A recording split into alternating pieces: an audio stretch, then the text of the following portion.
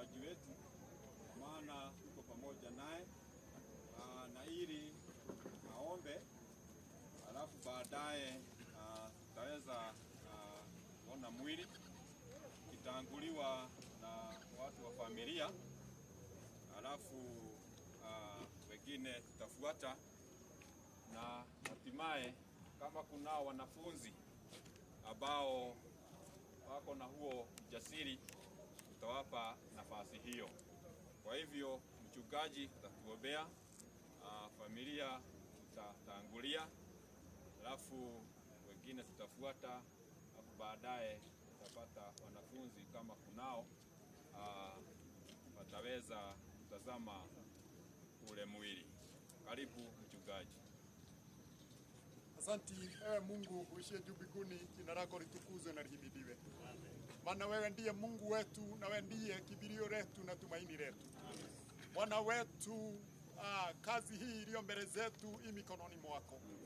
Naomba Bwana kuanza na wewe na kuendelea na wewe mtakatifu. Tupe nguvu na uweza, Baba wa mbingu, na ustahili kwa wakati huu. Na kwa maana jambo hili halijanja kinyume na mapenzi yako Mfalme. Tuomba Baba wa mbingu uwe nasi hadi tamati ya jambo hili. Tunanyenyekea mbele zako, tunakutizamia ewe uishie, tukiamini ya kuwa Bwana utatuongoza na utatulinda vyema. Mawazo yetu, nia zetu zi mikononi mwako. Baba wetu, tunaomba wema wako uwe nasi, na ili kwa yoyote na kwa lolote tutakalolitenda Baba wa mbingu, tulitende kadiri ya mapenzi yako ewe uishie, katika jina kuu la Yesu Kristo. Ni asanti kwa sababu ya jamii hii ya Evangeli. Baba wetu, tunaomba uendelee kuwalinda na kuwaongoza. Wape nguvu wanapostahili nguvu Bwana. Wape uweza wanapostahili uweza. Baba, washike kwa mkono wako ili Baba wetu waweze kustahimili, katika jina kuu la Yesu Kristo. Tumeomba wema wako na rehema zako ziandamane nasi hata kwa safari tunaporejea nyumbani. Bwana, tuomba utuongoze katika jina kuu la Yesu Kristo.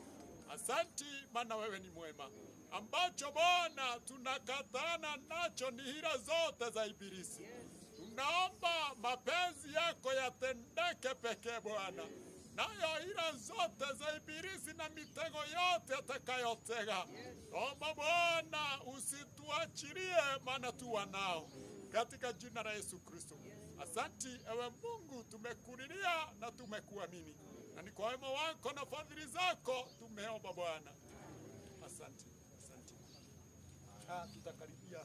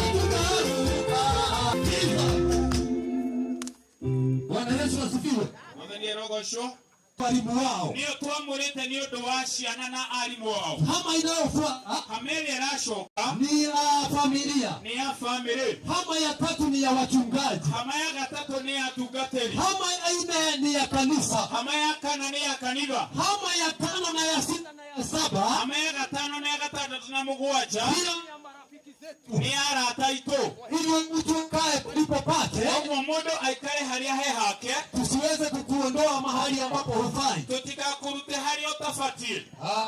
Nataka kualika Pastor Isaac, nirenda ko watoga ni Pastor Isaac ili tuweze kuomba tuanze ratiba ya siku ya leo. Nigetha tuhoe twambiririe mutaratara wa muthenya wa umuthi. Kanisa ambalo linahudumu siku ya leo ni kanisa la FGCK. Kanitha ria ratongoria ni kanitha wa FGCK chini ya mchungaji kiongozi Deputy Bishop ruguru wa mutungatiri Deputy Bishop Reverend Hosea. Naona wazee wetu wa kanisa wamefika, adhuri itwa kanitha mbele wana nema wachungaji wako tugatiri mekuo. Kwa hivyo tunakaribisha kila mtu katika harusi hii. Kwa hivyo ni turagwatoge ni adwothe thini wa hiki uyu ujisikie uko pahali ambapo panakufaa, wigwe wi handu haria hagereire. Kama ni kumtumikia Mungu tumtumikie kabisa, gutungatira Ngai tumutungatire fiu. Karibu mchungaji.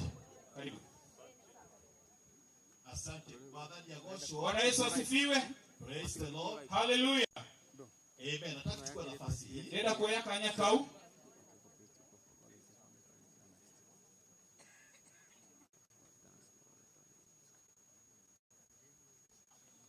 Ya, nashukuru Mungu siku ya leo. Ndirashokia gatho muthenya ucio wa umuthi kwa Mungu kufikisha siku hii. Ni undu wa Ngai gutukinyithia muthenya ucio. Majina yangu ni Pastor Isaac Oidhaka. Marito ni Pastor Isaac. Nimeokoka Yesu ni Bwana. Nihonokete Yesu ni Mwathani. Mimi ni baba mdogo wa The Late Favor. Ni de fafa munyinyi wa Late Favor. Na nashukuru Mungu kwa hii nafasi. Ndirashokeria Ngai gatho ni undu wa kanya kau. Ningetaka tuombe. Ndenda tuhoe.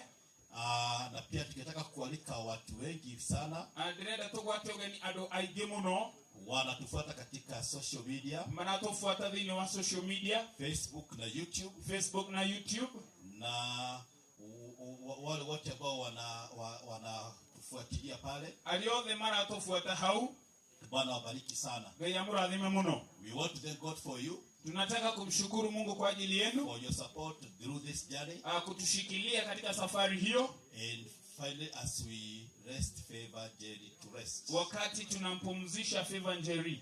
So let's pray together. Wacheni tuombe pamoja. And then we'll give other direction. Tutapeana mwongozo mwingine. Our Father and our God. Amen. We thank you and we bless you in the name of our Lord Jesus Christ. Yes, for giving us today. Amen. This is the day the Lord that made, that we may rejoice and be glad in this day. Yes, our Father. Tunainua jina lako Bwana Mungu mkuu wa majeshi. Amen. Wewe uliyekuweko, wewe uliyeko. Yes, Lord. Utakaishi hadi enzi zote. Amen. Tunaanza hafla hii katika uwepo wako. Yes, tukiomba neema yako. Amen. Faraja zako Mungu wetu juu ya kila mmoja wetu, the father, the mother, the brothers of God, that everyone touched in one way or the other. Yes, Lord. In the name of Jesus. Amen. We declare this a celebration service. Yes, our for Father. we know there is an after this. Yes, our and Father. we know that if anyone is in Christ, Amen. he has eternity in you. In Jesus' And we continue to pray for flow. Yes. Na iwe tunapofanya kila shughuli hapa na tunapopatia pia kanisa na in everything we give you the preeminence. Come and have your way. Yes, our God. In Jesus' name. Amen. Amen. Amen. Ya, ningetaka kupatia na mwelekeo kama vile tumeambiwa. Ndirenda kuheana mutaratara uria twerwo. Ya, tuko na kabla tujatupatiana the eulogy, Tutaheanite eulogy. kwenda nyambo chitagwo QR codes. Kuna vitu vinaitwa QR codes. Ya, kila mahali karibu na wewe. Najua kila mahali hodi hakuhi nawe. Ya, I need my co-MC anisaidie. Ndirenda MC adidirie. Ya, kuna hiyo QR code zimestikiwa bado na karatasi ya white. Hado hena Hapa ndani kuna mahali kuna QR code. kuna QR code dhini wa hema. Just scan that code. Wa code hiyo.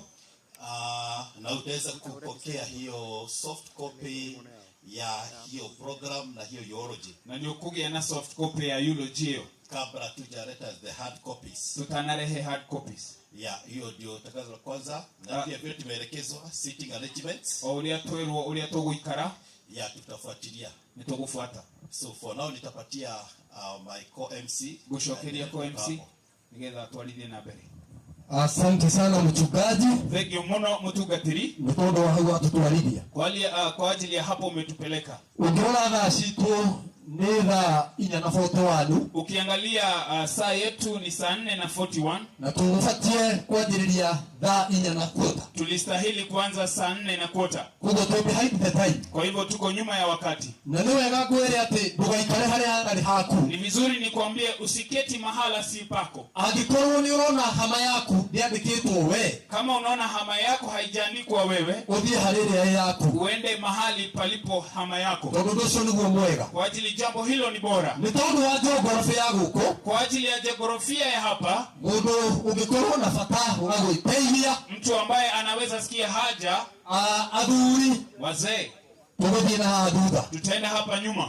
Atumia. Kina dada, Tũgũthiĩ mwena ũrĩa. tutaenda pande ile ya nyumbani. Na nĩ tondũ wa tungatĩri. Na kwa ajili ya wachungaji Na athuri a kanitha. na wazee wa kanisa, Nĩ mũcabĩirwo washroom yanyu na hau thutha. mmepewa washroom yenu na hapa nyuma. Rĩu ngatũ icio igakĩagĩ. Mambo hayo ni mazuri. Rĩu tirĩrĩa tweraga athuri makarora mĩgũnda. Sio wakati tulikuwa naambia wazee waende waangalie shamba. Rĩu nginya athuri nĩ maroretwo. Sasa hadi wazee wameangaliwa bora. Na nĩtoo nĩ njega. Na jambo hilo ni zuri. Rĩrĩa tũingĩra thĩinĩ wa programu itũ ya mũthenya wa ũmũthĩ. Tuingie katika program yetu ya siku ya leo Ya Favor Njeri. ya Favor Njeri. Mũirĩtu ũyũ tũkoretwo nake kanitha-inĩ. Msichana huyu tumekuwa naye kanisani. Na ona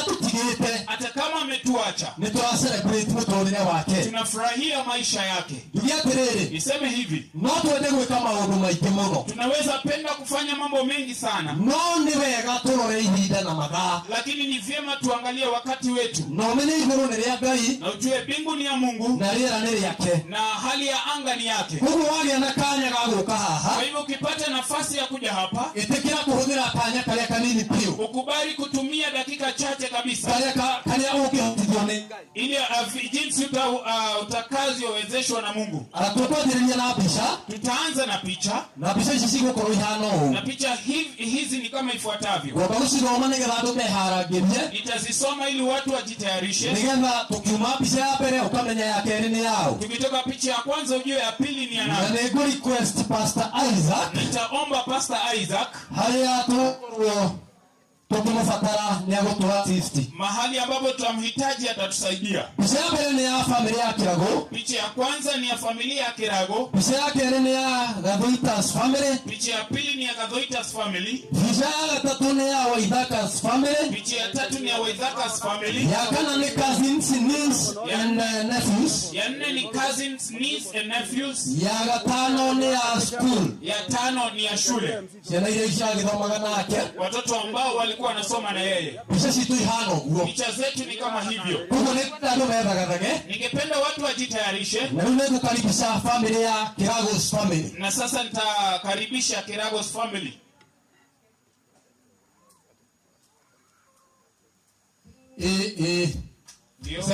Servania mtuondoshe hii hema kidogo ili tuweze kupiga picha zetu vizuri. Tulitrai hama ino nigetha tuhure picha wega. Yes. Ndio. Watu wajipe nguvu. Adomehe hinya. Mambo haya ni Mungu hutenda. So, ituhererio kamaka. Tuondolewe hama ile.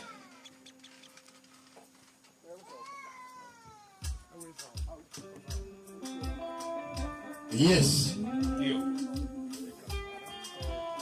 Mtu wa picha utatusaidia kupanga hao watu. Mtu wa picha ni utusaidia kufagado washio. Ili tuweze kufanya haraka. Nigetha tuikena ihenya. That is the Kiragos family. Hiyo ni Kiragos family. Na Mungu awape nguvu. Na Ngai amahe hinya. Hii dalili ilito. Wakati huu mgumu.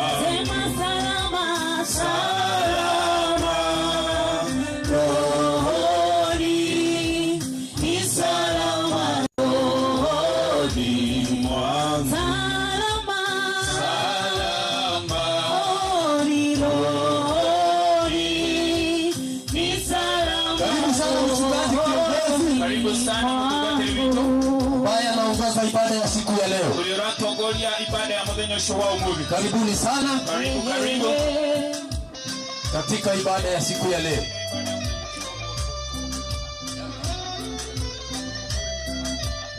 Karibu mama yetu. Karibu mama. Tunapomaliza hii picha tokelekea bisheno ya Kirago tunaenda Gadoitas family.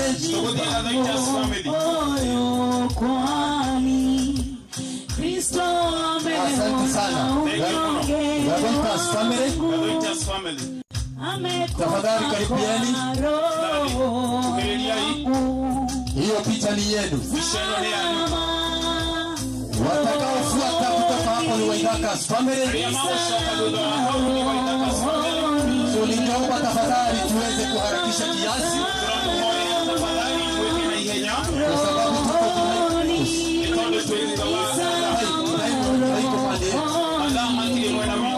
so Gadoitas family.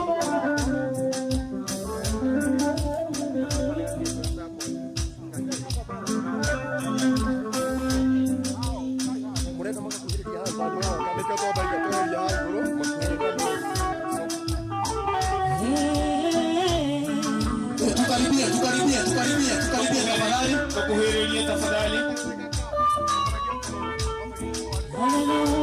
Just family.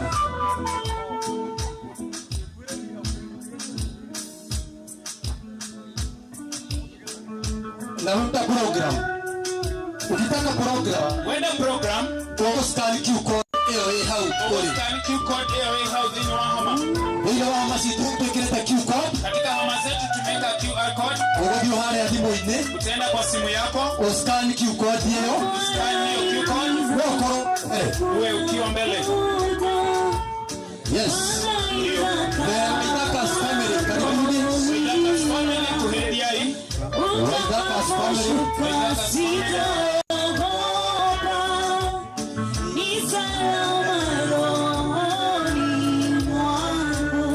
Munafanya kazi nzuri.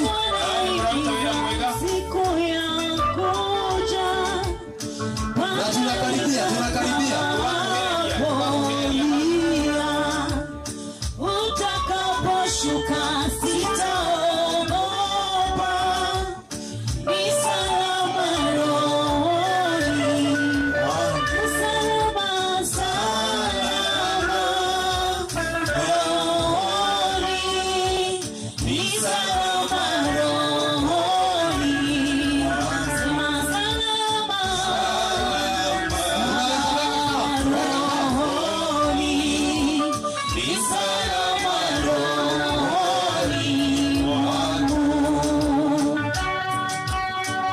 Tukimalizana na hiyo picha ya Waibakas family, twarekebishana ya Waibakas family, cousins, nieces and nephews. Cousin, niece and nephews. Uwe karibu. Ni Mungu wake tuogeni.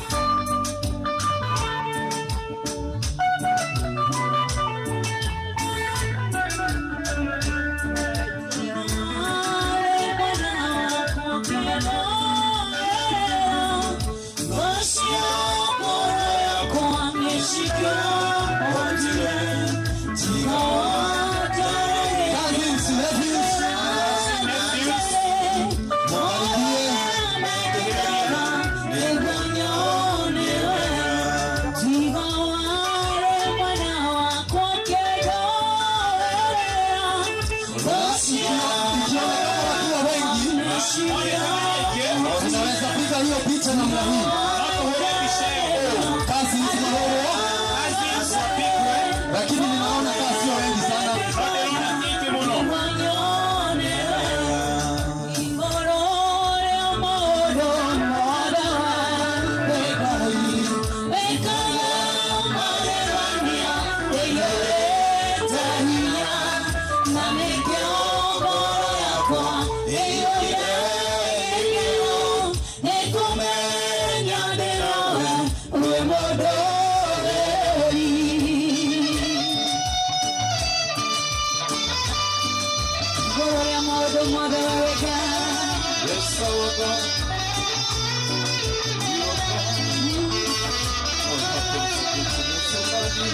Haya, watoto ambao walikuwa wanasoma na Feva na walimu wao, tuweze kukaribia na picha ya grade 9. Karibieni. Tukimalizana na hiyo ya watoto na wanafunzi, picha itakayofuata na hiyo ya mwisho ya kanisa ambalo walikuwa wanashiriki. Ili waweze kujiandaa.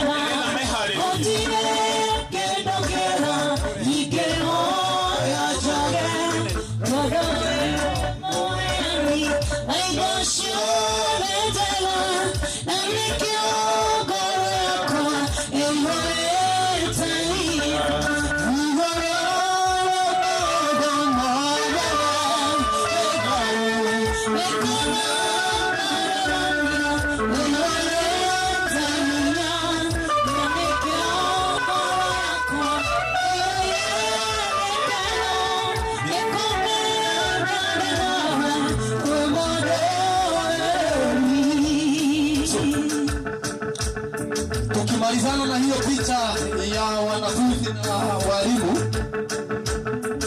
walimu watabaki hapo wapigwe picha yao.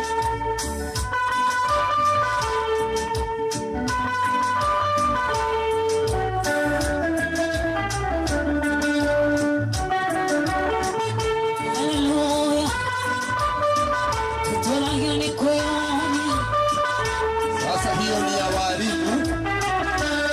Tukimaliza hiyo ya walimu, kanisa liweze kujiandaa lifike pale.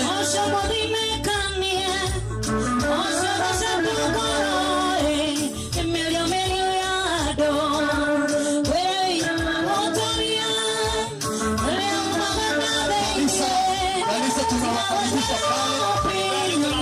Kanisa liko walikuwa na shirika na wakati wetu.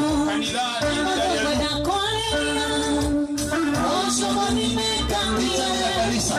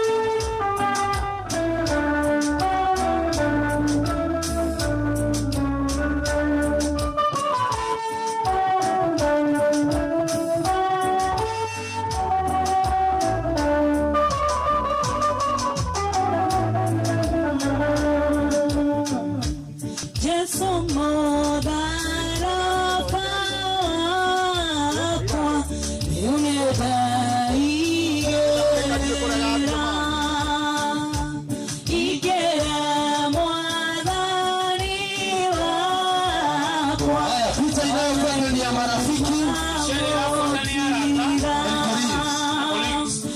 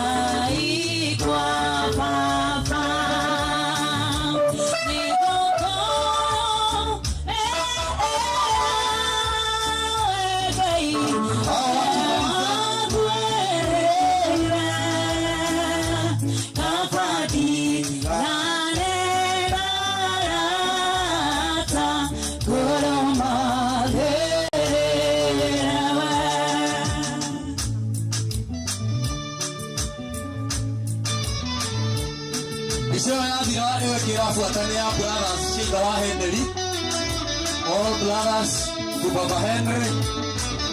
Brothers Shakirago. Tafadhali karibieni. Brothers and sisters. And be your wives. Yes, brothers and wives. Mfike pale. Ila kiusoka ni sisters. Sheila wa Henry. Adhuri yao.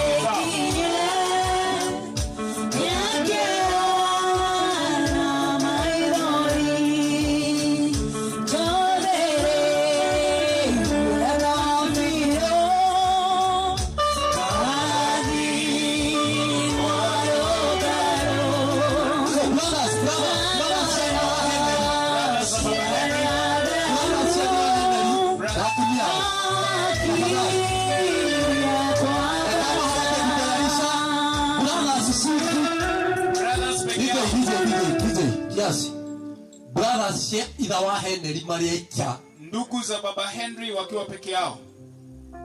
Tafadhali. Tafadhali. Brothers peke yenu. Ndugu peke yao. Asio mwakie hera sisters moke. Hao wakiondoka dada zake wakaribie.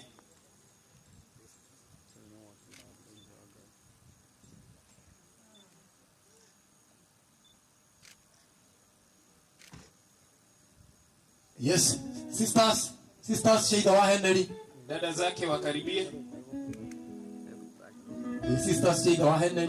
Dada za baba Henry wakaribie.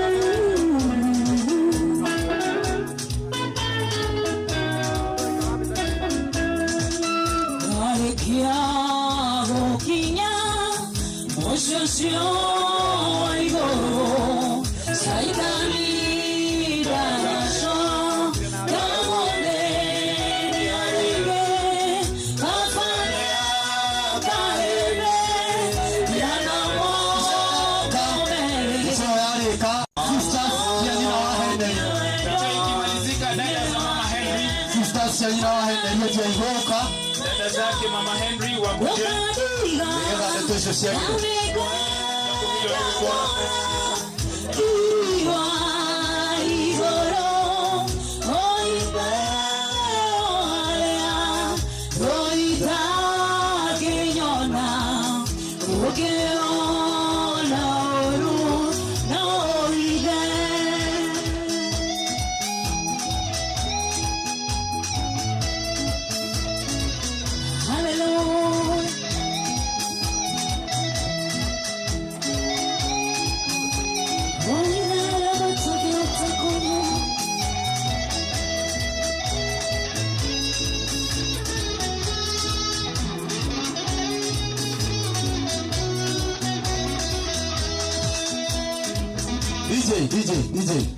DJ kiasi. Bishere turahura ya mudia. Picha ya mwisho ni ya sister ya nyina wa Henry. Ni dada zake mama Henry. Hiyo ndio ukoro picha ya mwisho. Hiyo ndio picha ya mwisho. Ukirora mathaa maitu ni mathiagite. Kiangalia wakati wetu umekimbia. Ni tuingire thini wa speeches. Ili tuingie katika speeches. Kaidire bear with us. Kwa hivyo utuwie radhi. Tududusho ni ukoro mwema. Kwa hivyo kwa ajili jambo hilo ni bora. Nigeza nayo kanitheke yo kanya kega. Ili kanisa nayo ipewe wakati mzuri. Baada ya mambo hayo yote tupeane send off mzuri. Kwa maana inafaa.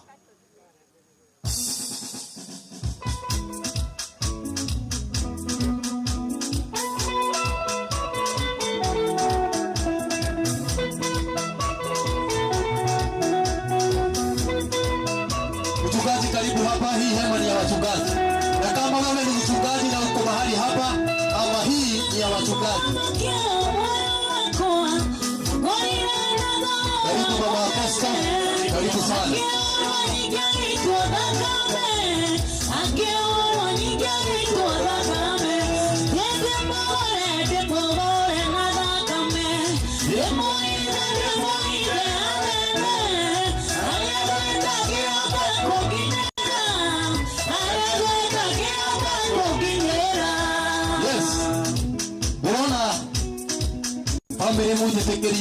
Familia mniruhusu tukinye bishahau tufikishe picha hapo. None kwenda kuga agikoro gusya Sunday school. Kama kuna watoto wa Sunday school aria marari hamwe na Favor ambao walikuwa pamoja na Favor, mujitekerie agikoro mekuo mahuru bicheyo. Mnikubalie kama wako wapigwe picha hiyo. Na kama wako wakuje wafike agikoro meho ni makuhiriria na mwalimu wao waweze kupigwa hiyo picha. Nigeza mahuru bicheyo. Tuelekia bicheyo. Tukimaliza picha hii tugo be straight forward miario inde. Tutenda moja kwa moja katika mazungumzo. Na niko dhaida time mbele mwana witu. Ningependa kumuomba mjue wakati hauko upande yetu. Tuetekere tutigoke kugana. Tukubali tusikuje kurembesha. Mundu ahewe hidari akereri yale agireire. Mtu apewe wakati wake unaofaa. Nondo getikire gugithio makibia. Lakini usikubali kwenda zaidi. Kogo ni kwenda kumuthaitha muno hau. Ningependa kumuomba sana hapo. Tudumisho ni mwega. Kwa maana jambo hilo ni nzuri. Wapange.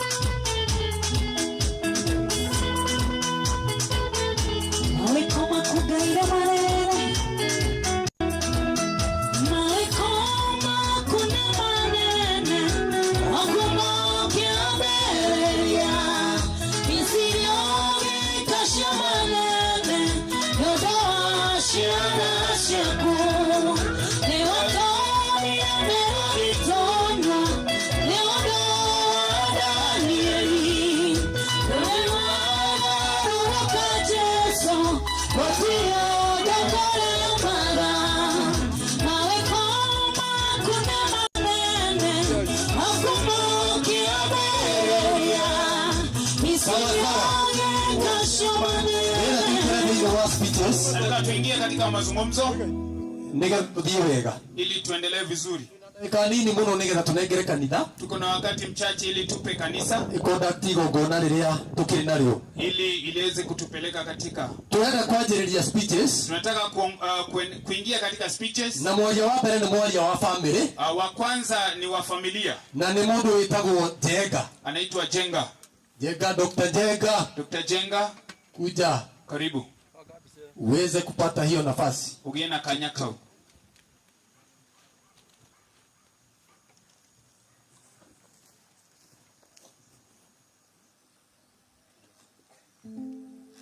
Oh, thank you. Asante. I start to be guided. Niko hapa kurekebishwa.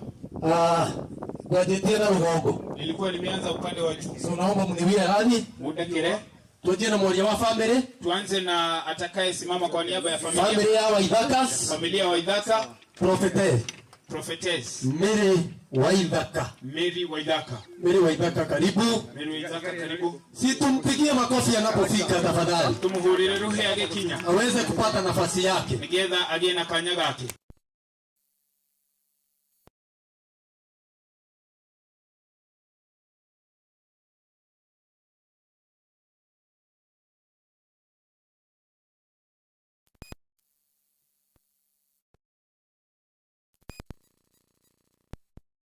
Mema?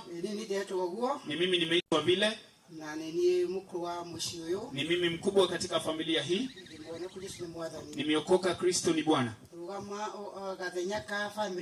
Nitasimama kwa niaba ya familia yangu. Familia ya Henry Waithaka Mwendia. Nisimame kwa niaba ya mtoto huyu ambaye amepumzika. Mtoto huyu alikuwa rafiki ya watu wote. Watu wote. Alikuwa rafiki ya watu wote. Arali murata wa adu othe. Kogwe ni mwana urale wa magegania. Kwa hivyo alikuwa mtoto wa ajabu. Idue kama sisi kama familia ya Waithaka. Idue tuita familia ya Waithaka. Ne tutole kitu kene muno. Tuko na kitu kikubwa sana.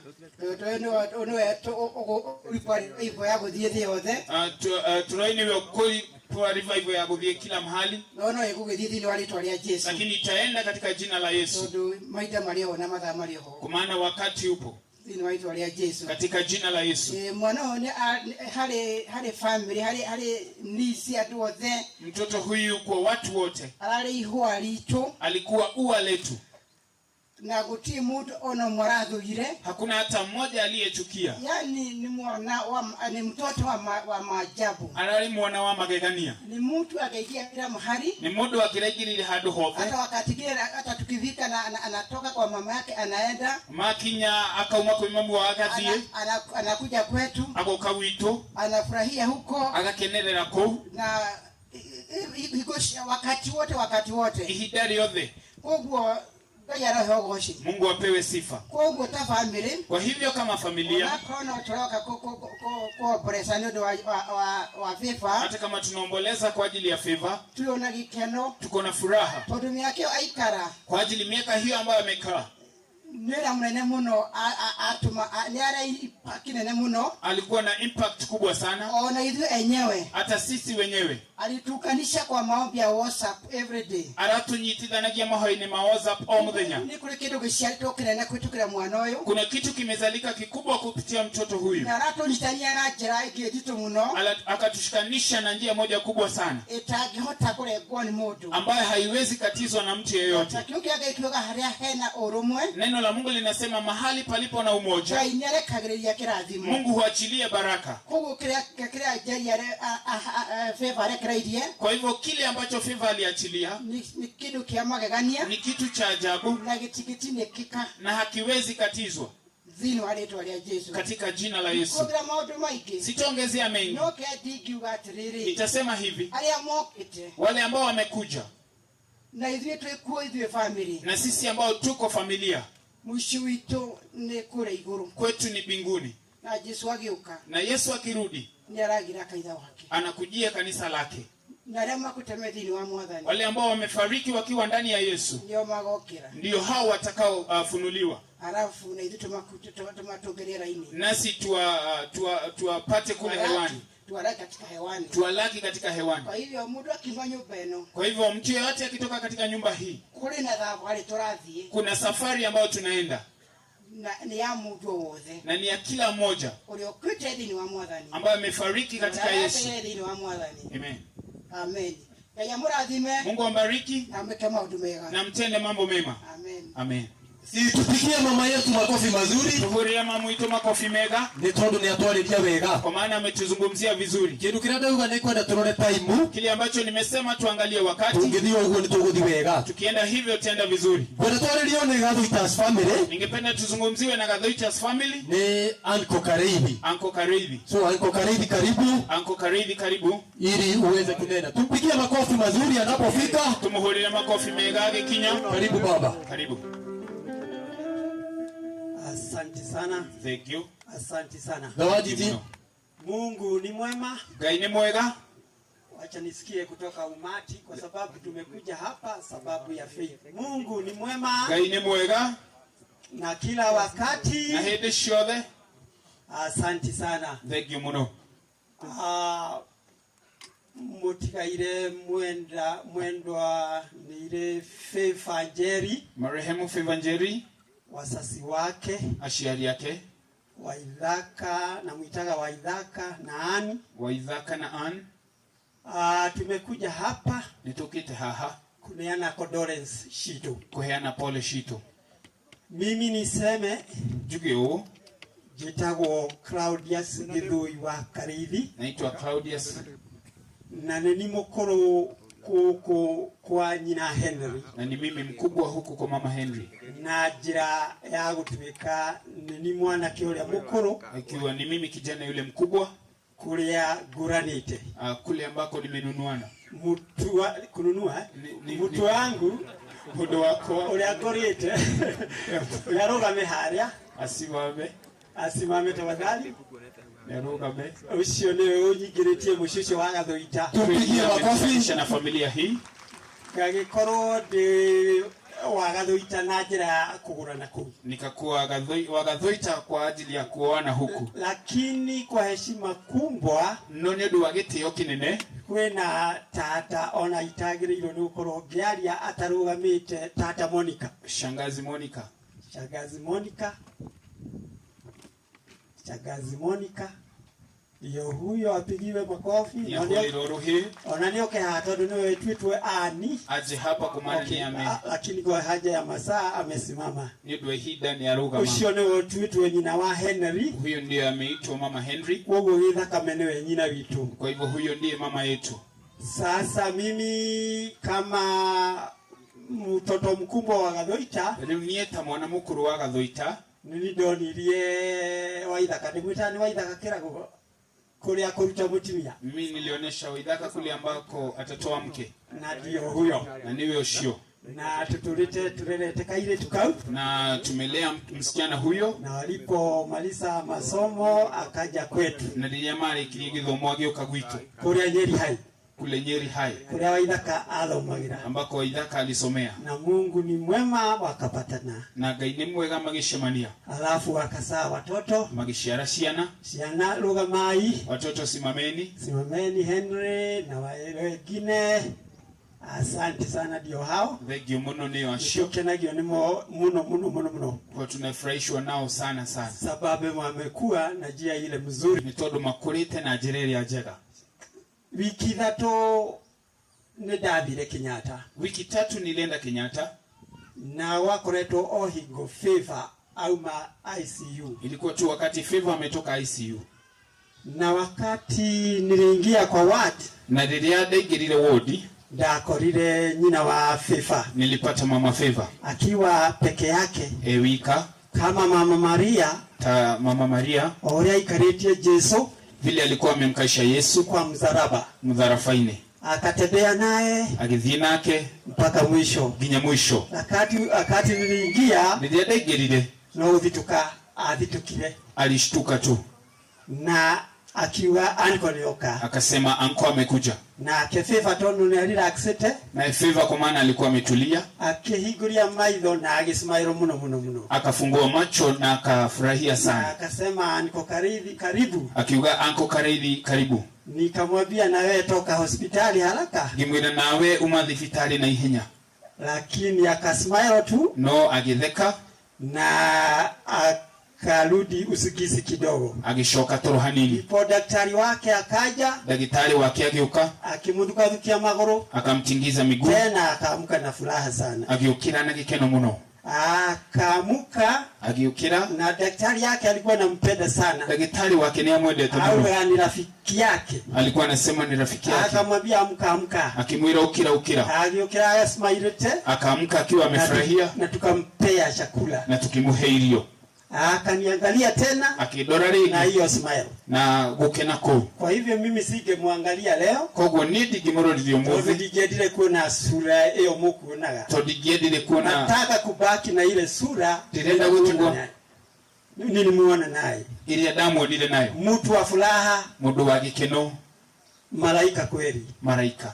Na sisi tunaomboleza. Turashaka. Lakini yeye nowe kule mbinguni kuya matuine ni furaha tupige makofi. No gukena ntuhure iruhi. Asante sana. Sina mengi ni hayo tu. No mashi. Tusidikishe mpendwa wetu ni Angel Favor Njeri. Ni Malaika Favor Njeri. Asante sana. Tumpigie makofi mazuri. Tumuhurie iruhi rwega. Mwanisho kinwa on behalf of Mr. Ngware. On behalf of Mr. Ngware. The principal of Favor. Principal of Favor. Tuite senior teacher Maina. Senior teacher Maina. Senior teacher Maina. Senior teacher Maina. Si karibu sana. Karibu. Uweze kunena. Nigetha warie. Si tumpigie makofi. Tumuhurire iruhi rwega.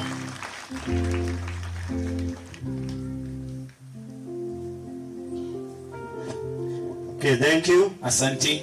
Kuri family. Kwa familia. The clergy. clergy, church, kanitha, wanafunzi, ruto, na ageni othe arĩa matushereire, na wageni wote ambao wametutembelea. Nacokia ngatho nĩ kahinda gaka na kanya gaka. Nashukuru kwa ajili wakati huu. Mimi nimesimama hapa, naitwa Bwana Maina. Ndogamite hajita wa Mr. Maina. Kwa niaba ya Bwana Ngware ambaye ni our principal. On behalf ya Mr. Ngware, principal wetu. Kwa sababu kuna yale ambayo huwa yanafuata tukiwa shuleni. Nitodo kuimaria mafuata gote shukuru. Hatuwezi alika Bwana deputy ndiye tunamfariji leo. Tutigi alika deputy niwe turomereri omuthi. Kwa hivyo leo ni mimi namwakilisha Bwana Ngware. Kogo nini omuthi ndirarugamirira Mr. Ngware. Na kuna yale ambayo alikuwa amenituma niseme. Hema ya kudumite juge. Na ninaomba mnipe masikio yenu niyasome mbele yenu. Ndirahoya muhema tumanyi bimathome. God is good. Ni mwega. Praise God. Ona ni rogosho. All protocols observed. Wagatafudhi fraternity with deep heartfelt sorrow join the mourners in celebration life of our departed soul, student candidate KJCA grade 9 2025, Favor Jerry, the daughter of our able deputy principal Mr. James, will forever remain in our hearts, and your memories will forever be in our hearts. As our student, she took our institution to higher milestone and scaled standards. Farewell, Favor. Shine and dwell with the angels. Amen. God bless you. Kabla sijaondoka, kuna wale walimu ambao tunafunza na wao, naomba tu wafike haraka haraka. Walimu Wagatafudhi tafadhali fika. Walimu Wagatafudhi tafadhali mukinye. Pamoja na wanafunzi wa grade ya 9 tunaomba muwe hapa. Hamwe na shana sha grade 9 mukinye haha.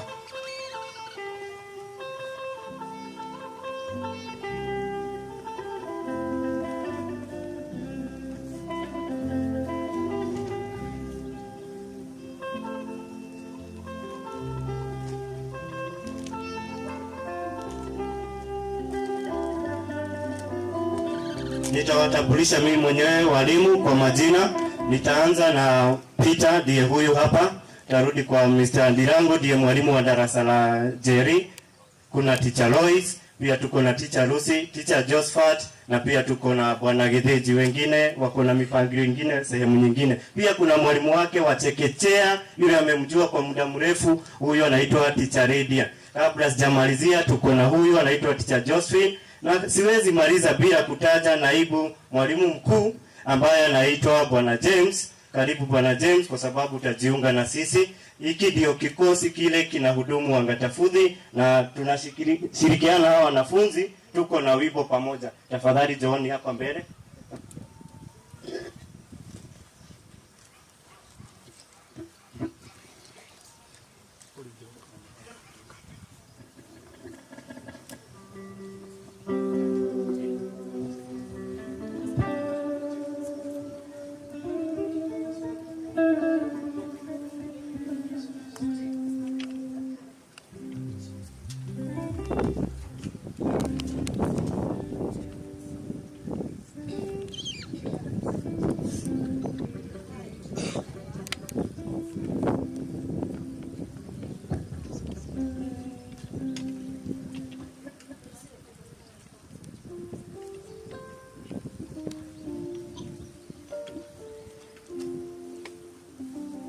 Our dear Favor, we shall never forget you.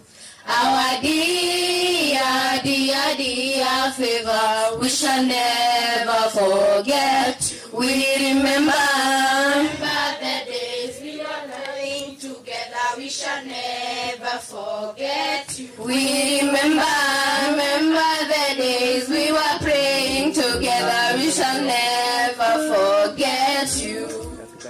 Our dear classmates, we shall never forget you. Our dear classmates, we shall never forget.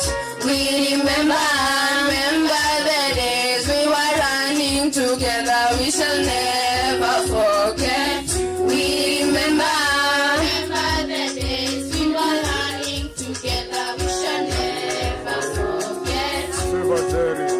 Our dear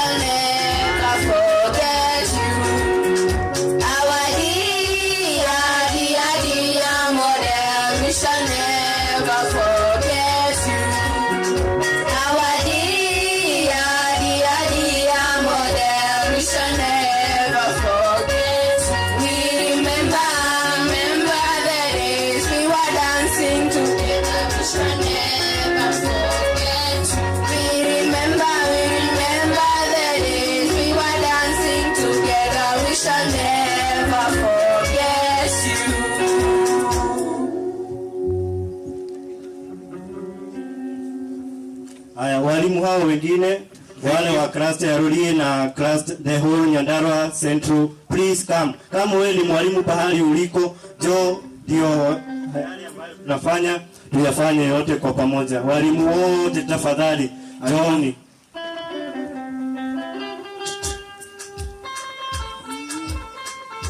Bwana usehemu yangu. Bwana usehemu yangu.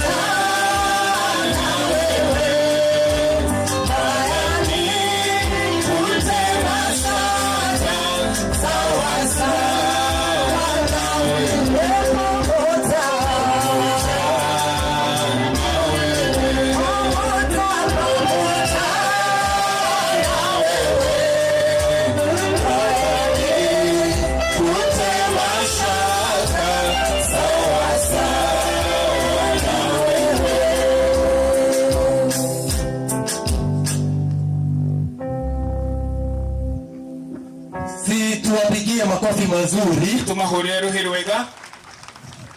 Mwega, ali muntu murutaga wira mwega. Asante walimu, huwa mnafanya kazi nzuri. Amurusho ndio mutwalilia. Yule mwingine atakaye tuzungumzia. Mutugatiri ndio na time. Pastor, tunaangalia wakati. Na hariajeri ironegere kandida wewe muira dane kogo. Na mahali ambapo tumeambiwa tupeleke kanisa. Na rutiri huta yako. Na hakuna ambalo halitafanyika. Ndio nitowe kama huduma unatokuna time ile yagirire. Tutafanya mambo hayo na tukupa wakati unaostahili. Tukwenda tunaegera koliru wa Waithaka. Tutapea colleague wa Waithaka. Na he was the chairman on the other side. Ni alikuwa chairman upande ule mwingine. Jimmy Matinde. So karibu sana, tumchapie makofi mazuri anapofika. Tumuholie ruhirwega Kinya ili aweze kunena. Nigetha alie. Hiyo microphone nyingine mmepeleka wapi? Okay, to the family of Mr. Kirago. We family ya Mr. Kirago. To the larger family. Na family nene iove. To the clergy. We clergy. Fellow mourners. Na aria turaomboleza. And all protocols observed. mitaratara yothe thigateirwo. Allow me greet you all in the name of Jesus. Bwana asifiwe. Kidimugeithie thini wa ritwa ria Jesu. Praise the Lord. Mwathani arogocwo. As you heard, my name is Jimmy. Otoria mwaigua njitagwo Jimmy Matinde. I was Henry's classmate in campus. Dari Henry classmate kuria campus. That is the University of Nairobi. University ya Nairobi. And we met on our first day of reporting. Na twashemanire muthenya wa mbere uria twaingirire. We didn't come many of us, so as I speak, the rest of us can just join me so that they can also say their names, just their names. Tutinoka ingi aria tukire nao kuhiriria nigetha tuge maritwa maitu. I want to say that Henry has been a blessing. Nikejuge Henry akoretwo kirathimo. And I came to also know about his father and his other siblings. Dokire kumenya baba wao na aria maciaranirwo. And the last team that I knew was Mom together with Favor. Na amwisho aria damenyire ni Mom na hamwe na Favor. And I'd love to say that the short time that we shared with Favor, nikejuge kahinda kanini karia twamenyanire na Favor, I came to learn that Favor was actually favored as her name suggested. Damenyire Favor ari otaritwa riake Favor. She was a very jovial lady. Ari mwanamke ni muno. Even at her sick bed, she was very happy. One gitanda-ini ari mukenu muno. And I remember there was a day we were on phone call with her. He muthenya twaranagiria nake na thimu. That is the very first time she was admitted at KNH. Muthenya wa mbere uria ari kuria thibitari. And I remember she was telling me, Jim, nataka kuja nyumbani kuwatembelea nikule samaki kubwa. Ajiraga Jimmy ndirenda guka nigetha ndie thamaki nene.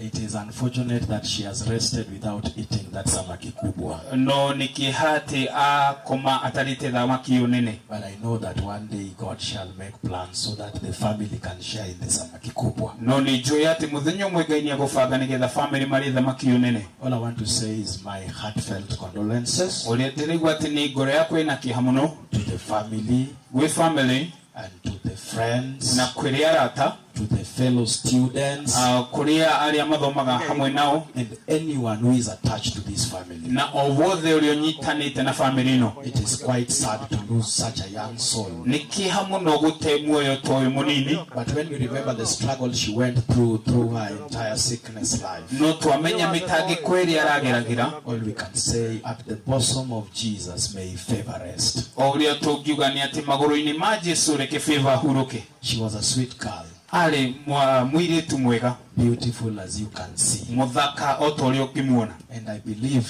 na ndiretikia, if the dead makes angels, agikorwo gikuo nigituaga andu araika, then Favor is a beautiful angel. Koguo Favor ni muraika uria muthaka piu. Poleni sana. Pole muno. May God strengthen you and comfort with you. I also had a privilege of leading the Nairobi team. I will not go without thanking the family that we were with in Nairobi. You gave us easy time to coordinate you. And you also gave us the opportunity to plan your own funeral. We don't want to take it for granted. We are very grateful. May Favor's soul rest in eternal peace. My colleagues are just going to say their names. Then we shall sit down. Bwana asifiwe. Mwadhani arogosho. Mimi naitwa Lois Chalo. Jitago Lois Chalo. Poleni sana. Sorry muno. Hello everyone. Hello. Ronald Chalo. Ronald Chalo. Friend to Henry. Friend wa Henry. Poleni sana familia. Pole muno. Na tuko pamoja kwa kulia. Atuihamwe tukishakaya. Bwana Yesu asifiwe. Mwadhani arogosho. Nilikuja kumjua Favor. Lokile kumenya Favor kupitia Henry. Kugerera Henry ambaye ni rafiki yangu wa karibu. Ule ni murata wako wa kuhi. Favor alikuwa ni msana, wakati mwingi alikuwa na furaha. Favor ni mwili turari na gikeno mahida maria maige. You could feel our presence. Ni ukiraigua gukoroho gwake. Na mimi kama mmoja wa familia kupitia Henry. Na ni tomwe wa family kugerera Henry. Kifo chake iliniuma sana. Gikuo giake ni kiradurire muno. Lakini mipango ya Mungu, no mipango ya Ngai, sika mipango ya binadamu. Tita mipango ya mundu. Sisi ithui Natuma pole kwa familia. Ndiraheana pole kwa family. Na Mungu awape nguvu. Na Ngai amuhe hinya. Waweze kukubali. Muhote gwitikira kwa kila kitu. Maundu-ini mothe. Asanteni sana. Thank you. Bwana asifiwe. Mwathani arogocwo. Mimi naitwa Alex Mugweru. Njitagwo Alex Mugweru. Rafiki ya Henry. Murata wa Henry. Actually, Henry was my first friend in campus. Henry ari murata wakwa wa mbere campus. So what I can say, poleni kwa familia. Olingiuga pole kwa family. And may God comfort you. Na Ngai amuhe kumiriria. Thank you. Si tuwachapie makofi mazuri. Tumahurie makofi mega.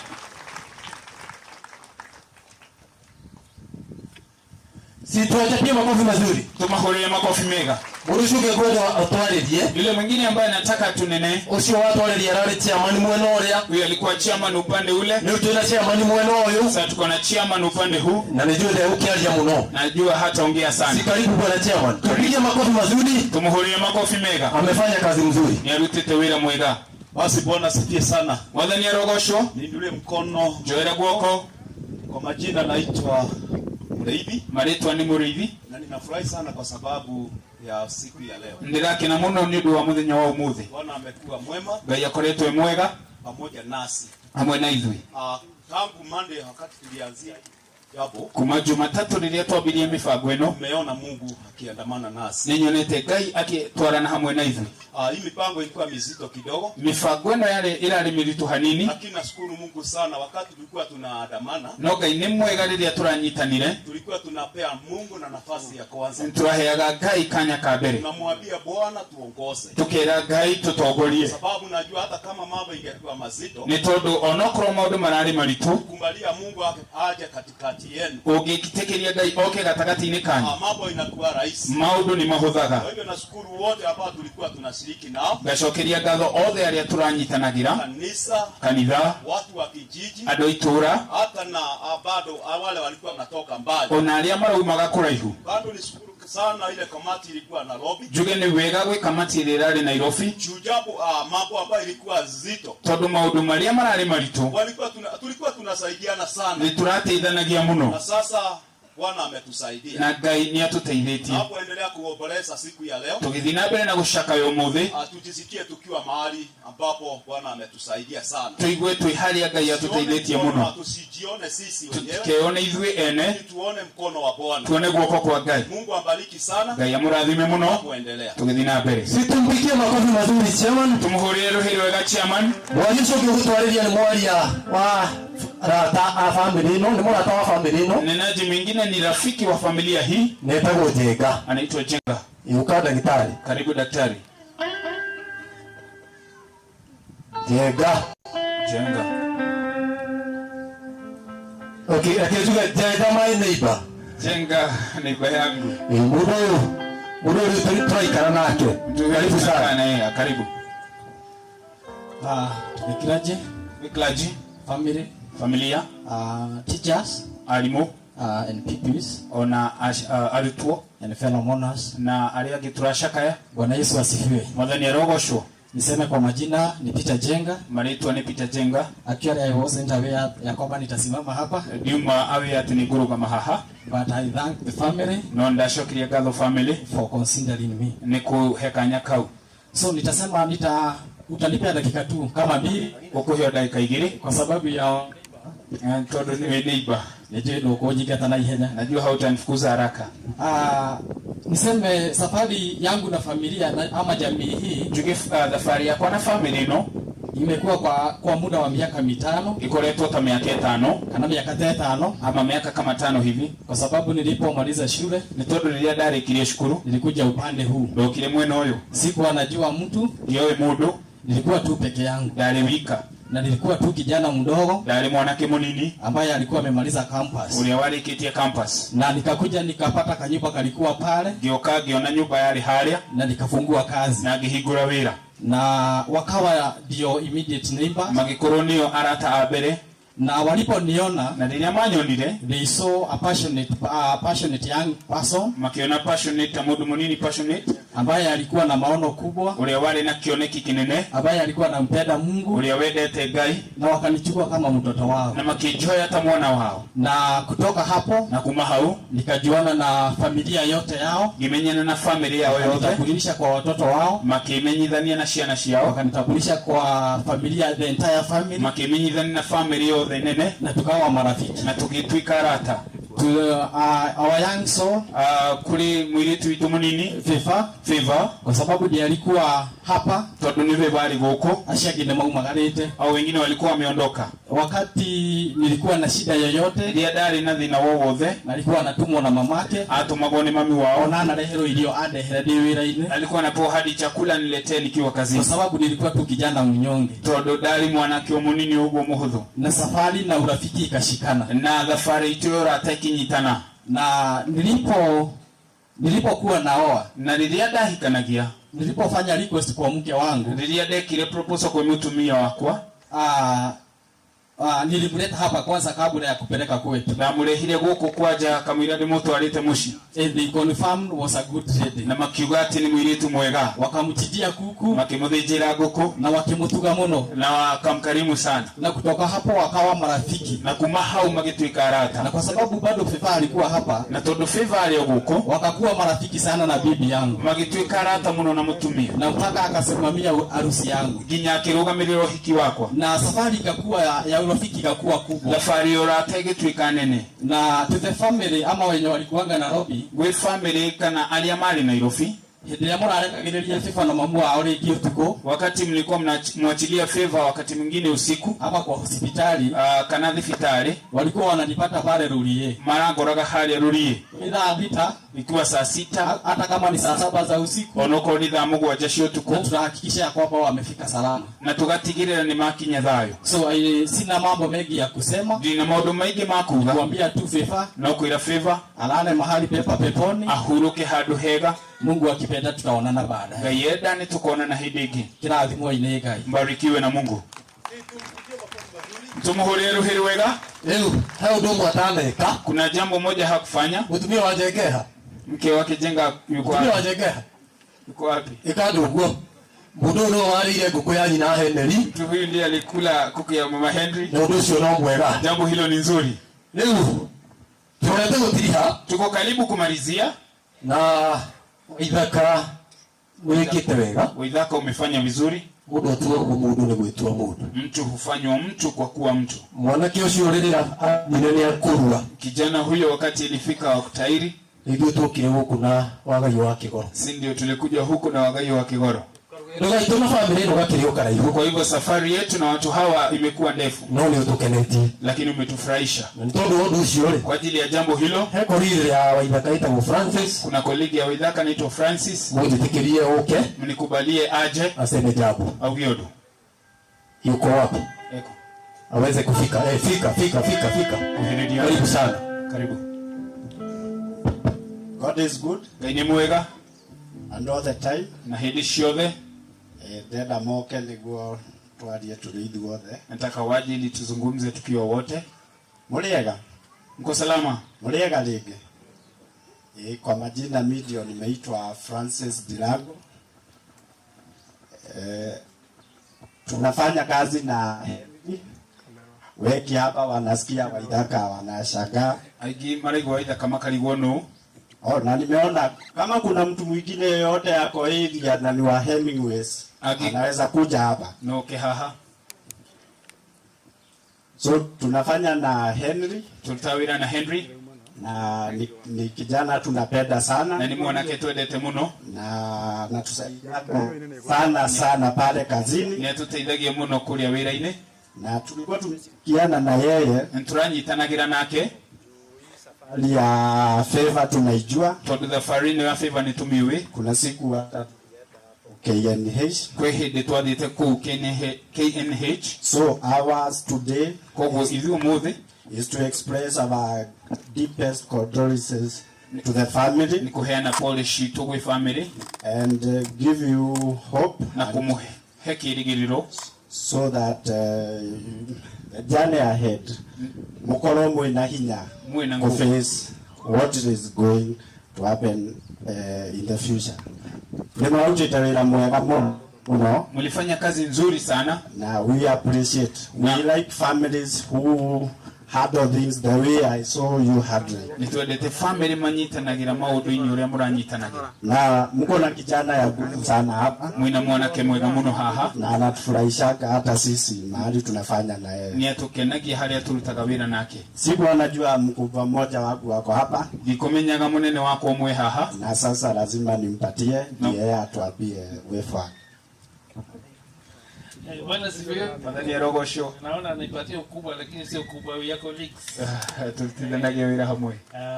Niko na furaha vile Mungu ametuwezesha kufika hapa. Lakini sasa tulikuja kuchukua na kofia mbili. 2 cups ya job ya wira na ya family. Na ya family. Because I came with my family. Nitodo jukina na family yako. Tuikara haria. So ashaongea juu upande wa job. Ni hali timu na wa wira. Niongee upande wa family. Ikijali mu na wa family. Henry is a good friend. Ni murata mwega. Ukiangalia nikisema rafiki yangu utashangaa. Ukirora watu wanakaa almost mtoto wake anakuwa rafiki yako acha. Ni murata wake atia. We are very close. Tui hamwe muno. Na anajua safari tulianza na yeye mahali tumewaacha. Niwe safari hali atuabitie nake. Kwa sababu kile ilifanya tutengane kidogo, tuko na branches big sana niliwaacha upande ule mwingine, mimi niko head office. Ndio. Na Favor tumekuwa tukitembelea KNH, tunajua story yake kuanzia Henry, na ni kuzunika sana hii jambo ambalo litokea kwa sababu ni kitu hatukuwa natarajia. Na tukipita kwenda Nakuru, tulikuwa na hapa siku moja tungejua mahali boma iko tungeingia. Kumbe ni mbali sana, ni mbali huwezi tokea tu. Ni safari ya kupanga na kukuja pamoja. Sasa nataka familia yangu wasimame tu pale mahali wako. Hiyo ni my wife, my daughter, wife Florence, daughter Melin and son Benzil. Hao wote tulikuwa tukienda KNH kuona Favor wakati alikuwa admitted for the first time. Na huyu unaona Francis na Henry hao unajua hata wakati nilipoteza mamangu walikuja all the way to game, those who know place called game. So I'm so touched with what has happened, and vile wamesema mpango ya Mungu huwezi uliza maswali because he knows why things happen and they happen when they are not expected. So may they continue just to get strength. Vile wiki tulipanga tuje vile Afrika atakuwa kama ameondoka, lakini Mungu awapatie nguvu.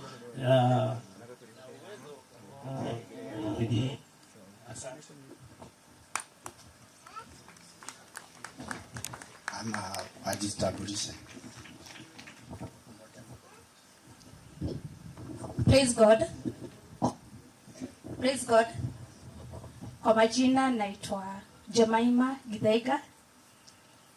Niko kwa travel reservation. I'm a travel consultant. We work hand in hand with Henry. And pia mimi sijatoka mbali. Kwetu ni hapa North Kinangop. Hapo Ndununjero. Asante. Mwathani agocwo. Bwana asifiwe. Amaritwa ajitagwo Duncan Mwangi. Majina ni Duncan Mwangi. Na Henry ni murata wakwa. Henry ni rafiki and a colleague. Na nitumwelete muno ndamaka kuigwetagwo Waithaka. Oguo ni agutuhe maritwa macio mangĩ. Harĩ family yao Ngai amuhe hinya, ngompe kuvumilia ni undu wa rugendo ruru kwa ajili ya safari hii, na Favor akome thayo, na Favor apumzike kwa amani. Asante. Thank you. Mwathani agocwo. Bwana asifiwe. Maritwa njĩtagwo Lydia Wanjirũ. Majina ni hivyo. Turutaga wĩra na Henry thĩinĩ wa wabici ĩmwe as a finance department. Turutaga wĩra. Na nĩtugire tũke tũmũhe pole na may Favor rest in peace. Bwana asifiwe. Naitwa Kibibi. Mimi na Henry tunakaa hivi kando kando. Colleague and a friend. Nasema tu pole kwa familia kina Henry. Bwana Yesu asifiwe. Bwana Yesu asifiwe tena. Kwa majina naitwa Wendy Marwa. Henry ni rafiki na tunafanya kazi naye pamoja. Poleni sana kwa msiba na Mwenyezi Mungu awafariji. Bwana Yesu asifiwe. Okay, majina ni Moses Mugambi na Henry ni rafiki yetu. Langu ni kuombea Mungu awafariji.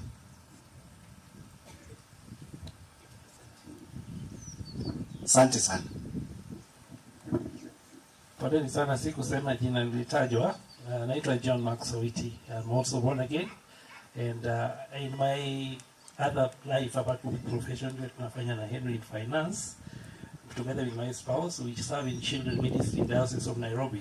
So when one soul leaves us like this, we feel touched. Today we are supposed to be in a seminar at St. Cathedral's St. Stephen Jogo Road, but because of this, we decided to postpone and we offered apology just to travel and be with the family. Thank you. Tuwapigie makofi mazuri. Tumahorere ruhiri wega. Ukirora thaa yaku rathita yatigia dakika 8. Saa 6 kasoro dakika 8. Na rathita no nginya tunengere kanitha. Saa 6 lazima tupeane kwa kanitha. Nigetha na ithu tukigia na ihinda rĩa kuigua kiugo. Ili nasi tuwe na wakati wa kusikia neno. Nigetie o kuhe atongoria itu ake uteti. Nimebakisha kupea viongozi wetu wa siasa. Dakika ni 7. Dakika ni 7. Na ndaciga ũũ. Na nimezigawa hivi. Mheshimiwa Thenji ndakuona guku. Mheshimiwa Thenji nimekuona hapa. Uko wapi? Niko. Ithengio ni guka. Asante kwa kuja. Hebu mtati uke wewe huko. Kuna mwanasiasa mwingine? Ndio nobi. Sioni mwingine. Thenji wewe wafata tondu MCA witu. Wewe ndio MCA wetu. Na ndio watu ile fara ule irathondekwo. Na usituambie barabara zinavyotengenezwa. Ndakuhe dakika 2. Nimekupa dakika 2. Thengio na gutwiko kugite tigarite ndagika 7. Na no wega, it's a favor. God is good. Ni mwega. And all the times. Na hili ciothe. Ndiria mundu aragia na kanyamu gaka ndaiguaga andu ta maraigua. Ngeithia yuguo. God is good. Ni mwega. And all the times. Na hili ciothe. Ni wega. Asante. Majina mimi naitwa Thenji. Na mimi ndio MCA wa area hii. Na ni MCA wa itora lile. Pia familia hii ni marafiki zangu. Kinya familia ino ni aratakwa kutoka zamani. Kuma hali ya gatene. Tumepiga biashara, tumefanya biashara na familia hawa. Tulitete wira na familia ino. Tumefanya biashara na familia hawa. Tulitete wira na familia ino. Sana sana nimenunua ng'ombe hapa. Muno nigurite ng'ombe guko. Toka hapa mpaka kwa shushu. Kuma guko kinya kwa shushu. Alafu mama na mzee Bwana Kirago ni marafiki zangu. Mama na mudhuri Mama Kirago ni aratakwa. Hata hasa wakati walikuwa naenda kupeleka huyu mtoto Kenyatta tulikuwa na wao. Onadiyama na toraga mwana Kenyatta turakorago hamwe nao. Na tulitokanisha hapa tukaenda mpaka hapo hospitali. Na turarutanaga haha tukathiginya hospitali. Ni ndireragiria korona otoke tusigerie gucokaniriria. Nilikuwa natamani kama tunaweza kuja tukusanyike pamoja. Turute kiria giothe kingirendekire nigetha mwana uyu agie na muoyo. Tutoe chochote kilichohitajika ili mtoto huyu abaki kwa uhai. No wendi wakwa ndonakinyanira urakinyanire wa Ngai. Lakini mapenzi yangu hayakutimia, alitimia ya Mungu.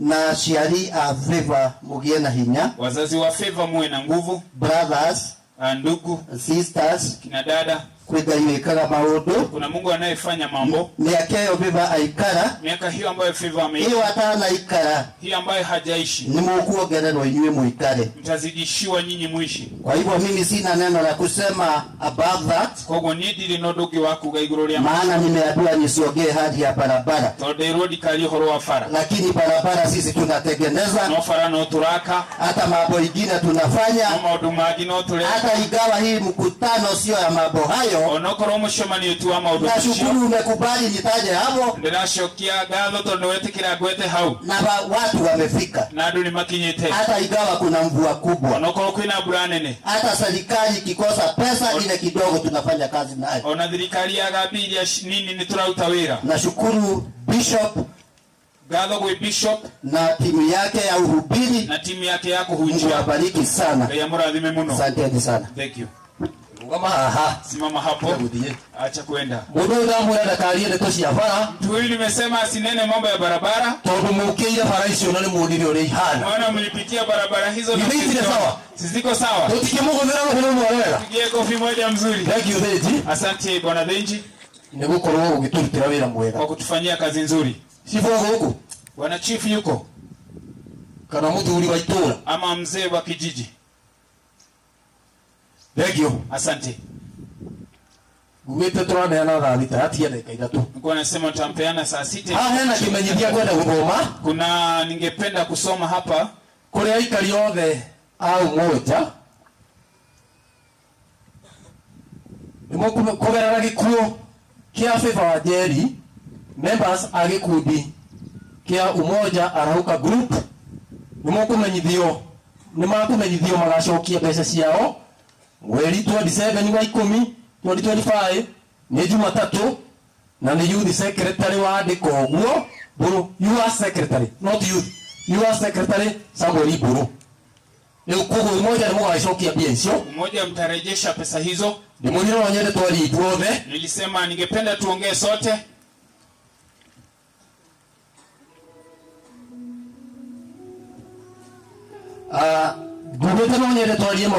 Nilikuwa nasema ningependa tuongee mambo mengi. Lakini kwa ajili siku ya leo ni siku ya Favor. Ningeomba tu mniwie radhi. Pigia hoya muhera. Tufikisha hapo. Kisha niseme hivi. Kwa ajili ya jiografia hapa. Nirudie tena. Nyuma ya hema hizi kuna washroom za wachungaji na wazee wako hapo. Adhurime hau ladies turathi mwena uria atumie togothi mwena uria na andu maigue me flexible, watu wasikie wakiwa huru. Mungu ambariki. Nitugame na iguru ithuothe, tusimame sote. Ugama ina iguru wino gore uguo kidogo. Ugama wino gore hani. Jitandaze kidogo. Wino gore hani. Ndirenda nguzana kurungwe atireria tuli atiriri tuseme hivi. Gai wakwa wa magega Goja DJ. Ni kanitha turaweroka. Ni kanisa tunaleta hapa. Na umenya ni wa kanitha wafu. Unajua mimi ni wa kanisa hili la Full Gospel. Na ninaona mudhika wako haha. Na ninaona bishop wangu hapa. Na tukatilia shweke hapa. Na watumishi wengine hapa. Mungu ndio akatutie wega. Kwa hivyo ni vizuri twende. Gai wakwa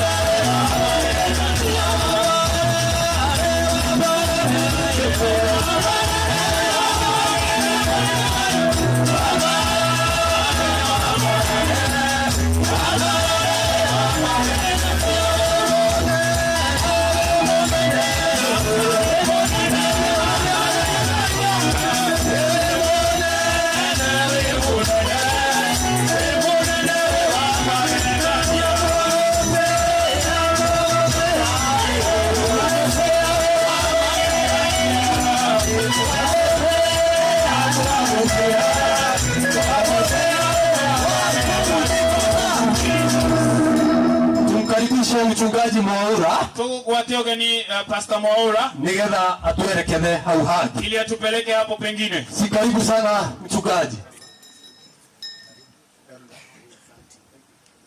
Bwana asifiwe. Mwathani arogocwo.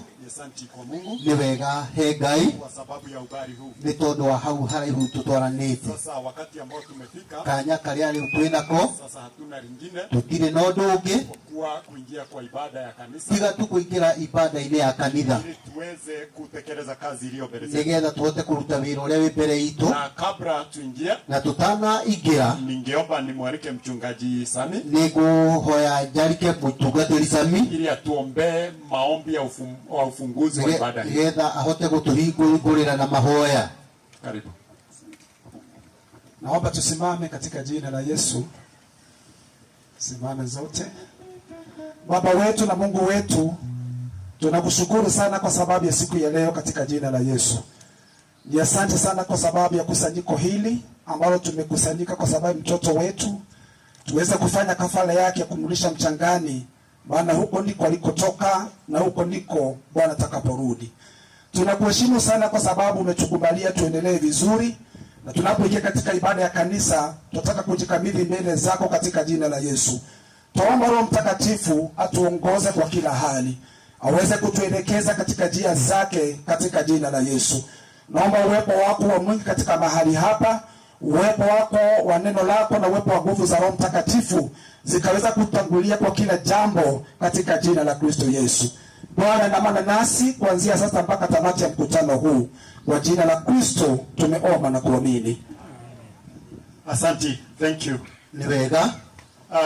Kwa nafasi hiyo kali twinako, na kwa maana tumeingia rasmi na ruhusa ya Mungu, ni twaingira na rutha rwa Ngai. Sasa tutaendeleza kwa haraka kiasi, ni tukugeria kuhiuha, maana tunaona wingu, ni tondu ni turarora maturia mahana, na tungependa kunyeshewa hapa, na tutingenda kurirwo guku kabla hatujatimiza lililotuleta, tutarikitie uria uturehire. Pia hatungependa kukawia sana, na tutingenda guikara ningi muno hadi mawazo yetu yachoke, nginya meciria maitu manoge. Tungeomba tuenende kwa utaratibu ufao, no nyende tuthie na mutaratara uria wagiriire. Kwa hivyo ninapokualika uwe tayari, ndakualika ukorwo wihariirie tuweze kuendelea, nigetha tuhote guthii na mbere. Kwa nafasi hii nataka waibaji wakaribie, na nafasi ino ni kwenda aini makuhiririe, ili tuweze kuazia na nyimbo, nigetha tuapiririe na kugoca Ngai, ili tuweze kupata nafasi nzuri ya kuendelea na ibada yetu, nigetha tugie na nafasi njega ya guthii na ibada. Tafadhali waibaji, naomba msimame.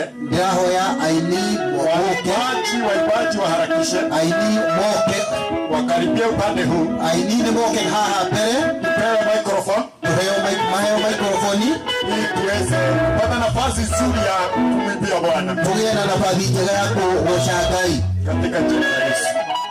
Na washaki andũ othe makĩrũgame, tafadhali simameni nyinyi wote hao watu watatuongoza.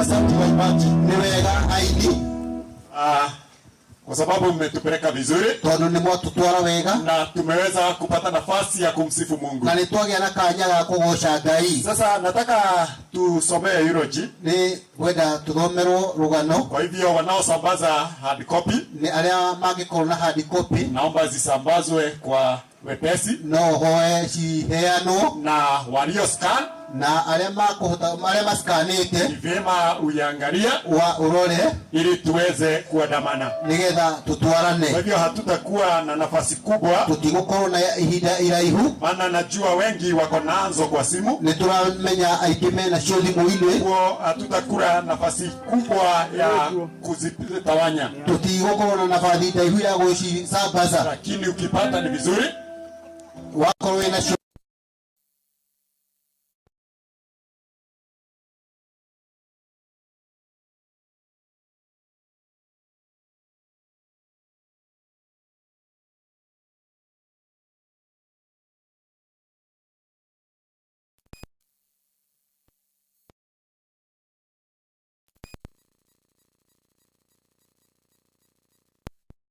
Nao aria mena tribute meharirie, na aria na tribute ya mam na uria wina tribute ya mam na dad, aria na ya dad ni Pastor Waithaka Wachira. Pastor Wachira niwe wina ya dad, ajiandae haririe, tukimaliza tu na eulogy, nigetha twarĩkia eulogy, tutaingia kwa tribute direct, nigetha tuingire he tribute. Naye Pastor Jane Kimenge, nake Pastor James Jane Kimenge ajitayarishe eharirie ili akuje asome ya mama, nake oke asome ya mama, na nitaendelea nikiwajulisha hao wengine. Nĩgũthiĩ na mbere ngĩkũmenyithagia acio angĩ. Karibu. Asante. Mwathani agocwo. God is good and all the time. Amen. Tafadhali turn to your neighbor, tell him or her you are blessed because you came. Neno la Mungu hili linatuambia ya kwamba afadhali kwenda kwa mahali ambapo there is mourning, because the destiny of all men is like whatever we are seeing today. Na pia na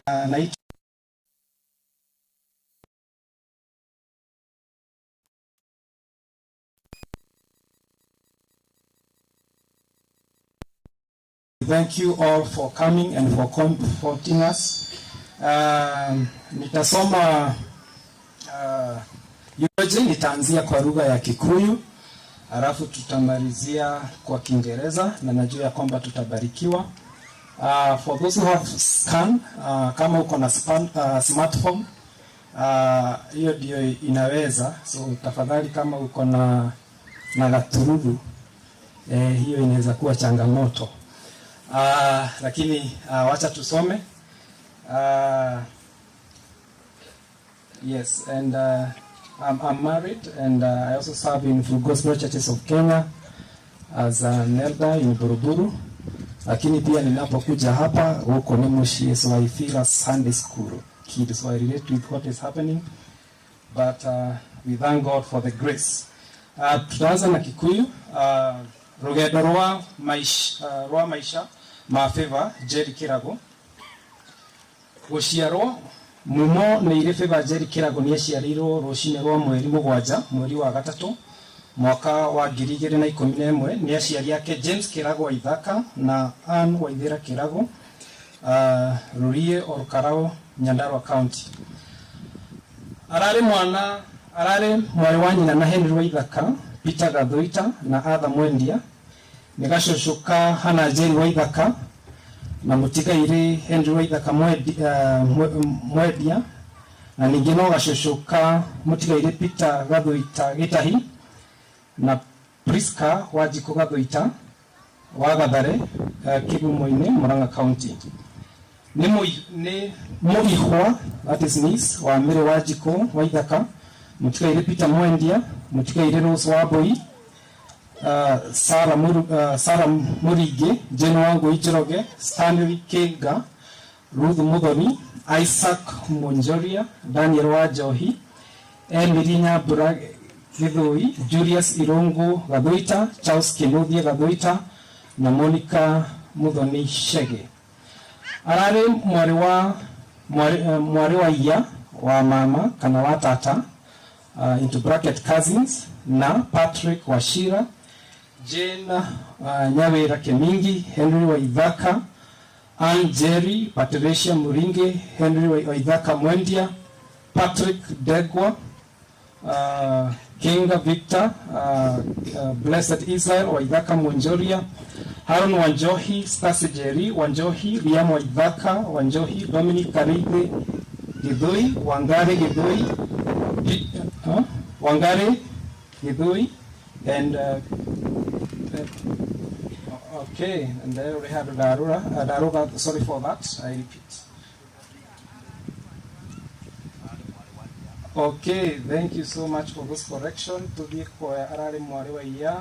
Yes. Arari Mwari wa iya wa mama wa tatakazi na Patrick Washira, Jane Washira Jane Nyawira Kemingi, Henry Waithaka, Ann Jerry, Patricia Muringi, Henry Waithaka Mwendia, Patrick Degwa Mwendia, Ann Jerry Mwendia, Kirago Mwendia, Veronica Njeri, Sam Kihara, Elijah Kimani Njoroge, Henry Waithaka Njoroge, Mary Waithira Njoroge, Angeli Njoroge, Doreen Jerry, Kinga, Victor Waithaka, Kinga, Blessed Israel Waithaka Munjoria, Haron Wanjohi, Stasi Jerry Wanjohi, Liam Waithaka, Dominic Githui Wangari, Peter Gathũita Githui, James Gathũita Irongo, Mwangi Irongo, Jacqueline Waithira Irongo, Peter Gathũita Kinuthia, Eder Muthodu Shege na Isabel Nyoka Shege. Ni tata, into bracket aunt, Wafid Wajiko Washira, Ashley Washira, Jerry Washira, Sarah Njeri Kemingi, Joy Shiko Kemingi, Abigail Wajiko Kemingi, Abraham Mandera Kemingi, Masi Nyambura, Shanice, Angel Wanjiko, Isaac Yetao, Peter Mwendia Waithaka, Wangari Waithaka, Serena, Creed Kihara, Mase Wango Ikemani, Nathaniel Joroge Waithaka, Eden Joroge na Caleb Kenga. Arare murata na mutana wa aigi githomo. Mumone ile feba Jerry Kirago niambiririe githomo giake thukuru-ini wa Gatafuthi ECD mwaka wa 2015 na thutha agithie na mbere thukuru wa Gatafuthi comprehensive mwaka wa 2017 kuria arari kirathi-ini kia grade 9 nginya kuhuruka gwake. Thukuru arare murutwo mugi na urerutagira nginya mathako-ini ni arathakaga mubira wa netball ena gikeno na wirutiri munene. Arare mu member wa Girl Guides na ni aratwaraga thukuru yake mathako-ini mao-ini na drama nginya gikiro kia zone kanitha. Mumone ile feva Jerry ni ayokirwo na kirathimo ni Ngai kanitha-ini wa Full Gospel Churches of Kenya Kiadufa kore aciari ake makoretwo magitungata Ngai kuma munini. Ni akoretwo na wendo munene wa Ngai, ni anjiriirie Sunday school agithie na mbere nginya junior youth kore aragoshaga na mathako ma ngerekano, kuina na kuhura darama. Ugima wa mwiri into bracket sickness. Mumone ile favor Jerry Kirago ni ambiriirie uthumburo ni mwiri mweri-ini wa eri, that is February 2023, na agitwarwo thibitari-ini wa JM Kariuki na thutha ucio thibitari-ini wa Nakuru PGH.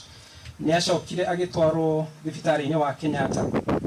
Mwaka wa 2004 na 2005 ni akoretwo akirigitwo mathibitari-ini ngurani. Kuri mweri wa 10 mwaka wa 2025 favor ni atwarirwo thibitari-ini wa Kenyatta. Kuri mweri wa 11 mweri wa 10 mwaka wa 2025 mathaa ma miaraho Favor Jerry Kirago ni a hurukirio ni mwathani waheanire Favor Jerry Kirago na nĩ kũrĩ we tũracokia ngatho nĩ ũndũ wa mĩaka ĩyo 14 Ngai amũkĩre ũgooci. Ũthirĩrĩri into bracket legacy. Mumoneire Favor Jerry Kirago ararĩ gĩtugĩ kĩa wendo, thayũ na ũthingu. Nĩ arakumĩtie ũtheru na mĩbango na nĩ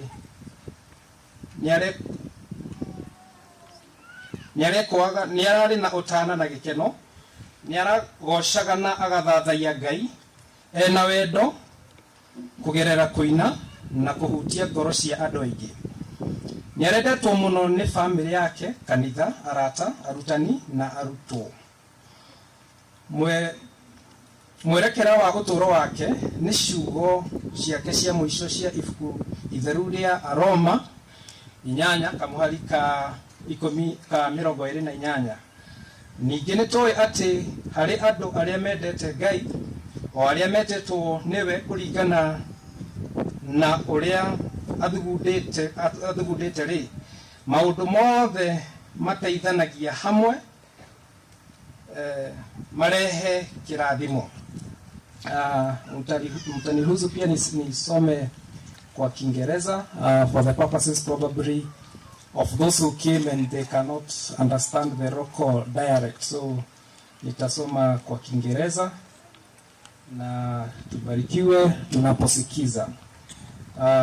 Favor Jerry Kirago was born on 7th March 2011. She was the beloved daughter of James Kirago Waithaka and Anne Waithera Kirago. She is the beloved sister to Henry Waithaka, Peter Gathwaita, and Adam Mwendia. Favor is the beloved granddaughter of the late Henry Waithaka and Hannah Jerry. She is also the granddaughter of the late Peter Gathwaita and the late Priska Wanjiko. Favor was a joyful, creative, and vibrant soul. She loved singing, dancing, cooking, and modeling, and always found a way to bring smiles to those around her. She enjoyed spending time with her friends and family, and had a natural gift of making ordinary moments feel special. Her warmth, rota, and confidence made her unforgettable to everyone who knew her. Education.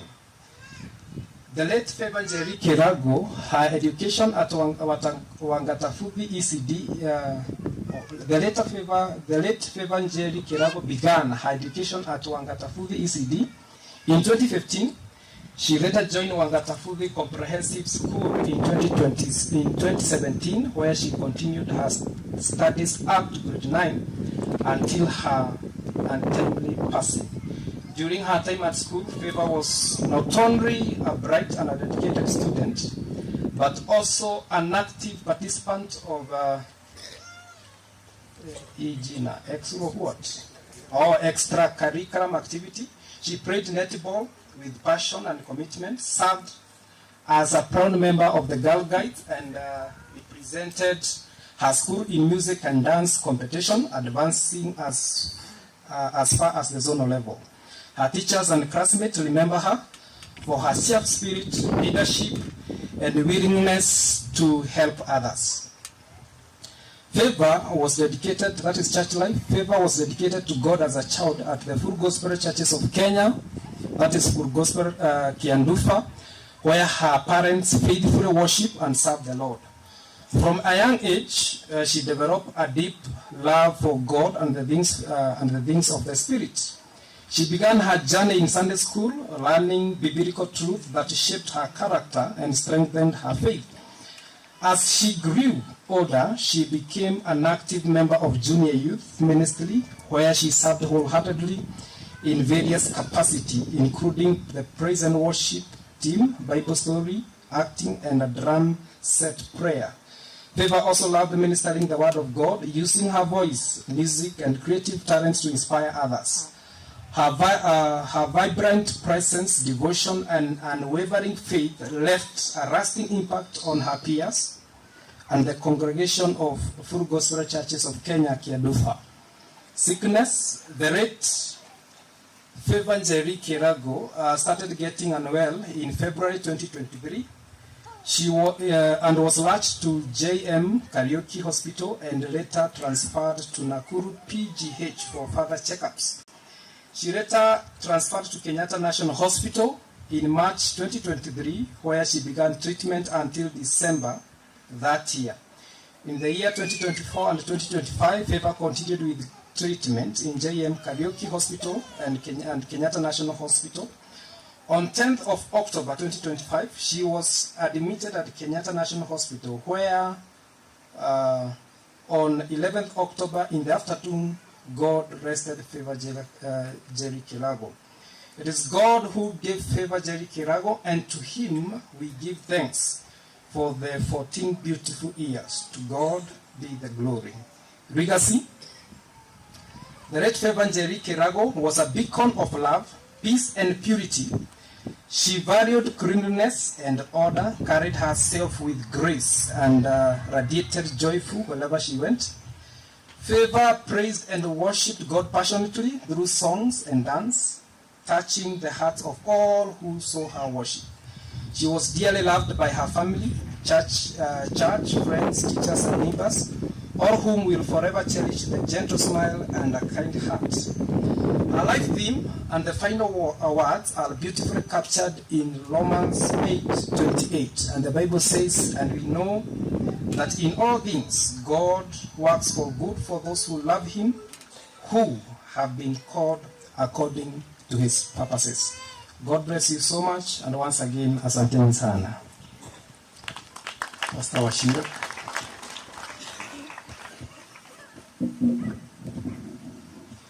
Bwana Yesu asifiwe. Kwa majina ni Reverend Wachira Patrick. I'm a cousin to Favor. And I'm going to read a tribute of Favor's dad.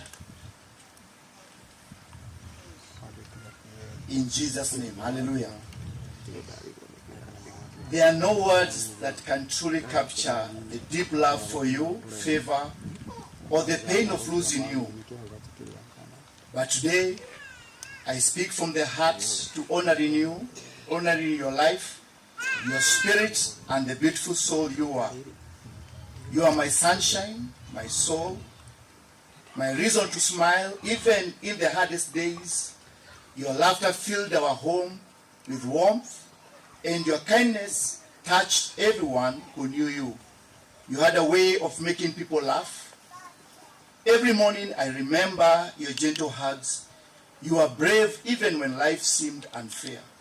May God, my God, give and precious gift, I'll carry your memory with pride. I speak your name with love. Sleep peacefully, my sweet girl. God bless you.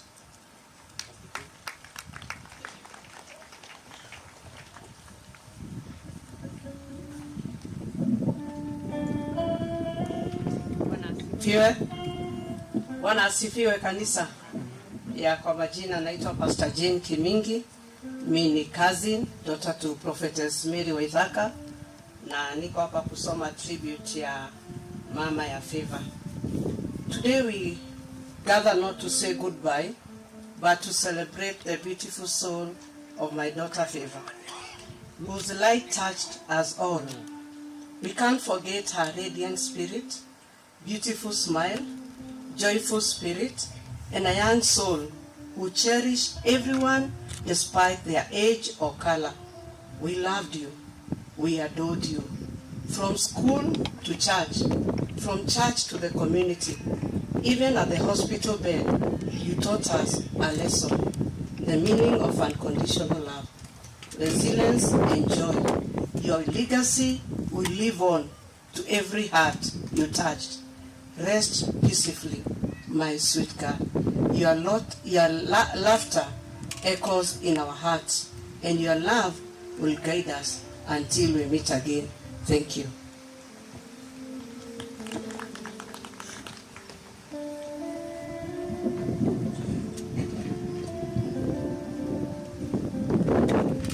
Oh, praise God. Me and Brother Henry. I'm written on behalf of Henry Waithaka Kirago. You came into our lives last, but you left us first. And life will never be the same without you. From the moment you were born and held you in my arms, a deep and unbreakable bond was formed. I received a little sister, a gift that I had always longed for.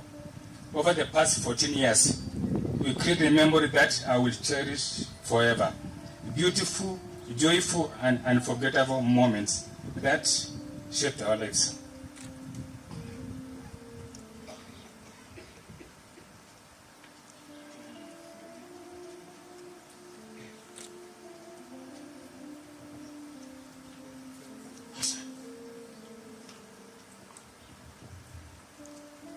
When?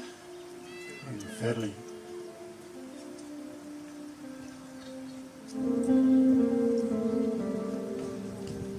Wow. When you fell ill, my heart was heavy with the worry and the setbacks along the way, painful to bear. Yet, through it all, you beloved through the treatment with remarkable courage and quite strength, showing us what true bravery looks like. Your absence leaves a space that can never be filled. I miss you. I miss your laughter and beautiful smile. God bless you. Next.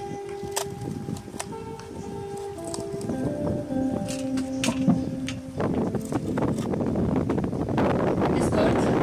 Praise God again. Kwa majina ninaitwa Sarah. I'm Favor's niece, and I'm here to read a tribute on behalf of Peter. I thank God for bringing you into my life, for you have brought immense joy into my life and the entire family. You taught us how to stand with courage, confidence, and faith in every chance that God graces us, seeing the brighter side in every fault, and believing in God regardless of every circumstance. Your favorite verse was Romans 8:28. And we know that in all things God works for good of those who love him, who have been called according to his purpose. May her soul rest in peace, in eternal peace, till we meet again. Ibrahim.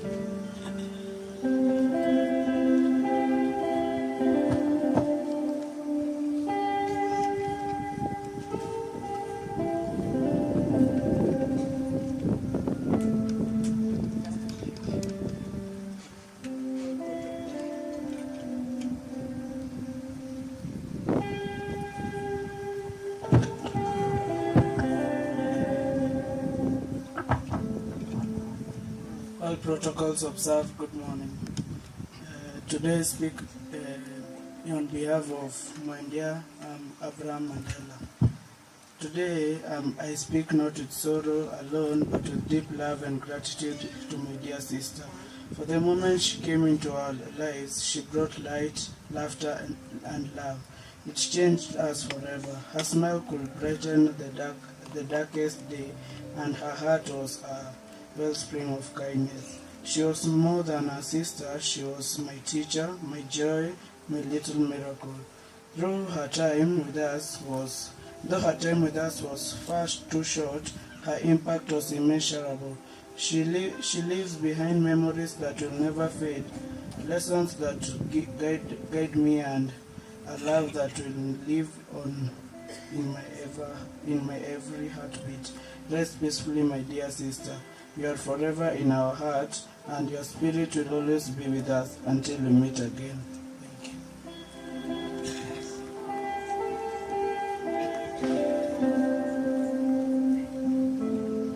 Praise God, friends. Praise God. Praise the name of Jesus. This afternoon, I stand to celebrate the life of Favor, and I do this on behalf of the cousins and the nieces of Favor, and I shall read the tribute as it is written on the eulogy. Today we gather to celebrate the life of our beloved Favor Njeri. Though she was taken from us too soon, her beautiful spirit will forever live in the memories we cherish and the love we shared. Growing up with Favor was an adventure. It had been a life filled with laughter, warmth, and unconditional love. We'll always remember her for her resilience and determination. Just to flash back, there's this one day she insisted on showing some of us where Lake Olborosot was, as a special welcome gift to the cousins who had been away from our village. She must have known that we'd give up if she told us how far it really was.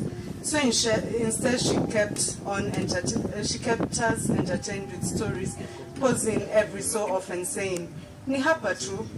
Before we knew it, almost 1 hour later, we were there, laughing and enjoying the views. And those of us who are familiar with the area here, you must know how beautiful Lake Olbolo. Jesus. Thank you. It's my genes.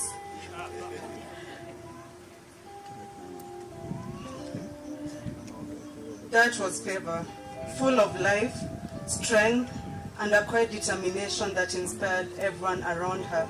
Many of you will remember her passion for music, dancing, and modeling. We like to think that when we meet again, we'll get the chance to sing and dance together like we used to. As we bid farewell to Favor, let's carry forward the love and joy she brought into our lives. We will miss her more than words can express. It hurts to know that we won't create new memories together, but we are deeply grateful for the ones we already hold so close to our hearts. Blessed be the name of the Lord who blesses us with all good things. Amen.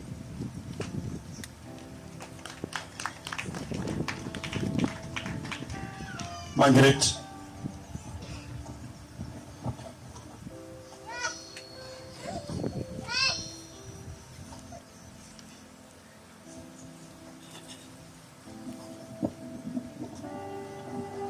Good afternoon, everyone. Praise the Lord. This afternoon, I am born again. Jesus is Lord and my Savior. I am so privileged to be in front of everyone. I am not only mourning, I just want to give God thanks and all the glory for the life He gave us. Favor, our beautiful girl, we loved her so much. For the 14 years God gave us, tunamrudishia sifa na utukufu. So I want to read the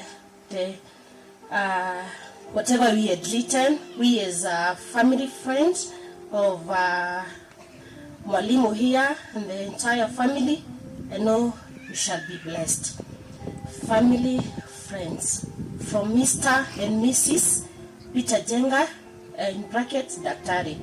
First and foremost, we would like to thank the Almighty God for all the gracious years you lived here on earth. You are such a beautiful, lovable, brilliant, and optimistic young soul, full of zeal in pursuing your destiny. You are not only our friend, but also our dearest young sister, whom we loved so much. And the time I learned that Favor was the only girl, we really bond together because where I am born of 3 boys and Favor the same thing.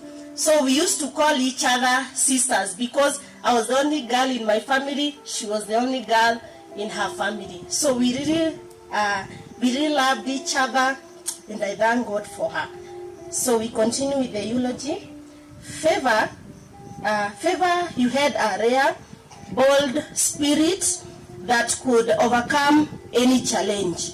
You are always full of excitement and joy, especially during the many times we went out together, traveling to Shago for ceremonies, visiting us at home, and sharing fun moments together will forever remain in our memories.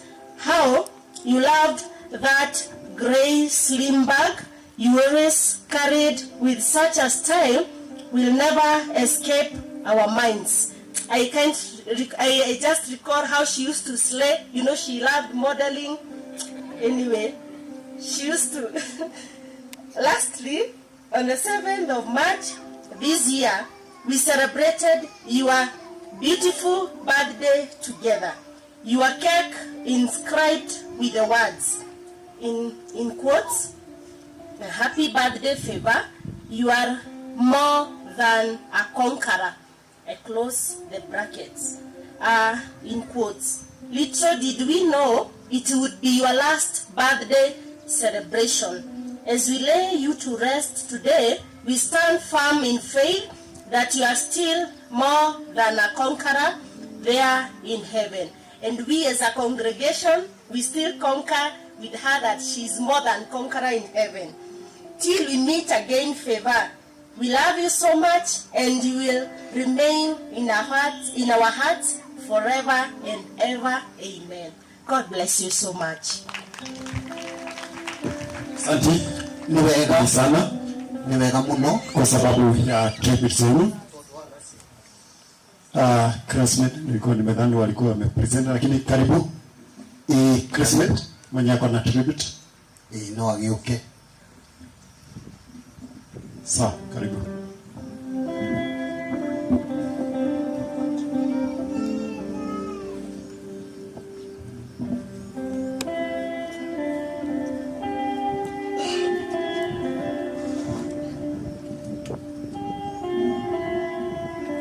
Good afternoon, everyone. On behalf of grade 9 and the whole school, we are here to read the tributes to our dear Favor. Your bright smile and loving spirit will be deeply missed. As a jovial and caring friend, you brought joy to everyone around you at Wangatafuthi Comprehensive School. Though you are in grade 9, your impact was felt in the entire school. Your friendship touched hearts, and your memory will live in our hearts forever. You may be gone, but your legacy lives on through the countless lives you touched. You will forever be in our hearts. Rest in peace, our dear friend. Rest in peace, our classmates.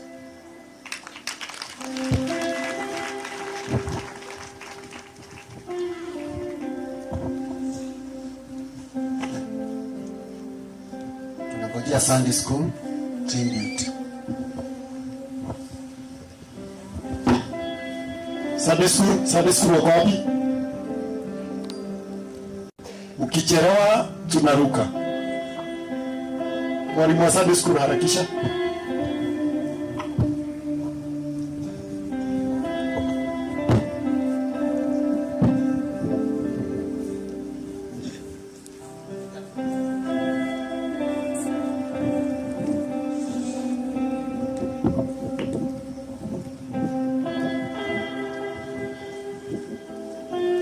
Praise God, church.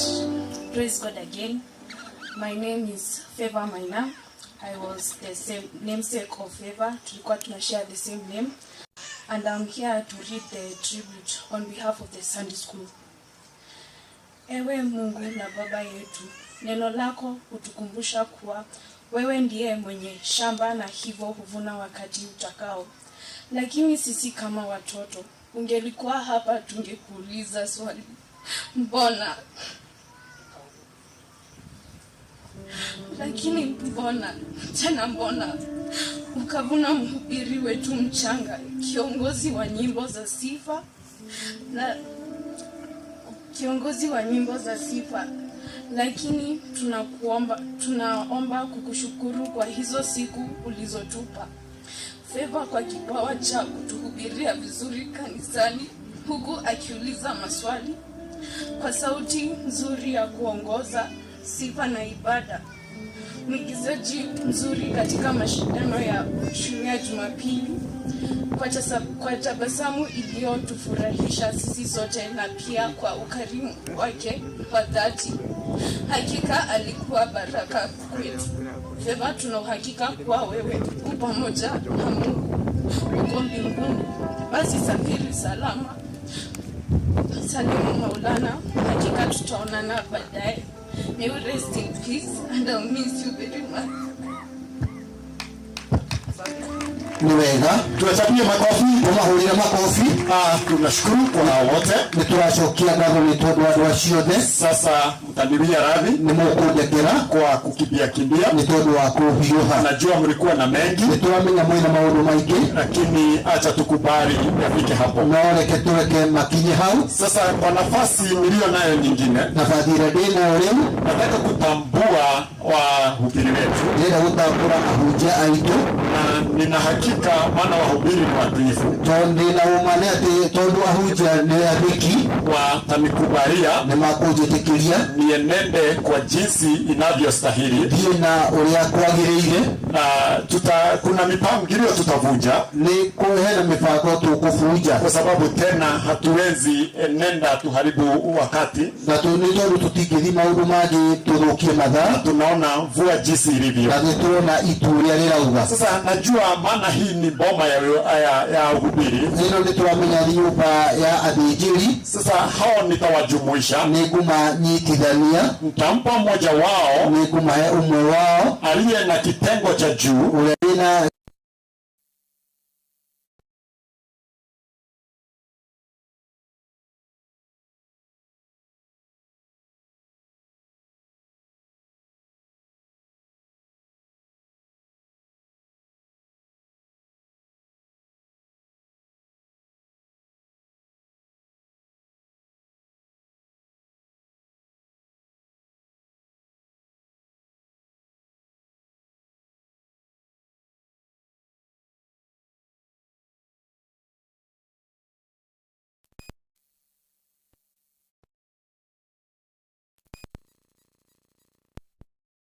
watambua nucio tukunengera kagabi akaribie.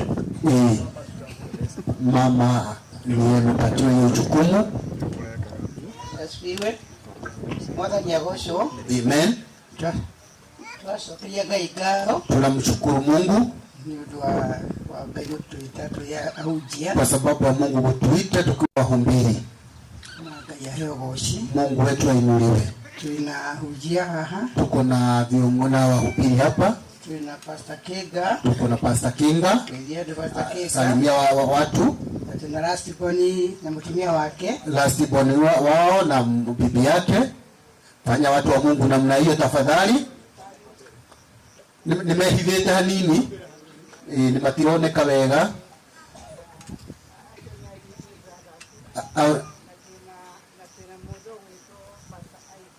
Tuna Pastor Isaac na bibi yake. Tunashukuru Mungu kwa sababu ya hayo. Tuna mwinjilisti Ruth. Bwana wetu ainuliwe. Na ashoni aliyama ituna timiona my sisters. Au ndugu zangu na bibi zao. Na tunaunashana siakwa. Na watoto wake. Na Reverend Washira. Tuko na Reverend Washira. Na mtumia wake. Na bibi yake. Na tuna Pastor Jane. Tuko na mchungaji Jane. Na tuna Pastor Patricia. Tuna mchungaji Patricia. Ni Mrs. Pastor. Ni Mrs. Pastor. Lakini ni prophetess mdogo kwangu. Ni prophetess. Bwana tusiba. Amen. Kwa hiyo Ngai ahegoci. Amen. Ndio wagutu heke kiogona na ni kulisia na sisi twito. Tuko na wajukuu. Waidhaka reko, Waidhaka. Wa Kiroge ni past. Na Joroge yako pale. Amen. Amen. Na gemali kuoze ndiye. Na wengine wako huko ndani. Majensi ya kiroho. Agency wa kiroho. Wabarikiwe sana. Asante. Na niye ndio mhubiri. Na mhubiri, mama yetu ni mhubiri. For God's glory.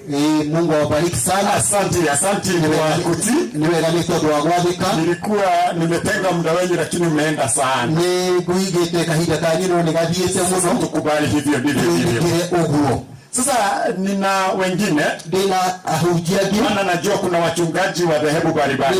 Tuna hujia kanitha ngũrani. Naomba nao wasimame na tafadhali marugame wakaribie upande huu moke mwena ũyũ ili tuende tamatiza nigetha tuthi tukirikagiriria. Naomba wachungaji wote niguhoya ahunjia othe na mtanikubalia regardless the position, regardless ya uria uhana, kuja tukutambue. Tafadhali ukahaha nigetha utambue, kwa sababu ni vizuri kuwatambua watu, ni wega kumatambulisha, na hiyo inafaa. Noguo nigukiagirire.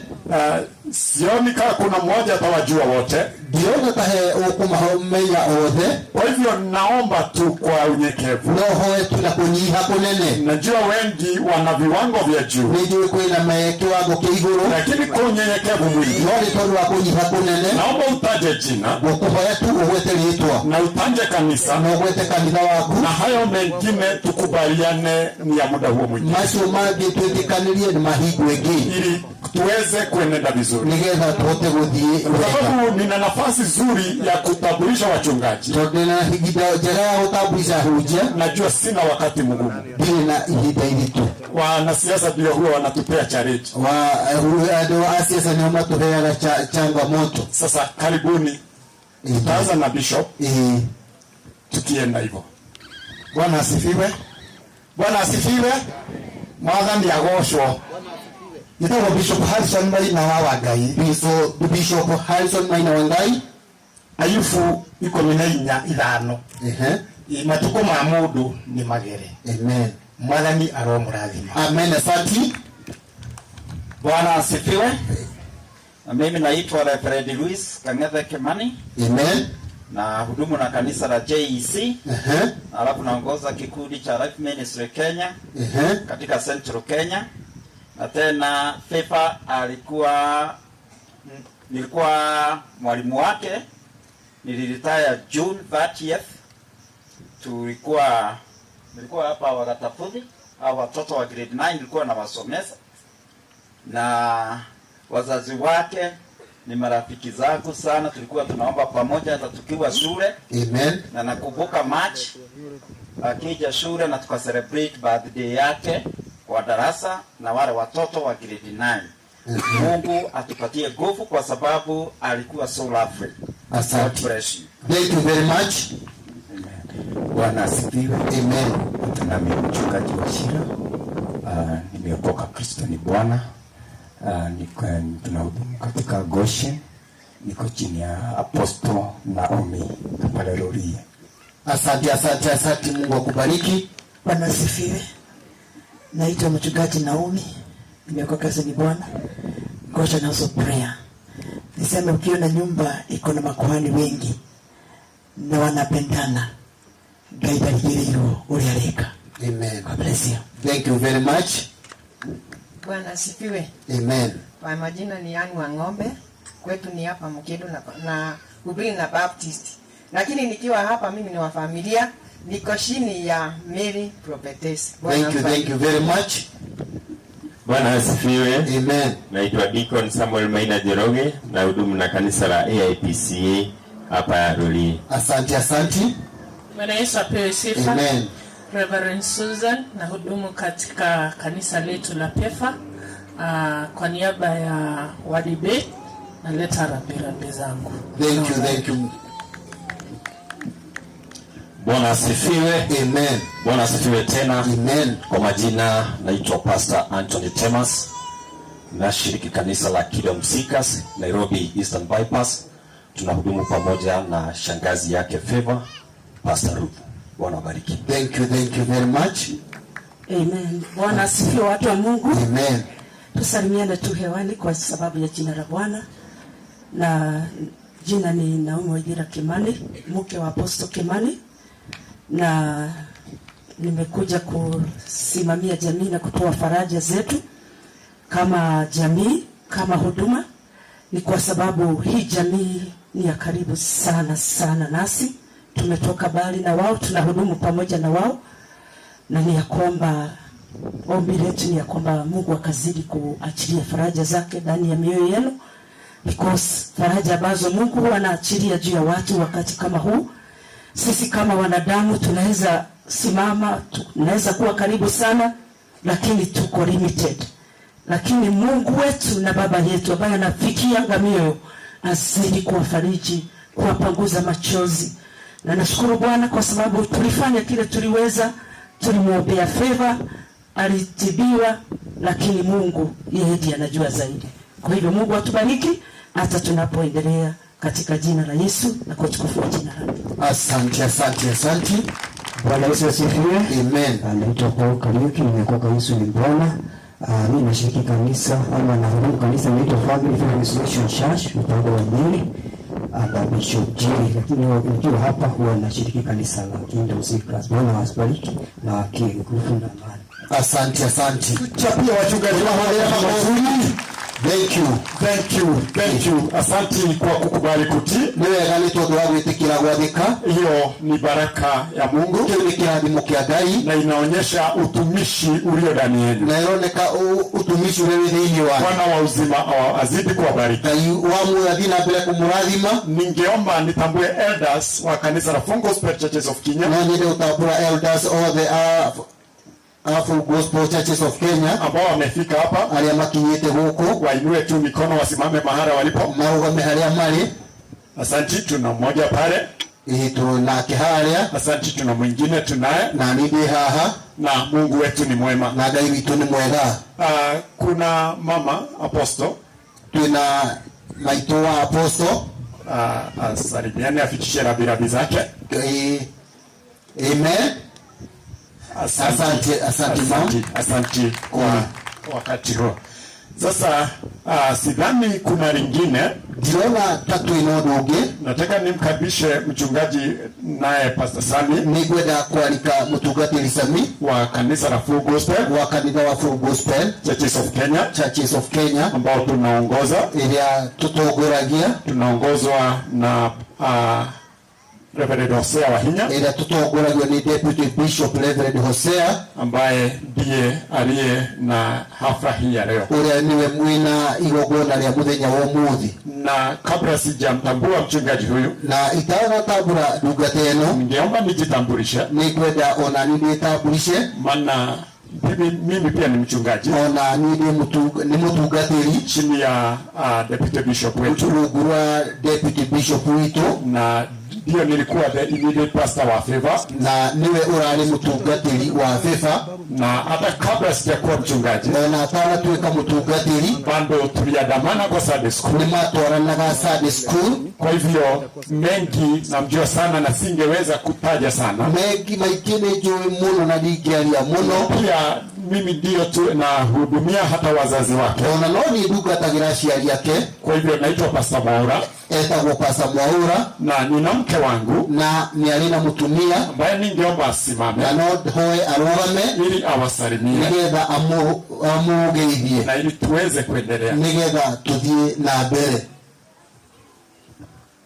Mwathani Jesu agocwo. Bwana asifiwe. Mwathani agocwo ringi. Bwana asifiwe. Nihonokete muthenya ucio kana hwaini ucio mwega wa umuthi. Nikoka jioni hii njema. Ni ngugoca Ngai ni tondu wa muthenya wa umuthi ni urakinyanire. Namsifu Bwana kwa sababu ya siku hii. Tunacokeria Ngai ngatho ni tondu wa muturire uria turari naguo wa Favor. Tunamshukuru Mungu kwa maisha ya Favor. Arakoretwo ari kirathimo gwitu. Alikuwa baraka kwetu. Arakoretwo murata muno. Alikuwa rafiki. Nturahoyaga Ngai na rikorwo etikira tuamucokie muoyo. Na tuliomba Mungu amrejeshe. No tutiri undu tukuga tondu Ngai arekire kwenda gwake. Lakini sasa ni tukubali maana Mungu ametenda. Tukire nayo ngoro citu cietikire kuhona. Tukubali na mioyo yetu ipone. Nigetha na ithuĩ twirutanĩrie na tuikare na utheru na uthingu. Nasi tukae kwa utakatifu. Nigetha turikinyanĩra na turionana rĩngĩ. Ili tuweze kupatana tena. Favor koma thayo. Favor rara salama. Niturakwendete muno no Ngai arakwenda makĩria. Kupenda lakini Mungu. Niwe ũrarĩ mwene mũgũnda ta ũguo kiugo gĩathiĩ na mbere. Na amekukujia. Ngai arokuhe kihuruko gitathiraga. Mungu akupe pumziko la milele. Thie wega Favor ni turakwendete. Tulikupenda, enenda salama. Na ni arugamirie uhiki bado wito. Alisimamia harusi yetu. Tumetoka mbali na yeye. Mungu turutanĩtie kunene. Ngai arohe aciari ake thayo. Ngai Mungu ape wazazi wake amani. Huyo tauma thutha ni kieha. Maana yeye Rĩu gũthiĩ na mbere. Kuendelea. Ngai aromurathima. Mungu awabariki. Asante. Naye Pastor Sami atusalimie. Amen. Bwana wetu asifiwe. Mwathani arogocwo. Njoera guoko kwa Mwathani arokumia. Fanyie namna hiyo. Mimi ni mchungaji Samina, nimeokoka. Etagwo mutungatiri Samina ni muhonoku. Bwana ni mwokozi wa maisha yangu. Ngai ni muhonokia wa ngoro yakwa. Na hudumu na kanisa letu la Full Gospel Churches of Kenya. Ugataga na kanisa vitu wa FGCK. Chini ya naibu askofu wetu na mama wetu. Luguru wa mutungatiri deputy bishop wetu. Na nikasikia ingawa kuna shughuli nyingi nitakuja mazishi haya. Naigwa tu ona kwina maundu maingi niguka guku. Msichana huyu namuelewa vizuri. Mwiretu ni mwewega. Wazazi wake ni marafiki wa karibu. Aciari ake ni arata kwa hakuhi. Pamoja na kuwa ni washirika wetu. Hamwe gukorwo ni ashiriki aitu. Ni watu wa baraka kwetu. Ni andu akirathimo hari ithu. Tuseme pole kwa sababu ya jamii yote na familia. Tuge pole kwa familia yote. Na pamoja na kanisa. Hamwe na kanisa. Na marafiki wote. Na arata othe. Na tuseme hivi. Na tugio. Hata sisi tujiandae. Ona ithuĩ twĩharĩrie. Maana kifo ni lazima. Tondũ gĩkuũ nĩ lazima. Kama Yesu atakawia. Yesu na Aikoro Yesu ni guikaikara. Aikoro Yesu ni guikaikara. Ninaomba tusimame. Niye hoe turugame. Tusimame zote.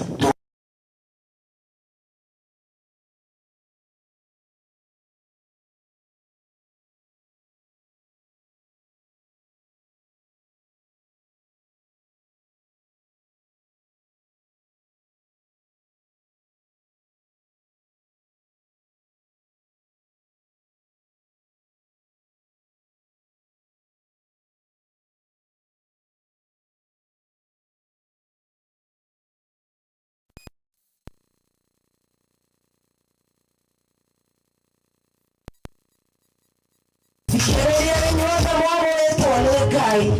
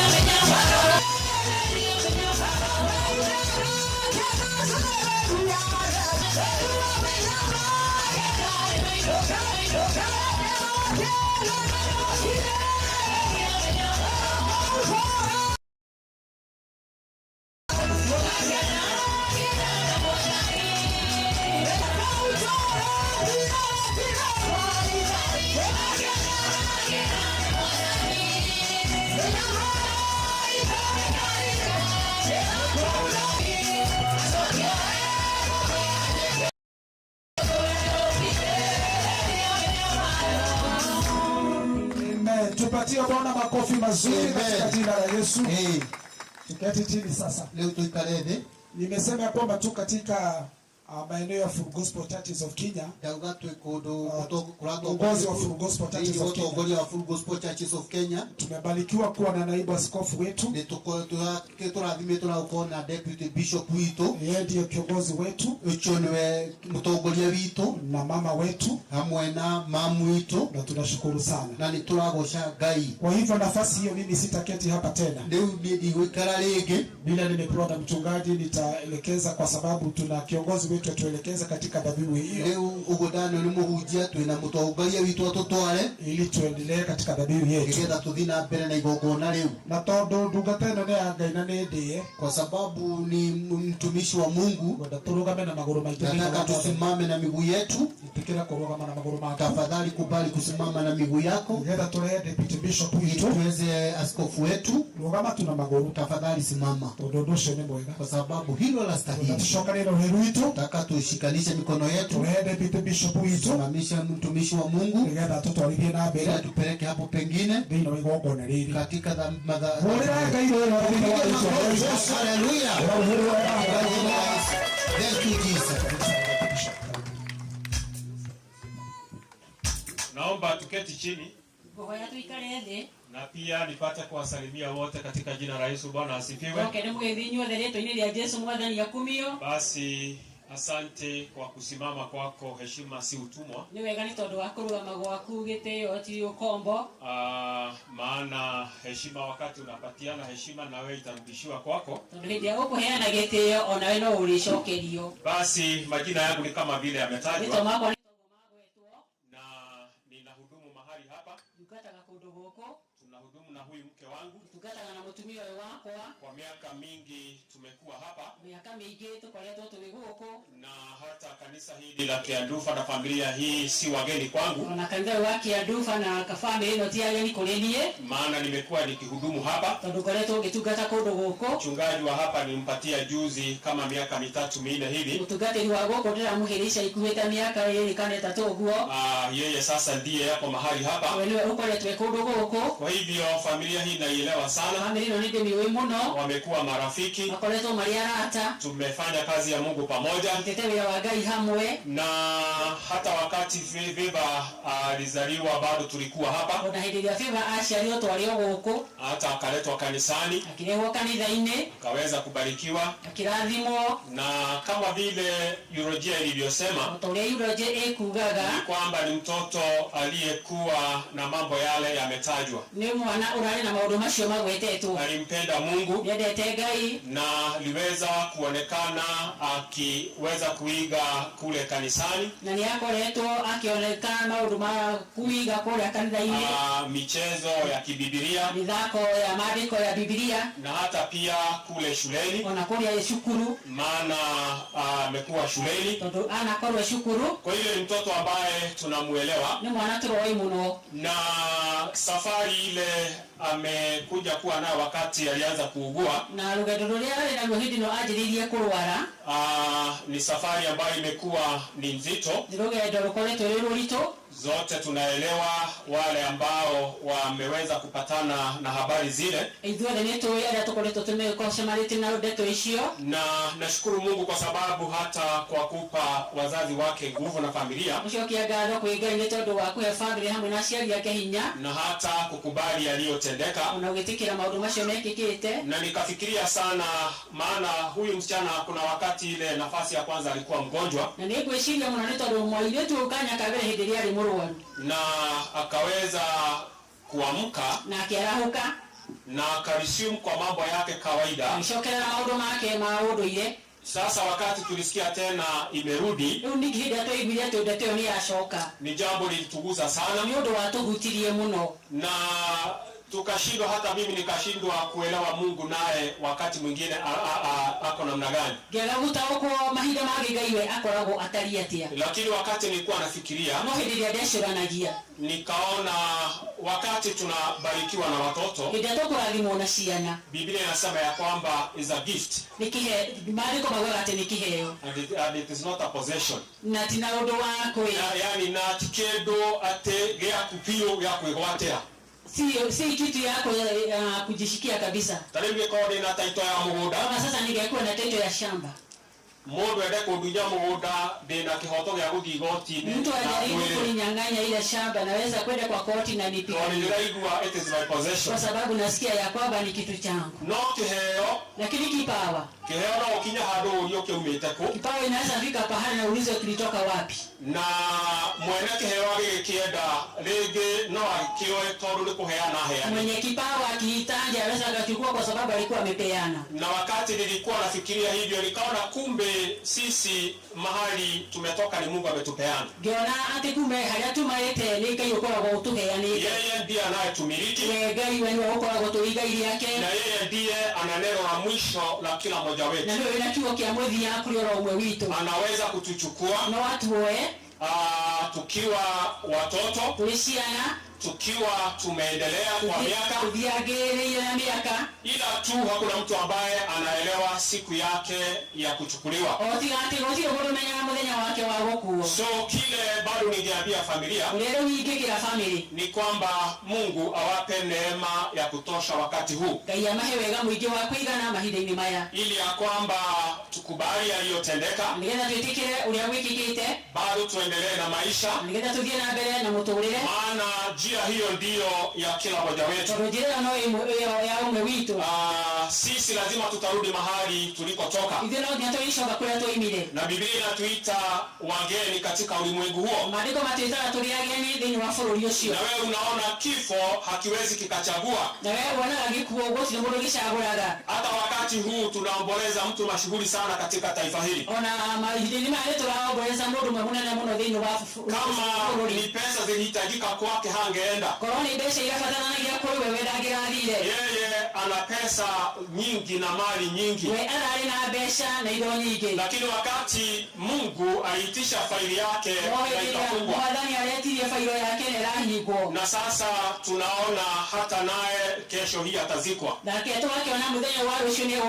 Kwa hivyo kifo ni kwa kila moja. Ni vile hatujajua siku ya mmoja wetu. Na wakati tuko hai, tujaribu kujuana na Mungu, mjue zaidi. Kama vile Paulo alisema, natamani nimjue Kristo na nimjue zaidi. Kwa hivyo nina wafariji familia wote ya kwamba Mungu awape faraja zile na kukubali yaliyotokea. Nimpe mke wangu awasalimie. Kweli tunaona hali anga iko hivyo. Tena kuna mambo mawili baada ya hapa mimi nitaenda kuyashughulikia. Na hata leo asubuhi tumekuwa kwa wiki tumekuwa na kongamano ya wazee. Mimi kujifungua nimejifungua pale. Nilistahili nifunga mkutano ule maana mimi ni patron wa wanaume. Lakini nikaomba ya kwamba nifike pande hizi ili tusaidiane na familia hiyo. Yote atatendeka kwa wema na uzuri wake.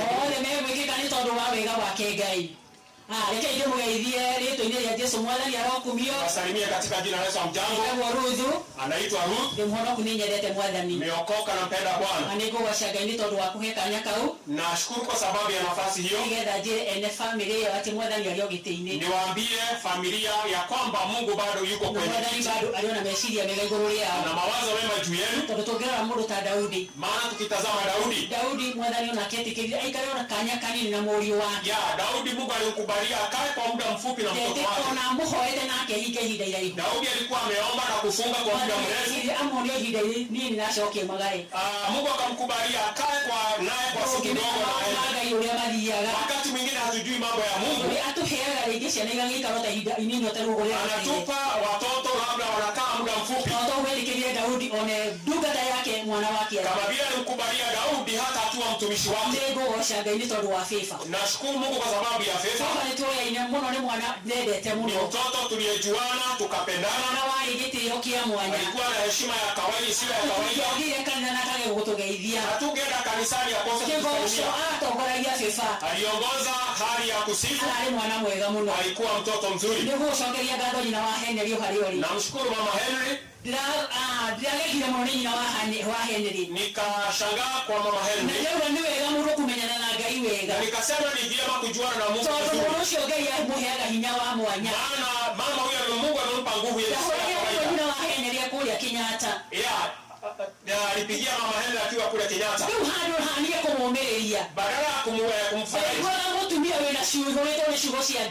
Nilisikia mama aliye na maneno makubwa ya Mungu.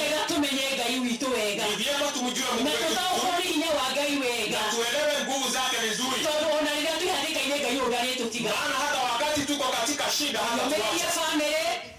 Mungu apatie faraja familia na nguvu za kustahimili ili maisha yaendelee mbele. Basi Mungu awabariki.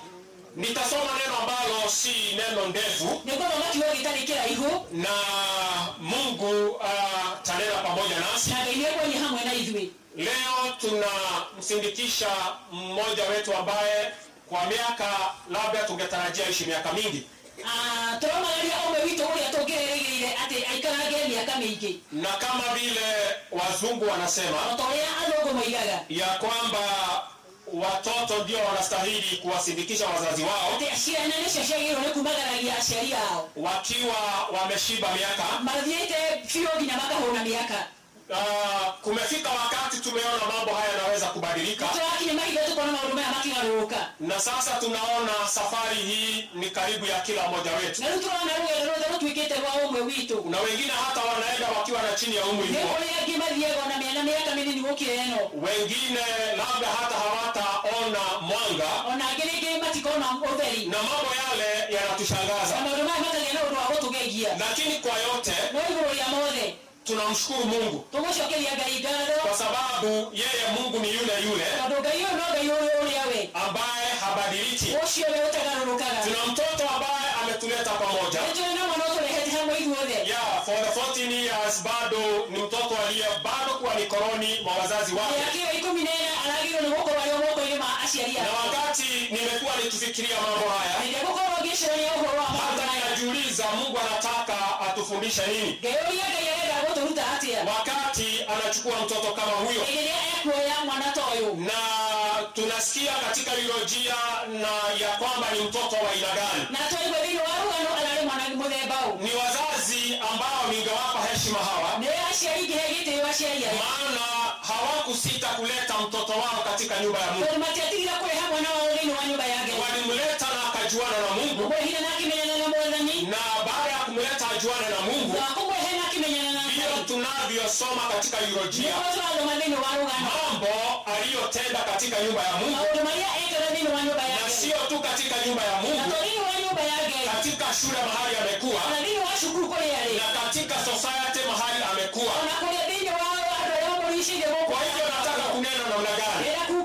Leo ukitazama karibu na wewe utaona mtoto. Leo tumeletwa pamoja sisi wazazi na watoto wetu. Tumeletwa pamoja siku ya leo pamoja na watoto wetu. Na Mungu angependa kunena na sisi wazazi jinsi ya vile tutawalea watoto wetu. Ni yapi ya muhimu sana tungependa watoto wetu wayajue? Ya, tunafurahia wakati tunasikia maneno mazuri yanatajwa ya mtoto huyu, ya kwamba amejuana na Mungu, maana ameletwa katika nyumba ya Mungu. Biblia inasema hivi katika Mithali ya kwamba tuwalee watoto wetu kwa njia ambayo ni bora, na ambayo hata wakati hatutakuweko hawatasahau njia ile. Mithali ni 10:22. Niseme kwa sababu sasa Favor ametuleta pamoja, na sisi tunaelewa nyakati ambazo tunaishi. Kumekuwa na kilio kikubwa kama wakati Raheli alilia watoto wake. Sio hapa, katika ulimwengu na hata taifa pote. Watoto wengi wanaangamia kwa njia tofauti. Wengi wanakufa kwa madawa ya kulevya, na wanauawa katika maandamano. Wengine wanatekwa nyara, wakipatikana wamekufa. Ni wakati ambapo tunaona mambo si kama kawaida. Lakini huyu mwandishi wa Methali, na ambaye alikuwa na hekima nyingi Mungu alimpatia, kuna neno alilonena hapa. Akasema ya kwamba mfundishe mtoto njia ipasavyo kuiendea, naye hata iacha hata akiwa mzee. Hivyo ndivyo mwandishi wa Methali alivyosema, ya kwamba mfundishe mtoto njia ipasavyo kuiendea, naye hata iacha pia hata akiwa mzee. Ya mzazi, mimi ni mzazi na wewe ni mzazi. Nina watoto ambao wamekuwa mikononi mwangu. Wengine wamekuwa wakubwa, wameondoka. Na wakati walizaliwa kwangu, na wakati walizaliwa kwako pia, kama mzazi umekuwa na majukumu ya kwamba mtoto huyu ni njia gani nitamlea nayo. Na kuna njia nyingi wazazi wamelea watoto wao. Wengine wamewachukua watoto wao, wameelewa ni zawadi ama kipawa kutoka kwa Mungu, na baada ya kufikisha wakati wakati unapostahili wanawarudisha katika nyumba ya Mungu, wanawapeleka katika shule ya Jumapili, maana moyo wa mtoto ni shamba ambalo halina mambo mengi. Linapokea kile linapatiwa ama kile linafundishwa. Kuna wazazi wengi wako na hekima hiyo, wamechukua watoto wao wamewapeleka katika nyumba ya Mungu, na hapo wamefundishwa njia zake Mungu, wamefundishwa maadili mema, wamejuana na Mungu, na hata wakati wanaendelea kukomaa, wameendelea kukomaa wakiwa wanajua Mungu. Hata wanaweza kusema juu ya yule Mungu. Kwa hivyo ni majukumu yetu kama wazazi. Ijapo wakati mwingine unakuta nyakati nyingine wazazi wengine hawana haja ile, unakuta hawataki watoto wao kuwajulisha kwa Mungu, na yeye mzazi hana shida, mtoto akikaa nyumbani hana haja ya kumpeleka katika shule ya Jumapili. Maana ninaona ya kwamba tunaweza kulea watoto ambao tutawalea wakuwe na hekima ya mambo ya ulimwengu, lakini hawana hekima ya kumjua Mungu. Na tumeona wakati mwingi, na hapa sina shida, na sina shida na masomo. Hata mimi nimepita shuleni, nimesoma, nimepewa hekima ile, lakini wakati mmoja nilijikuta hata nikiwa na hekima ile bado kuna kitu nimekosa maishani. Sina connection pamoja na Mungu. Ninasikia habari za Mungu na watu wengine, na wakati nilikuja kumjua Mungu, basi sehemu nyingine ya kirohoni ikabadilika. Kwa hivyo tunaweza kuwa na watu wasomi walio na shahada za aina mbalimbali, lakini hawajuani na Mungu. Labda ni kutegemea malezi waliolewa. Wazazi wao hawakuwapa nafasi ya kuwapeleka nyumba za Mungu. Kwa hiyo wakati tunasikia teolojia ya mmoja wetu hapa, tumesikia mambo mazuri na mambo ya kiungu ambayo yametokana na mtoto huyu. Na je, mimi kama mzazi na wewe kama mzazi, watoto wako namna gani? Unalea watoto wako namna gani? Mbona wanakutegemea?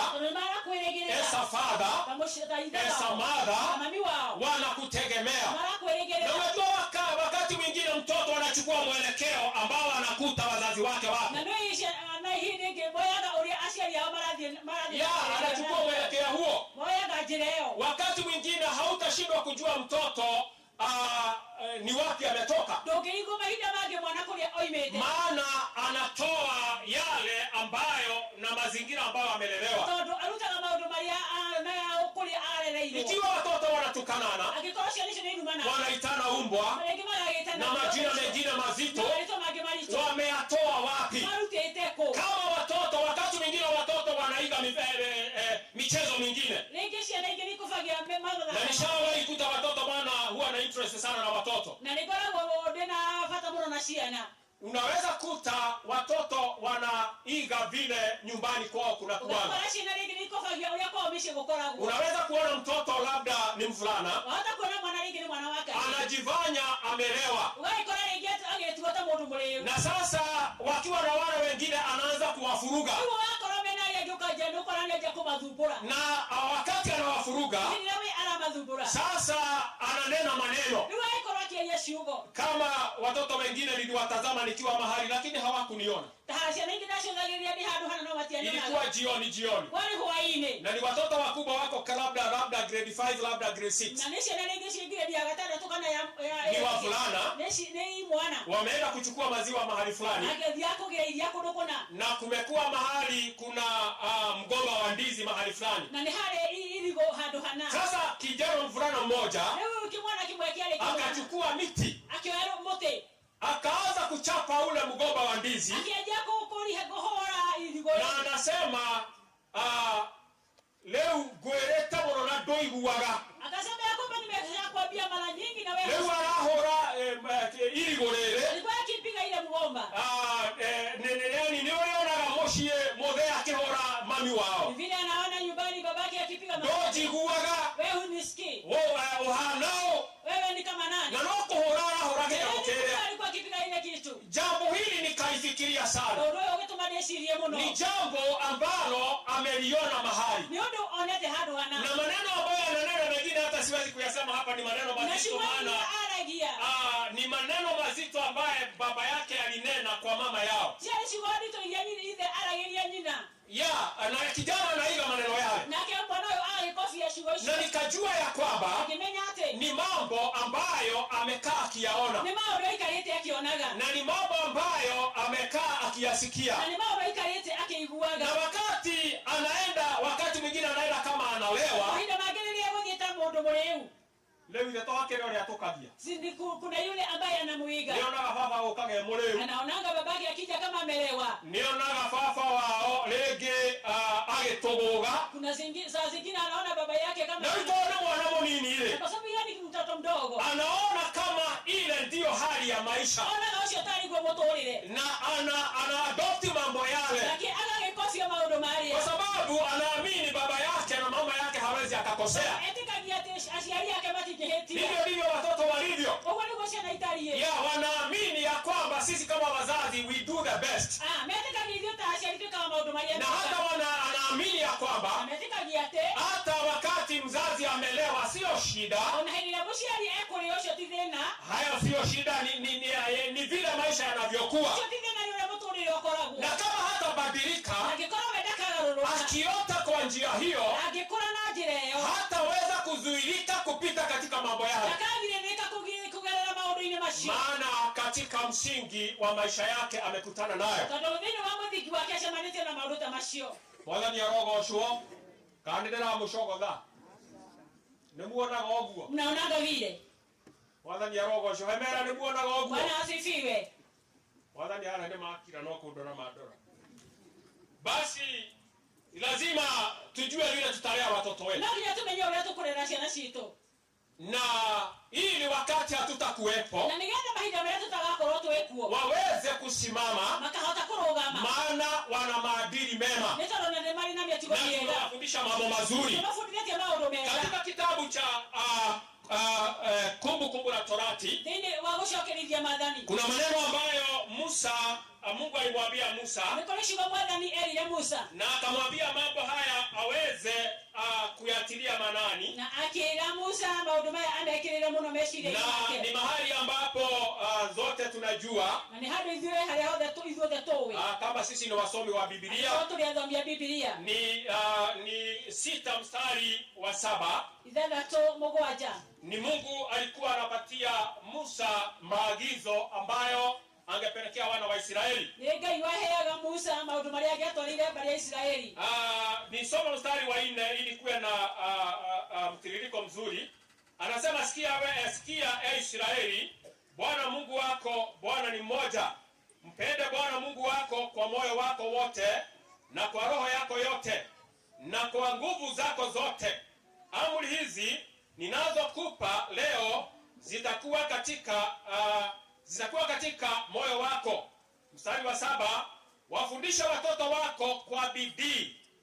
Nena kuhusu amri hizi uketipo nyumbani na wakati utembeapo njiani, ulalapo na uamkapo.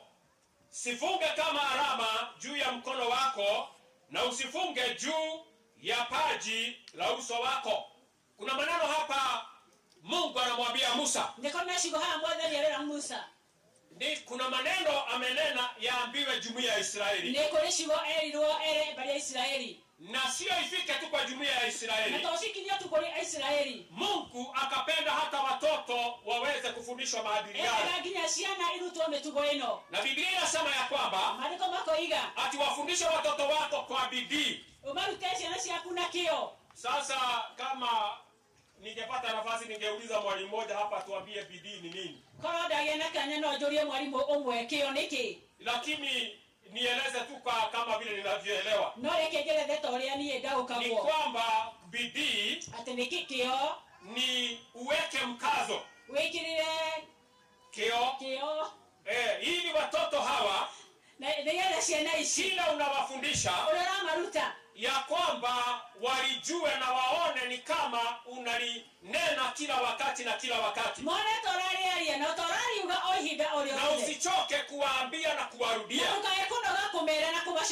Anasema wafundisha watoto wako kwa bidii. Na akasema nena kuhusu amri hizi uketipo nyumbani. Na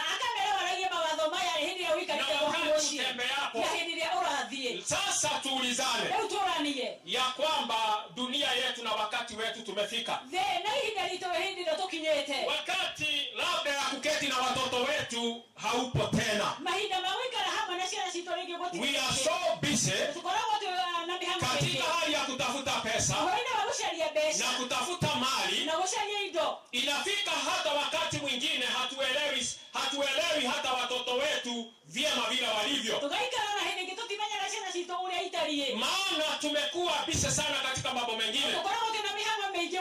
Na mimi ninaelewa jambo kubwa sana.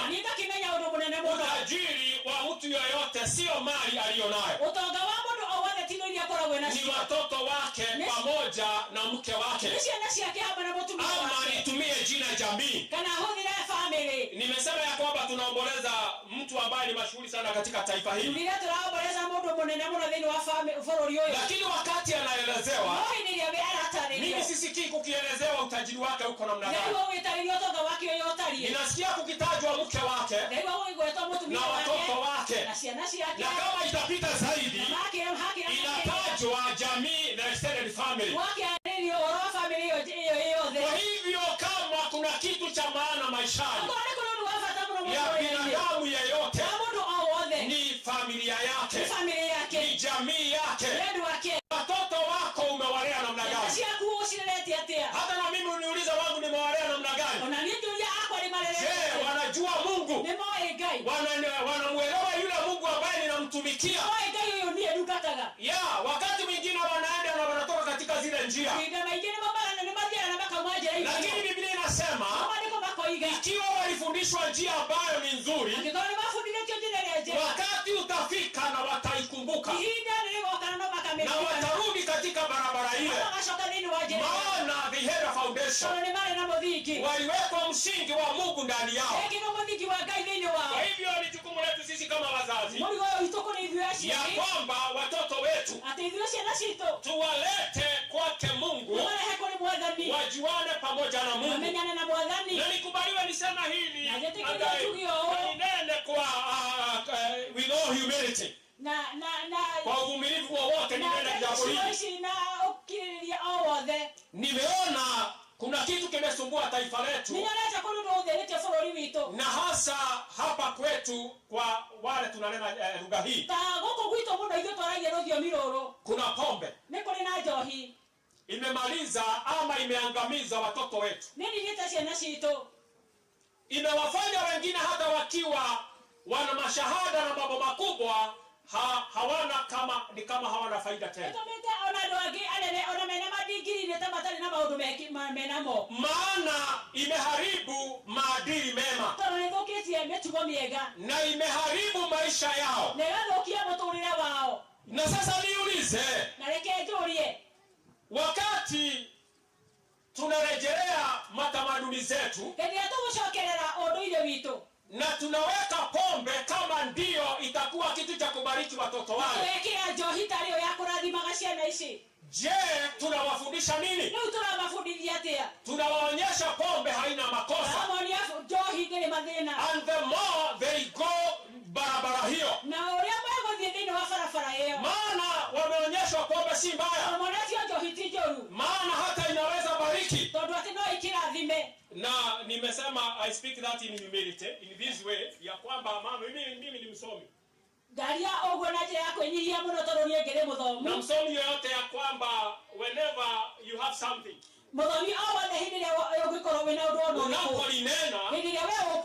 you bring the mind to discussion. Na nifikirie sana jambo hili kweli lina faida gani? Juzi mvulana mmoja wakati mama yake aliolewa, wakati alioleka na kijana mvulana akiwa mdogo, baba aliyemlea huyu mtoto amemlea, maana huyu mtoto alikuja akiwa mdogo, hajui baba yake ni nani. Na yule baba aliyekuta alimwamini ndiye baba yake. Amemlea, amemsomesha, amekuwa mkubwa, na baada ya kuwa mkubwa ametoka kwa wazazi wake, sasa amejisimamia. Baba ni mlevi, ameita huyu mtoto, akamwambia kuja, ningependa tuzungumze na wewe. Na mahali wanazungumzia, amemuita kwa club, amemnunulia chupa ya pombe, na yeye anakunywa, na yeye anaona baba anakunywa, hakuna makosa. Sasa wanakunywa wote wawili. Na unajua pombe si maziwa, lazima itawalea, na wakati waliondoka waende nyumbani, sijui kama huyu ni shetani sasa ama ni nani, ama ni shetani alipita kwa pombe, ama ni pombe.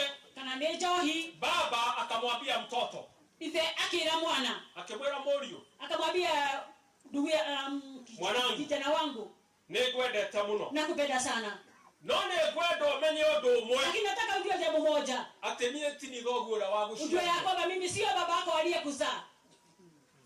Sasa hiyo ni nini hiyo? Leo nekekeu. Ni nini kimetokea katika boma hiyo sasa? Leo nekekeu mbele na ndio wa moshi huyo. Wakati baba hakuwa amelewa, mahiga marege atare moreu, hajaambia huyu mtoto mambo yale. Yale mwanayo maodo mashio. Na sasa huyu mtoto amemharibu mawazo yake. Leo ni ana ukiambia mama mwanayo. Yeye amekuwa akijua huyu ndiye baba yao. Ulete amenyate osio niwe ide. Na amempa heshima kubwa sana. Na kama yote yoki na nyama. Na sasa amemwambia ningependa ujue ijapo nimekulea wewe si mwanangu. Mimi si ambaye nilikuzaa. Unogoro ni gorelete umenyambia tidie dhogo tidida goshialile. Leo Johi. Hii ndio pombe. Ile ratwekera thimanage. Ambayo inafanyika iwe ikibariki. Na unekera mwatoka gatagataine ka mwana na ithe. Na imeweka pengo kati ya mtoto na baba yake. Sababu kile kilichoendelea. From that point. Kutoka wakati ule. Mwana wathira hare nyina. Huyu mtoto akaenda kwa mama yake. Akimwona now you have to show me my father. Akamwambia ni lazima unionyeshe baba yako. Wewe unavena waka akinya moshi. Mimi hatari ingia huko bomani. Todora nyina ni aligo. Kwa sababu mama yake akashindwa. Wewe mwana amenye ile maondo maya nako. Mtoto amejua mambo haya kutoka wapi? Leo moshioshio kahana tawadho kana. Boma ikawa kama imeharibika. Na kijana kweli alitafuta harisi baba yake ni nani. Na ile niacha niliyefio ile oriawali ile wake. Maana aliwekwa mawazo ambayo hakuwa nayo. Tolo yake ile umeshiria marewe hatari namo. Na hata wale wanakunywa pombe na watoto wao. Tafadhali. Alimanywaga Joe. Ile kama iko onekana tareshi ya geteo. Hata zile ambazo zinatumana inaonekana kama umeshaida gebele ya gai. Kukusihinikiwa mbele za Bwana. You are doing a damage to your children. Unaleta uharibifu kwa watoto wako.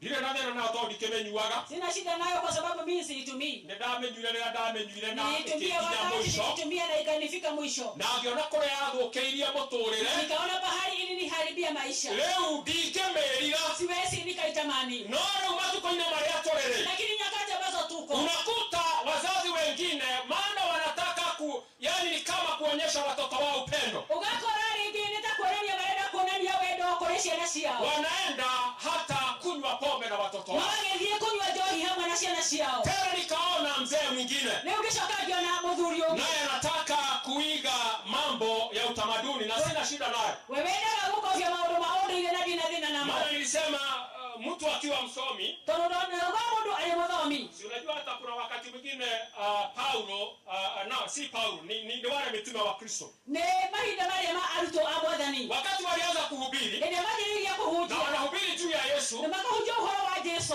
Wale viongozi walitaka kuwashika na kuwafunga. Yatongoria shembe na kumanyita na kumoha. Na kukawa na mtu mmoja aliyekuwa msomi. Na ukikoma kuna mundu mwe muthomi. Aliyeitwa Gamalieli. Huyo wetagwo Gamalieli. Akaambia viongozi, akira atongoria aya, mnaposhika hawa watu, ndio mkunyita andu aya, ningependa mfikirie sana. Ningependa mshirie mno. Maana kulikuwa na wengine, kulikuwa na andu age, aliyekuja, aliyemokete, akawa na wafuasi 400, na kigenaro meimana mana. Akaendelea, magethie na mbele, lakini hakumalizia. Mama tiarekeregia. Akasema kuna mwingine. Akiwa ni kwa noge. Sasa akawaambia, kuba ikimera. Hata hawa wanaohubiri juu ya Yesu, wanayo mara hujoro wa Yesu. Wachaneni nao. Atigana nao. Maana kama si Mungu, jambo hili litaisha. Na kwa sababu ilikuwa ni Mungu, ndiyo habari njema imetufikia. Nimesema nini? Wasomi tuikomena na tumena naga. Wasomi sio ya kwamba tunadharawana. But we draw our mind for discussion. Lakini tunaweka mambo yetu hali ya tunaona madhara, tunaona madhara, tunaona madhara ya jambo fulani, tunaona madhara maodo muna, na tunaona faida ya jambo fulani. Tunaona umithio waodo muna. Huyu mzee muthuri huyo ana wasichana wengi. Ale na ailetu aige. Na kwanza hafikiri. Na ndaba gweshorania. Wasichana hawa wameoleka. Ailetu aya nima hikete. Lakini wote wamerudi nyumbani. No all mashokete mushie. Sometimes you have to think something na ujiulize ni nini hiki kinaendelea. Mahida mageni wao ni weshorani na wewe ni hiki kinaendelea na mbele. Watoto wakirudi mmoja, wa pili, wa tatu, wa nne, ukute wote wamerudi. Todo mwana ageshoka wa mbele wake uko yole mashoka. Na yeye bila kufikiria. Na kiate weshorania. Yeye anataka kuiga ule utamaduni. Ni wale ndako mbele unduire. Sasa ni mtu wa Moratina. Ni mtu wa Moratina. Ni mtu wa Moratina. Ni mtu wa Moratina. Inafika mpaka wale wasichana anakunywa nao. Wewe ikora ginya elu aranywa johi na ciana ciake cia yetu. Wojere aterere. Mniambie. Ni haregete yoke ya mushi ali hana cia. Kuna heshima ya mtoto hapa na wazazi, ya mzazi hapa na watoto. Hatiregeteo. Hakuna heshima. Todo mayo. Kwa sababu wote wakilewa. Na ndio unakuta hata mambo mengine hatujui vile yanaenda. Na nikio ukikora maundu mageto timenya gore mathiaga. Sasa ulewe na binti zako. Ni wewe leo hamwe na ile waku. Na mke wako amepooza. Na mutumia waku niojete. Yeye ana stroke. Ni ali na stroke. Na hadi wasichana wako unalewa nao. Nao haya ni ile waku orale hamwe nao. Mimi ninajua pombe haina aibu. Na nijui hidege. Unaweza kuta hata umevuka mipaka. Unanao ukora ni ukirire mihaka. Na ukute umefanya madhambi na watoto wako. Na ukora ni wehirie hamwe na ile tu. Maana pombe haina heshima. Ndio hidegeteyo. Wakati mwingine inakuweza kukuelekeza mahali haistahili. Magina yote wale kuna kule wote agere. Kumbukeni ninasema watoto wetu tunawalea namna gani? Na wanatutazama sana. Wakati wale wazazi wanaenda kanisani. Wazazi wenyewe wanaenda kanisani. Watoto wao wanaiga mambo yale. Kwa hivyo ni vyema Mungu atusaidie ya kwamba tuelewe tunawalea watoto wetu namna gani. Ni nyakati ni nzuri na ni nyakati iko na hatari nyingi. Nilikuwa ninasema wazazi tumekuwa busy sana. Hatuna nafasi na watoto wetu. Na wakati hatuna nafasi na watoto wetu, si kwamba ile vacuum itabakia hivyo. Hapo unakosekana. Lazima kutakuwa na jambo ambalo litakuja kuwafundisha. Hebu tutazame nyakati zetu. Tuna mwalimu mwingine, wewe kama mzazi ukikosa kukaa na watoto wako. Na uwafundisha maadili mema. Tuna simu. Na watoto wetu wana simu. Na sina shida na teknolojia ni nzuri na inatusaidia sana. Lakini simu hizi zina maadili mengine ambayo ni ya kupoteza watoto wetu.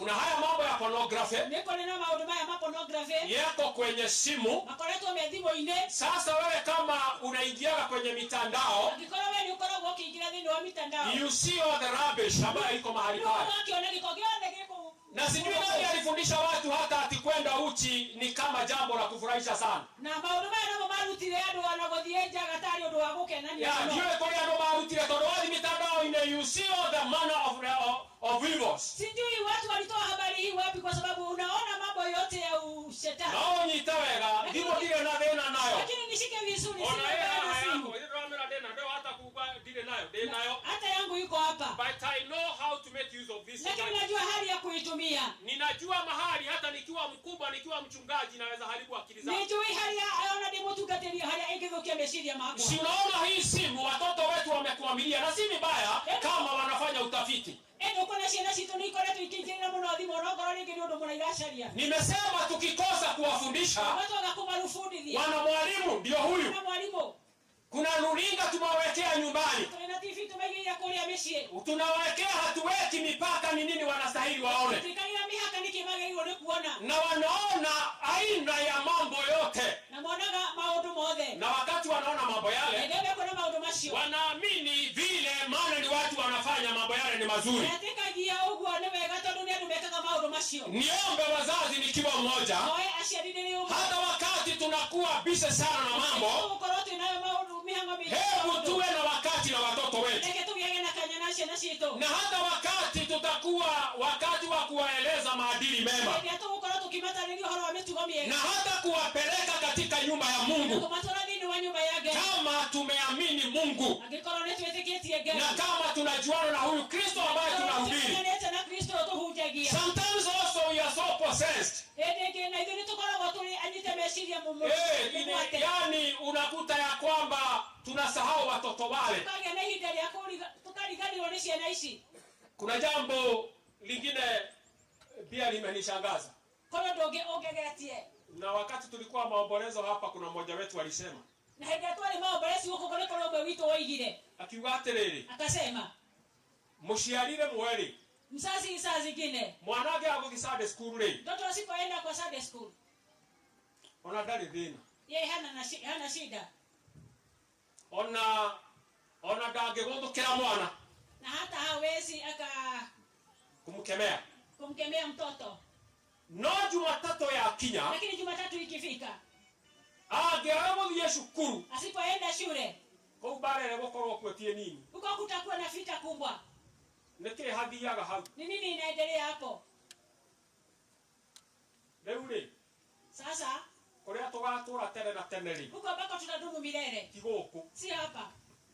Kũrĩa tũgatũra tene na tene nĩ kũgũthiaga, huko ambako tutadumu milele ni huko tuna. We are here just for a season. Tuko hapa tu kwa muda. Na sisemi masomo ni mabaya, ndio nidhamu ni kioru, lakini unakuta mzazi hana shida na mtoto asipoenda shule ya Jumapili.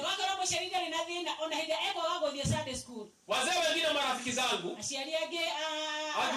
aratakwa, wakati ninawauliza kwa nini haukuji kanisani, akaje nadage kuhaira mutumia na ciana, aniambia kwamba nilikupea mke na watoto. Mea hadhuria ya matoya ciana na atumia, wale wazee ambao wanatupea watoto. Lewe igaja wewe unajiweka nje, no gatua we ndore wa uhoro ucio waheana andu aku kureguo, unajifanya kwamba wewe si wewe ule habari ambaye unapeana watoto wako. Leo umenye no he kugia na kiuria kinene muno, na unjue ya kwamba kutakuwa na swali kubwa. Ndio igwa ciana cikiuria mami wao, unasikia watoto wakiuria kai baba we atathiaga kanitha, kwani baba haendi kwa kanisa, kai baba we atari muhonoku, kwani baba hajaokoka. Ciuria nyingi mengi, maswali mengi, no taru na wao bila waheanira mutumia na ciana, ni sababu yeye ulisema ya kwamba ulipeana mke na watoto na muthuri. Let me tell you, na mbona waza nikwambie, akorwo kore mundu wa bata mucie ni muthuri, kama kuna mtu wa haja sana ni mume. He is the head of the family, yeye ndiye kichwa ya yeye ndio hupeana mwelekeo wa boma lake, yeye hupeana mwelekeo wa mwisho wake, na timu yake ni yatagererwo, neno lake linagojewa. Kana atumia mutiatage kwa mutio yo guo, ama wamama hamjui vile, atumia mweko wamama mko wapi, wale mena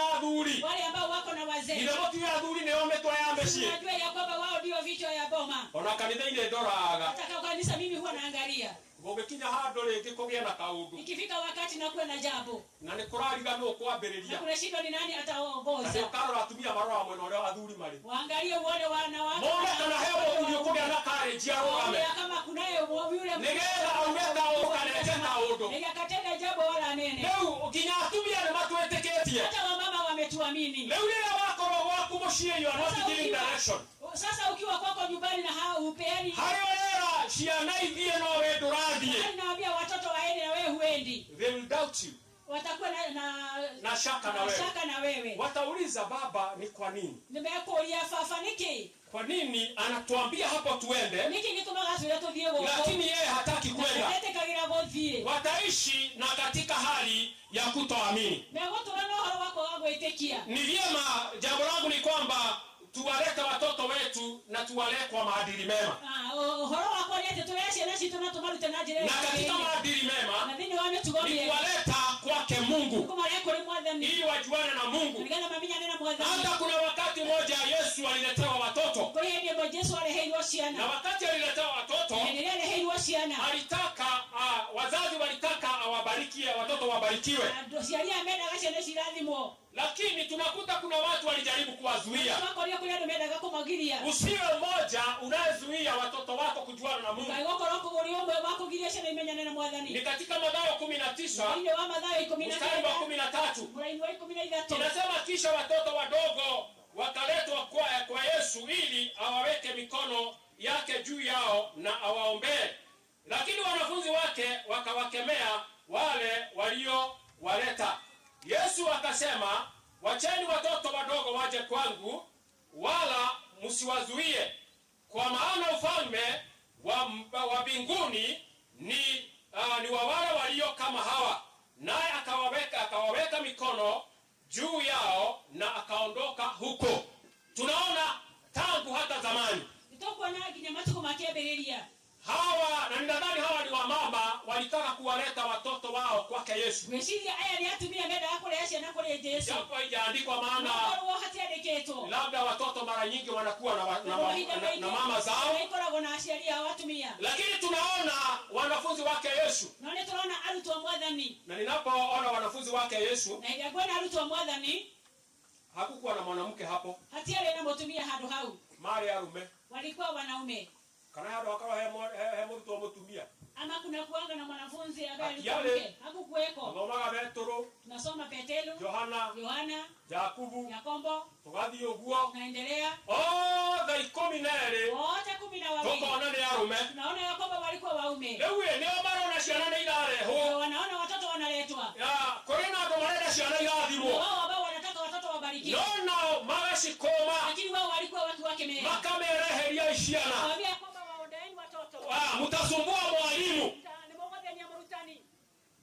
Nake Yesu akathikiriria na akaigua.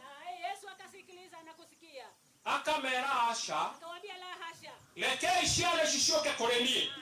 Kubalini watoto waje kwangu. Na kuna kindu aragweta. Kuna neno ambalo analitanja. Akaugatere. Akawaambia ya kwamba todo uthamaki wa iguru. Kwa sababu ufalme wa mbingu ni kama ciana ici. Ni kama hawa watoto hawa.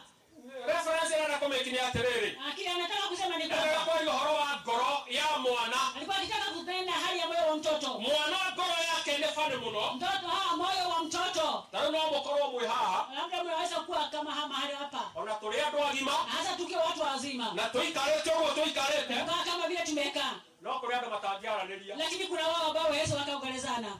Ona twari tigogona riri. Hata baada ya kudhabihu hili. Wao kugera oguo. Utapitia kwa njia nyingine. Na kiole ukiagere oguo. Na mwingine apitia kwa njia hiyo nyingine. Todo ngoro-inĩ cianyu, sababu katika nyoyo zao kwena uhoro wa kumenana, kuna hali ya ile kudharauana, na kwena ũru igagwo ngoro, na kuna ubaya ngoro. Kuna wao ambao wameweka ubaya ndani ya moyo zao. Na ndio hiyo sio gewe hakuwe nawe kana hali ũru igete. Na muulize mwingine kama kuna jambo ambalo ameweka kwa moyo wake. Huyu ambaye mmekaa pamoja naye. Na ũru ũcio igete ngoro-inĩ. Na ubaya ambao umeweka kwa moyo. Utadumu kama umekufu. Kama ukiwa mtumwa wa utaka wakati utakubali kuutoa. No kahe mwana. Lakini uje kwa mtoto. Niagire ndona mwana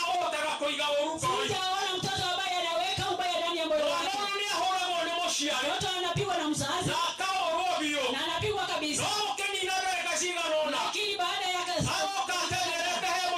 akimbia kwa mzazi. Akimweka mama. Akimwambia mama. Na ako na tabasamu. Na akoroge kenelo. Na akamwambia si utaniletea ile kitu tulikwambia. Baada ya kuhore toda na meiga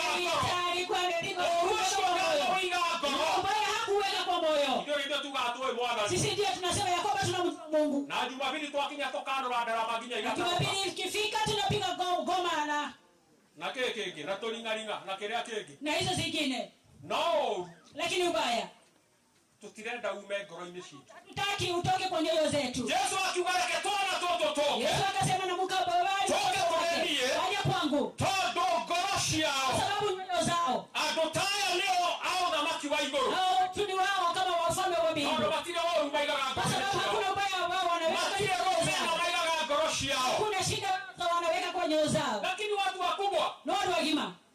Ndio kana kwa nyoro wana ukanitha ine toko huru. Kwani unaona vile si tu gospel. Hata kuona modo agera roho ino. Unaweza mwingine ukaona amepitia. Kwa wanaona kwa nyugu. Labda umeshaona kwenu hivi. Aliete guo. Akienda hivi. Ndio leo unagete hale. Unajua ni kwa vile akaona mwale waida vitu. Akipika naona ndugu ama dada. Akalikuwa ni huyu. Sasa anashindwa. Leo nani kwa tutaigua na gani? Na vile sisi hatusikilizani. Hata kwa taarifa la dwara. Unaona Yakoba kama yeye ameduka. Akaondoka. Yeye anapiga. Akahataki ndo wagena haya. Yeye aende akawasukume wengine. Kwa maana Mungu ndoni ageingiria kanithone ona mundu murora mataraiguana na. Kuna mmoja dada mmoja aliingia kwa kanisa akiona yule ambaye hawasikilizani. Tondu wale bwana na ndo bakihota kuhitha their facial impression. Na watu hawawezi wakafisha nyuso zao. Tondu muiwo kona uthio wa hana. Kwa sababu yeye alikuwa mweusi, uso wake ukaangalia.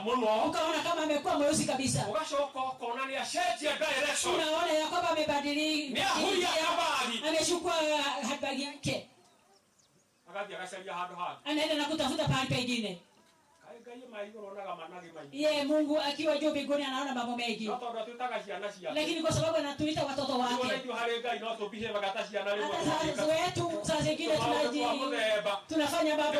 Tunaona wakiona maodo. Yeye hutuangalia kama Yesu akasema heri watoto waje kwangu. Ninasema nini nikienda kumalizia? Nenda kuwategemea na mbele na kurejea. Wewe Mungu amekubariki na mtoto. Wewe mwaga yakuradhimeta na mwana. Ya kwamba kumbuka una majukumu. Ulilikanete wewe na mawira. Mtoto huyu mwana huyu ya kwamba mpeleke mahali atafundishwa neno la Mungu. Mungu anakulia ange rutoki wake agai. Ili awe na msingi wa neno la Mungu. Ngala agena mwadhiki wake agai. Sinaona hana anamuomba Mungu mtoto. Ndio hana akihoya agai mwana. Na anaweka nadhiri. Na alake gambo heto. Ya kwamba ukinipa mtoto huyu. Kahe mwana huyu. Baada ya kumnyonyesha.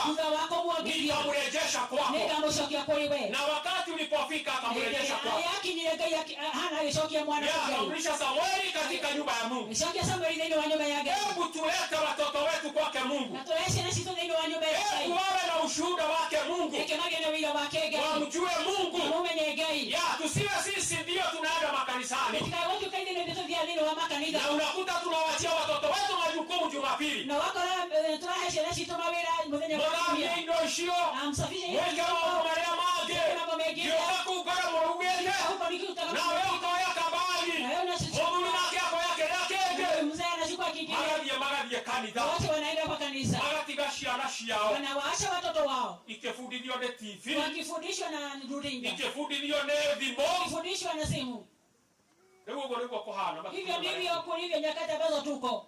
Hatupeleki watoto wetu mahali panastahili. Tutitwala kashana sito kule gushiagereire. Kwa hivyo Mungu atusaidie. Ngera watoto hivia. Tuna majukumu. Tuna mawera. Na watoto wetu. Kama nashana shito. Ili waweze kujuana na Mungu. Na niende mamenya nena mwadhani. Na wakati wanatajuana na Mungu. Na ile kumenya na mwadhani. Kilio ambacho nilisema kiko katika ulimwengu na taifa. Kilio jugira gezi ndio waforo linaadhi. Ya kitaisha. Nigegodira. Maana sasa kilio ni kikubwa. Todo kilio ni kinene. Na hata kitabu cha Maombolezo inasema hivyo. Na ifukulia mashaka yaliko higo ogwo. Sina nafasi ya kusoma lakini enda usome Maombolezo 2:19. Mashaka ya igeriko inasema ya kwamba amka usiku kabla hakuja kucha. Iroga we arahuka utukotanoka. Anza kulia kwa sababu ya watoto wako. Na nigenda waje korelera shana cia. Na ni hakika tukitazama. Na ndio wao matwasholeria. Watoto wengi wetu. Shana cito nyingi. wameangukia mashida hapa na pale. nimagwereire mathina hana ya hage Mashida ya dawa za kulevya, na madawa cia kulevya, pombe, njohi, aina yote ya mambo ambayo yanafanyika ulimwengu huu. maundu mothe maria mekikaga thiini wa thio. Unakuta mambo yale yamewalemea. Ugakora maundu macio nimamagitiria hinya. Shida ni nyingi mathina ni maingi hapa na pale. hana haria hage Unakuta wanakutwa na misongo ya kimawazo. ugakora makigia na uhoro wa mathina maria ciria. Unakuta watoto wengi wanajitoa uhai. ugakora ciana nyingi ikiruta muoyo Kwa sababu unakuta sasa shida zimekuwa nyingi. tondu riu ugakora mathina ni maingi Na hawana tumaini. na matire na kirigiriro. Lakini tumaini tunalipata kwake Yesu. No kirigiriro tukiamukira kuma kuri Mwathani. Tukiweka msingi wao katika neno la Mungu. Toiga muthingi wa thiini wa kiugo kia Ngai. Kwa hivyo nataka nikuombe wewe pamoja nami. Wenda kuhoya wewe hamwe nani. Tuwe wazazi wazuri. Tukesha aliega. Tuwalete watoto wetu kwa Mungu. Ili kama hiyo irojia tumesomewa nzuri, nimesikia ikiwa nzuri. Na nikafurahia ya kwamba mtoto wetu ijapo ameenda, ate mwana witu no koroni athiete, ameenda akiwa amejuana na Mungu, athiete amenyanite na Mwathani. Na hata wakati nasi tutafika mahali pale, na hindile orege tugakinya kundu kuria. Maana Biblia Daudi alisema ya kwamba nimejua jambo moja. Tondu Daudi oigire ni amenya undu umwe. Huyu mtoto hatarudi. Ndio mwana ndagacoka. Lakini mimi ndiye nitakayemkuta. Mwani ene niye ngamukora. Hata Feva tutamkuta tukikaa vizuri. Feva tukamukora tuikara wega. Maana amemaliza safari yake vizuri. Tondu ni arekereria rugendo rwake wega. Hata akiwa na miaka midogo. Onogoro ena miaka minyingi. Ameshikilia imani. Nyenyitirire wetero. Ameshikilia mafundisho. Nyenyitirire orutani. Ambayo alifundishwa. Ucio arutirwo. Na alimpenda Mungu wake. Na niendete Ngai wake. Kwa hivyo ni vyema majukumu yetu tuyatekeleze vizuri. Ni wega mawira maito tumahingie wega. Ninaona nifikisha mahubiri yangu mahali pale. Niye mahujio makwa hau. Ili maana tutoe nafasi kwa neno la shukrani. Tuheane kanyaga kageka ngatho. Na kuna jambo lingine kabla ya shukrani. Na ni hali undu ungi mbere ya ngatho. Nitamwita mchungaji ataeleza, maana mimi sijakuwa hapa kwa siku hizo kwa sababu ya mkutano ambao nimekuwa nao. Yeye gweta mutungatiri nigetha ataririe tondu ndimikoretwo ndi hamwe nao mahinda macio. Labda yeye anafahamu vizuri. Tondu eringi no kono amenyete wega. Akituelekeza. Agitutongoria. Kisha tulete mtu wa kutoa neno la shukrani. Tucoke tulehe mundu wa kuruta ngatho. Ili hatimaye tuelekeze tumpumzishe mtoto wetu. Tucoke tuthiĩ tukihurukie mwana witu. Maana hivyo ndivyo inavyotupasa. Tondu ũguo nĩguo gũtwagĩrĩire. Basi mchungaji, nafasi ni yako. Tuelekeze, labda unajua mwenye atarudisha shukrani. Asante. Ni wega sababu ya nafasi hii. Ni tondu wa kanya kau. Kabla turudishie shukrani, tutanacokerio ngatho, ngiomba tu nimpatie MC aliyetuongoza. Ni kuhoya tucokerie MC ule tutongoririe mbere wa familia. Kuna jambo angetaka tushikilie jamii nayo. Kwina kaundu angenda tunyitirire family nako. Kwa hivyo nataka nimpe nafasi hii. Ni kwenda ndimunengere kanya kau ili kutuelekeza, nigetha atutware hau hangi. Na nina hakika itakuwa vyema. Ni ndĩrona nĩ hau kũhehega. Redio ni asanti tondu nitogea na ihinda rĩa kuigua kiugo kĩa Ngai. Tumekuwa na nafasi ya kusikiza neno la Mungu na maundu maingĩ nĩ marĩtio, mengi yamenenwa na nafasi hii tuhetwo nĩ kanitha na family, tumepatiwa na kanisa na familia. Nĩ tũgĩkoretwo na mbiro nene, tumekuwa na bill kubwa koretwo mukimenya kama vile tumejua. Nitukiendaga support, ni tungetaka support na nitukuria tuheo kindu, tungeuliza tupatiwe kitu, tuheo kindu, tupatiwe mahali pa kuweka kitu. Chairman na secretary aruko, chairman na secretary wa hapa, tuheo ka gift box, tupatiwe ka kitu fulani, tucoka turugame na iguru ithuothe, baadaye sisi wote tusimame. Na ningwenda family mutuhe namba imwe ya treasurer, na tungetaka nambari moja ya treasurer nyandikirwo handu tumitangathe, tuandikiwe mahali ili tuitangaze, nigetha tugie na ihinda rĩa kuruta indo, ili tuanze kutoa mali. na idoria turaruta muthenya wa umuthi na vitu ambazo tunatoa siku ya leo kanisa turarutira sio kanisa tunatolea mutugo wa kanisa wito tusho tabia kanisa letu sio hilo leo idoria turaruta ni cia go support family ino ile tunatoa ni ya kusupport familia hiyo kogo ni wega wewe igwatiriri ni vyema ujisikie wewe hariria tu ni ukuruta kiria wewe nakio ya kwamba wewe utatoa ile kitu uko nacho to support family ya ida wa Henry tuweze kusupport familia hiyo ya baba wamepitia mambo mingi sana kama hetokeire maundu maingi korona maguikarie thĩ makuhe karaisi jani karia mathiĩte na mwana ũyũ kama wangekaa chini wakuelezee vile wameenda aingĩ aitũ nĩ tũĩ wengi wetu tunajua na no njokerie family ĩyo ngatho familia hiyo extended yote shukrani nĩ tondũ nĩ mũgeretie kwa sababu mmejaribu njetereire maũndũ merĩ na ngojea mawili secretary na family ihe namba na familia ilipatie nambari nigetha tũmĩtangathe nambari ili tangazwe namba ĩrĩa tũrekĩra mbeca namba ile ambayo tutatumia kwa pesa ũkũrũgama ha jenga nafikiri utasimama mahali hapa na tũgwĩkĩra mbeca mahali ambapo tutaweka kwa namba nĩ ndiramenya kĩrĩa kĩratũma 0705 380 907 kifugo mugwanja kifugo ithano ithatu inyanya kifugo uguo kenda kifugo mugwanja uguo wauga 0705 380 907 niturugame igũrũ na igũrũ tusimame sisi wote turugame na igũrũ tusimame sisi wote andũ a Peles wako he mwana witũ kũhũra rwĩmbo rwega mũno kuna dada alikuwa anacheza wimbo mzuri tũgĩe na ihinda rĩa kũheo rwĩmbo tupatiwe wimbo itũhe rwĩmbo tupatie wimbo na ithuĩ tũtĩke kũũka kũrehe indo citũ haha nasi tuweke vitu zetu hapa nĩgetha tuge nĩ tũkũnyitanĩra na bamĩrĩ ĩno tusitanie nayo familia yes tuende sasa iko makofi mazuri kwa Bwana Yesu.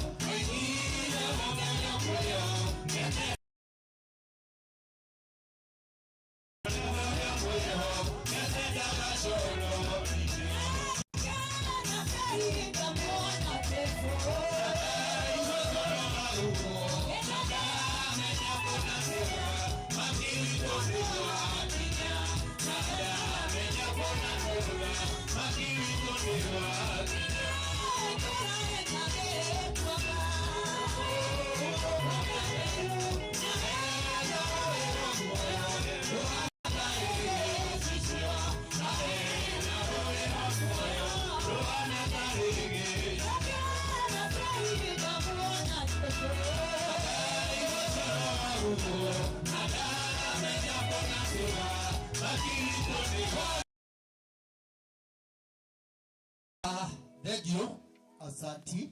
Jokere na beno litaria mwisho. Nirudie nambari mara ya mwisho. Ni todo wa muda uliorenda kuruta support. Kwa sababu ya yule anataka kutoa support. 0705 0705 380 907 Ekuruta letwa Henry Kiragu. Gaya muradume na mwekewega. Wabariki na watendee mema. Nikubalie mzee wa kanisa aombee matoleo hayo ambayo yametolewa kwa sababu ya jamii. Amen. Asante. Nekei tuhoe. Jehova origi nitwathengerera mbere yaku thiini wa ritwa ria Jesu. Mwathani nitwakena ni tondu wa giko kiu gia tha kiu kiarutwo ni atheru aku Ngai. Ni wega Mwathani riria ukaririkana atheru aku Baba. Acio mambararia moko ndukana matige. Ndukana mahituke maundu-ini mao thiini wa ritwa ria Jesu. Naguo wira uria Mwathani ikuruta utuike wa gwitikirika. Na ni thiini wa Jesu tuona twetikia. Amen. Amen. Amen. Kwa nafasi hii basi kwa nafasi hiyo naomba aliye na neno la shukrani gwenda ule wena kiugo kia gucokia ngatho na akaribia akarikuhiriria haha ili aweze kunena nigetha ahote kwaria na kimaliza ndio tumrudishie mchungaji kiongozi. Amen. Bwana asifiwe. Nachukua fursa hiyo mwanzo kurudishia shukrani Mungu kwa sababu ya fursa hiyo njema tumeipata na vile Crenje wamepeleka vizuri wametupeleka vizuri. Mungu akubariki sana. Tunashukuru kwa hilo jambo. Kwa majina naitwa Stanley Kenga Maidhaka, Veva Njeri kwangu mimi ananiita Anko, na baba yake ndiye ndugu yangu mkubwa kuliko, na nashukuru Mungu kwa sababu kuna lile jambo ambalo nimeiga katika hii familia, maana nimewajua kwa umbali, na kama kuna jambo ambalo limeniguza ni hili kwa sababu hawa nimewajua kama wazazi wangu katika ujanani wangu nilipokuwa nasoma. Tumekuwa napita kwao kwa pale Nyeri hata kabla mama Veva kuoleka, na kwa hivyo ninajua ni safari ndefu ambao ninaweza nena kuwahusu. Na wakati hili jambo lililopata tangazwa 2023 na nikaambia kwamba ni wangoje Nairobi wanakuja emergency, kuna jambo limetokea, na tukaenda pale tukakutana tukaomba.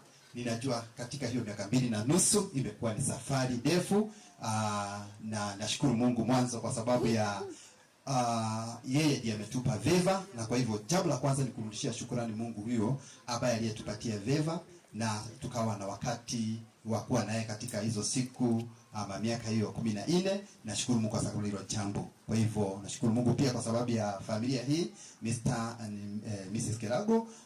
Shukrani pia kwanza kwangu mimi personally, wao wamekuwa my mentor katika college life wakati nilipokuwa nafanya harusi. Mambo mengi nimepitia, hata watoto walipokuwa nazaliwa ninawaona, na watoto wamefundishwa na baba yao kuniita Papa Kenga. Papa Kenga. Papa Kenga iko hata Veva. Hata je alikuwa ananifishia siri na pia kwenda akafurika mweke na kiogo kena kimeni kena kaudu. Nikiambia hivyo najua kwamba hiyo ni mbuzi ambayo lazima itatoa. Hiyo lazima damu imwagike. Bwana sifiwe. Na kwa hivyo Bwana mbariki sana, amtendee mema. Nashukuru Mungu kwa sababu ya that resilient ambayo umekuwa nayo hata wakati ulipotangazwa hili jambo, na lilikuwa jambo ngumu, but I thank God kwa sababu ya hiyo familia mmesimama vizuri. Mungu ambariki sana. Na jambo la pili ambalo pengine ningetaka kutangaza ni kwamba ama shukrani zangu ambazo naweza zitoa mbele za Mungu na mbele ya watu ni ya kwamba Mungu awabariki all thy brothers and our sisters ambao wamesimama pamoja nasi, especially our sister Sarah amekuwa mwombezi na ametuelekeza sana kama familia. Najua kwamba mimi wokovu wangu hata katika wokovu wa familia hii, it is well founded in our sister Sana. Don't know whether she's still around. Mungu akubariki sana kwa sababu ameweka misingi mzuri sana katika familia hii na amesambaza jambo nzuri sana katika familia. Tumezaliwa katika that foundation of our sister who have been praying for us. Ninaona kama ya kwamba hilo jambo pia limetokana na mama yetu ambaye pia ni mzazi. Kwa hivyo familia za large ambao tumezaliwa pamoja katika familia ya Waithaka Mwendia, Mungu awabariki sana na watende mema. Jambo lingine pengine naweza sema ya kwamba Mungu pia abariki all the doctors. Wakati jambo lilipotangazwa na tukawa na kikao, every time baba na mababa walikuwa wanakuja katika wale pale hospitalini, tulikuwa tunakalishwa kikao kidogo na Dr. Zam, tuko na Dr. Omar, tuko na Dr. ambao wamekuwa wakikaa pamoja na wao katika kikao na wanatusaidia. They also counsel us. Wanatuambia hili jambo liko hivi na hivi. Kwa hivyo natoa shukrani zangu kwa sababu all the doctors in National Hospital pale Kenyatta, hapa Olkalao pale Nakuru na wale wengine counselors ambao wamekuwa wakiandamana pamoja nasi kama familia, tumetoa shukrani zetu mbele za Mungu. Haleluya. Kwa hivyo pia na jambo lingine ambalo naweza tazama niliangalia ni kutoa shukrani kanisa the Full Gospel Churches of Kenya hapa Kedufa, wametuendeleza vizuri, pia Kingdom Seekers Fellowship pale Nakuru na all the other churches Catholic PCA mmetupeleka vizuri sana. Pokeeni shukrani zetu kama familia, tunasema ni asante. Mungu apate kuwabariki. Na pia Kedufa Comprehensive School ambayo iko hapa pale, brother amekuwa akihuduma akifanya kazi pale. Pia na nyinyi pokeeni shukrani zetu, mmetupeleka vizuri sana. Tunashukuru Mungu kwa sababu hilo jambo. Ninaamini kwamba Mungu ataendelea kuwabariki na kuwatenda mema. Pia siwezi kusahau friends ambao wamekuwa wakaribu sana, hasa wale ambao ni rafiki wa Waithaka. Ninajua kwamba kuna Afrika masimama pamoja na wewe.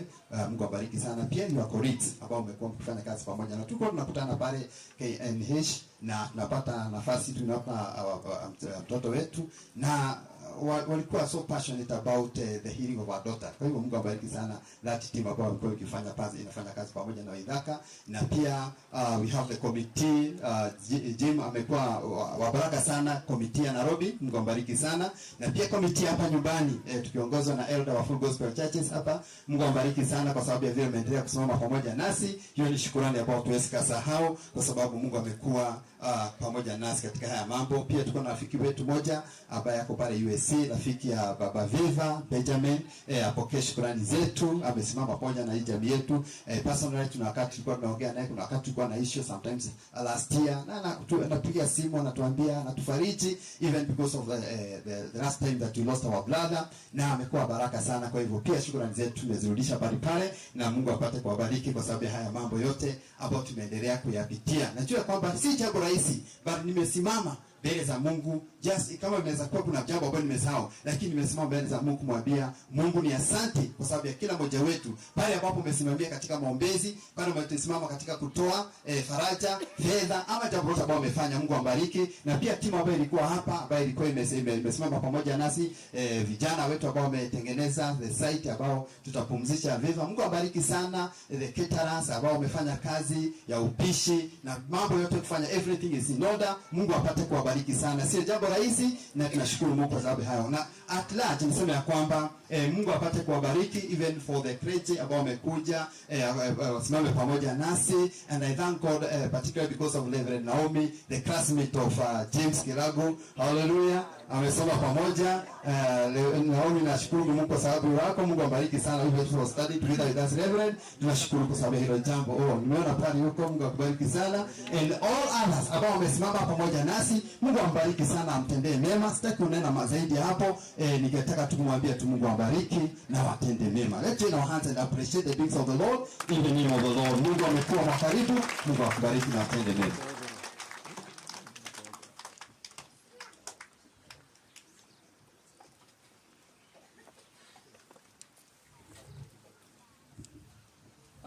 Kwenda undu umwe ni tondu twanengera mutungatiri tugwithiri maini na tutigiria na itangatho ringi. Twarikia guthiri maini atungatiri othe, wachungaji wote all family members tuguthie hama-inĩ ĩrĩa hau niho tuguthie kuherwo kiria kirarerio. All the others tugukorwo thiini wa kiwanja giki, tugukorwo na stream igiri thiini wa kiwanja giki. Riu ona ciana citu cikurira haha ithuothe tukorwo twi thiini wa kiwanja giki, no ni twarikia gucokia tiri. It's okay. Na arimu tuguthi nao, no ni twarikia gucokia tiri. Wa mugunda ari uri wikare wibangite, tutikwenda kugia na ndire. Ngai amurathime na mwike wega. Asanti kwa tangazo hilo. Sasa rangu sina lingine ila ni kumkaribisha mchungaji mkuu ili aweze kututamatishia wakati kipindi hicho.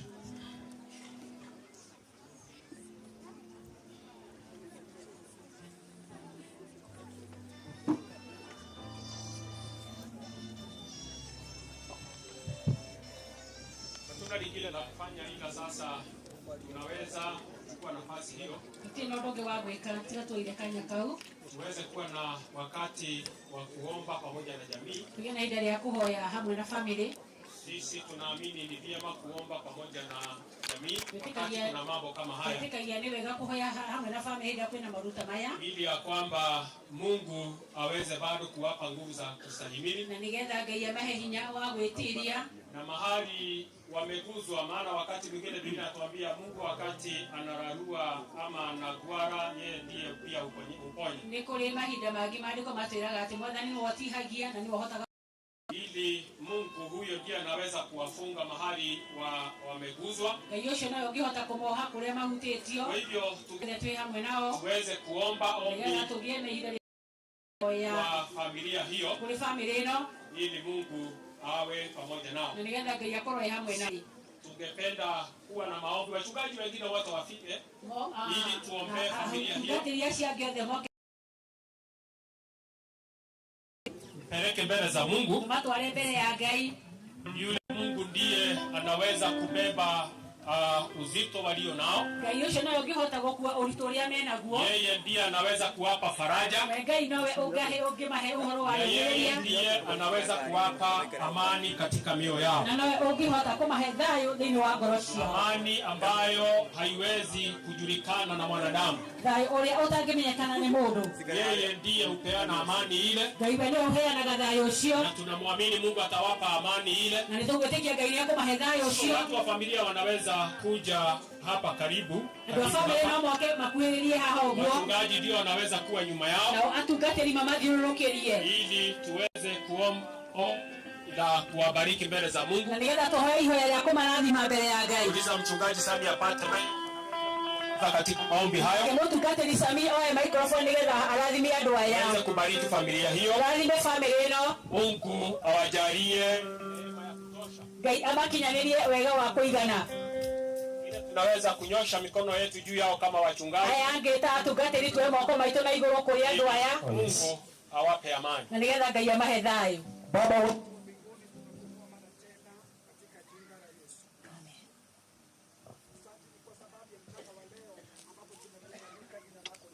Amen. Twinangatho nyingi mwathani turone koretwo na ithuĩ thĩinĩ wa rĩĩtwa rĩa Jesũ. Thengiũ nĩ gũtũteithia gũkinyia mũthenya ũcio rĩĩtwa rĩaku nĩ twarĩrathima. Mũrungu mwega nĩ ũkoretwo ũtwarĩirie mũno ũhoro wĩgiĩ ciana ithe wa maroho maitũ, na watũrĩ na wega tũcirute njĩra iria njega rĩĩtwa rĩaku rĩngĩrwo kumio. Ũkwaragĩria andũ maraigua mwathani mateithie nĩ ndagũthaitha nĩgetha thutha wa mwathani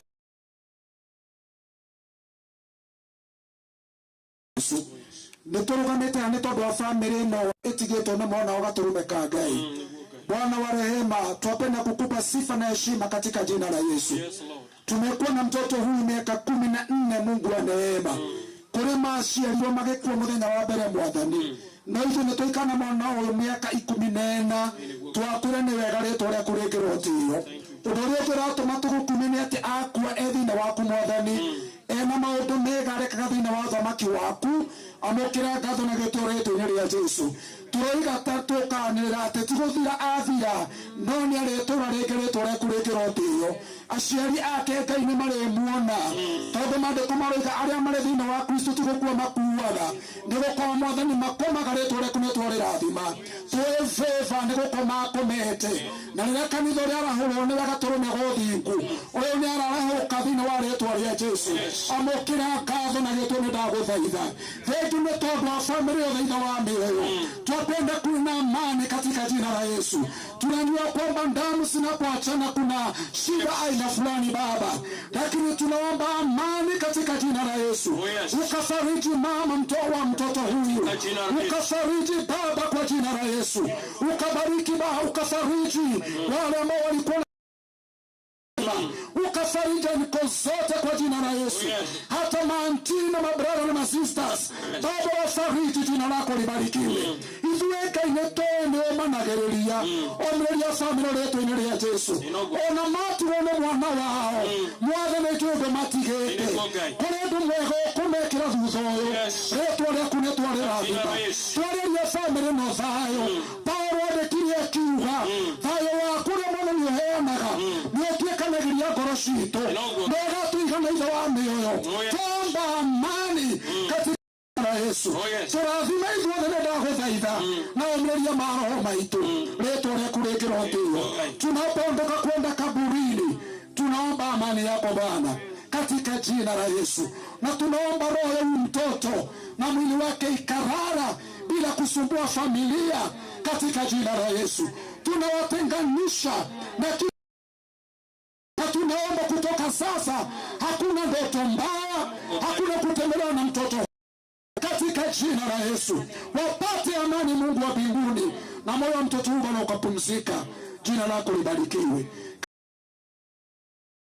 Kwa mtakatifu tumeomba na kuamini. Amen.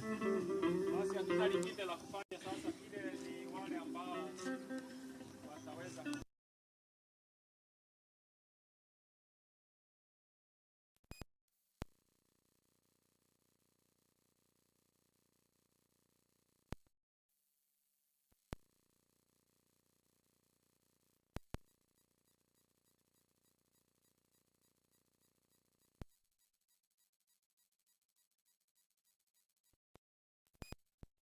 tuambĩrĩrie na andũ a family arĩa mena ũhoti wakifika katikati ya pahali ambapo tutasoma neno la Mungu makinye gatagati harĩa tũgũthoma kiugo kĩa Ngai nao kanisa na marafiki wengine tusaidiane naguo kanitha na arata arĩa angĩ tũteithanie ili tupeleke mwili mpaka mahali tutaupumzisha na nĩgetha tũtware mwĩrĩ ũyũ nginya harĩa tũkũũhurũkia. Wachungaji watuongoza, atungatĩri matũtongorie, mwili utufuate nyuma, mwĩrĩ ũtũrũmĩrĩre, na waimbaji watufuate wakisifu, na aini matũrũmĩrĩre makĩgocaga. Kwa hivyo tuwapatie watu wa familia nafasi ya kwanza, tũnengere family ihinda rĩa mbere ili wabebe mwili huo, na nĩgetha makue mwĩrĩ ũyũ. Ni wale watasikia wana nguvu, ni arĩa marĩigua mena hinya. Maana tungependa na kama hakuna tutafanya kazi ile, na gĩkorwo hatikĩrĩ kũruta wĩra ũcio, kama kunao basi watu wape nafasi ya kwanza. Na gĩkorwo nĩ harĩ tũmahĩtania ka mbere. Ukifika mahali ambapo tutabadilishana, twakinya harĩa tũgũgĩa ihinda rĩa gũcenjanĩria, tutasoma neno la nĩtũgũthoma kiugo kĩa Ngai, kisha tuelekee mahali ambapo mtoto wetu, tũcoke tũthiĩ harĩa tũgũkomia mwĩrĩ ũyũ.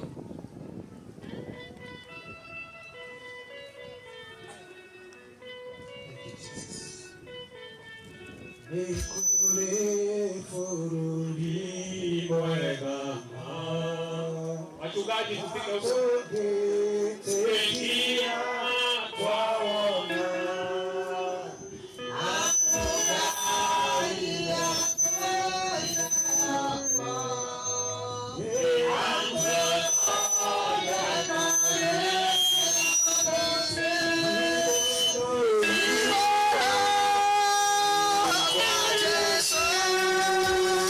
Yesu asema ni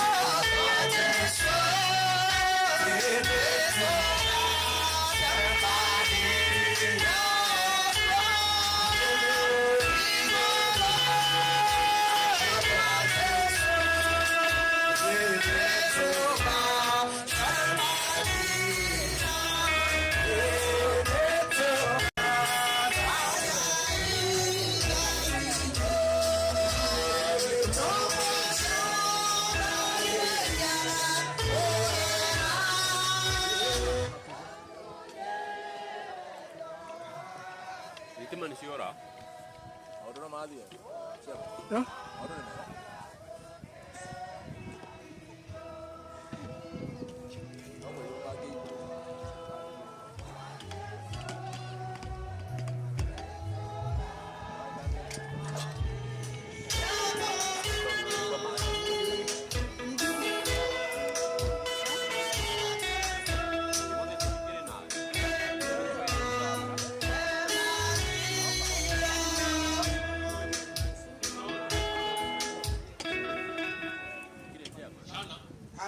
tucenjanie riu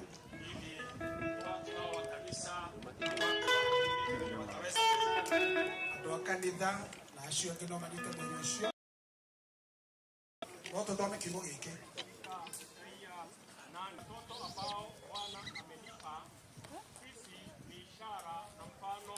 wake katika Isaya wa waaguzi na wenye kuongea na mizimu mchungaji ambaye anaishi familia hii napenda hapa pastor ili family wengine hapa na maisha nipenda maombi kwamba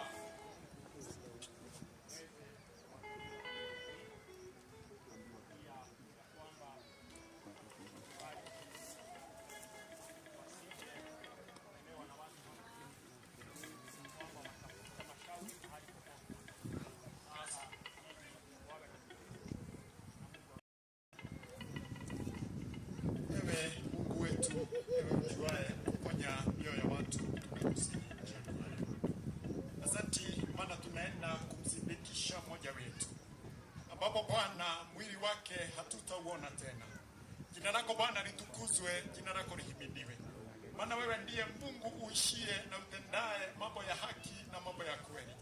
Tumekushukuru kwa jinsi ulivyokuwa nasi katika safari hii. Baba, umetuongoza vyema, umetupa amani itokayo kwako. Nafsi zetu Bwana umezituriza kwa wema wako. Jina lako Bwana litukuzwe na lihimidiwe. Hata wakati huu na wasaa huu Bwana, tunaomba kuendelea pamoja nawe, maana hakika bila wewe Mungu hatuwezi, ila kwako, kwa msaada wa Roho wako Bwana, tuna hakika ya kuwa Bwana tutapata amani. Wape amani ili waweze kuendelea na maisha yao Mfalme, na waweze kukutafuta na kutafuta ushauri toka kwako milele, katika jina kura Yesu Kristo. Ni asante maana wewe ni Mungu mwema, wewe ni Mungu unayelinda. Endelea kuwalinda na kuwaongoza, maana wewe ndiye Mungu uwezaye kutenda mambo makuu. Katika jina la Yesu Kristo nimeomba na kuamini. Amen. basi tupate nyimbo kuelekea mahali hapo. Yene kwenta kayunenya yene kenana mononiwe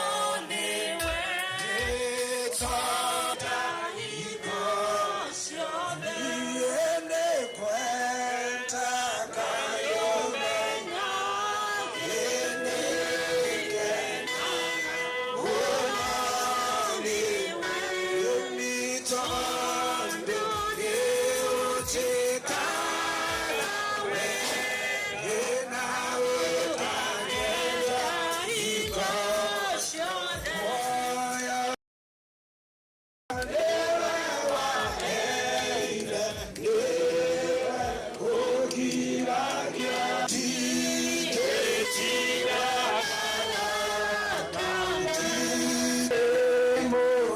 Sijui nichague lipi, mimi sijui. Nina maana Mungu alikuwa amemfunulia kwamba ni faida, na anasema amevutwa katika mambo yale mawili, amevutwa katika mambo yale mawili yote aliyotenda kwa sababu ya Mungu. Kuigiza ya Biblia ndio anataji pia atapewa.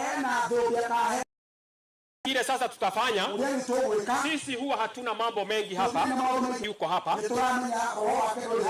ya tayari umerudi mahali Mungu alikuwa ameutoa. Tunaamini ya kwamba Kristo atakuja na kwenye mawingu.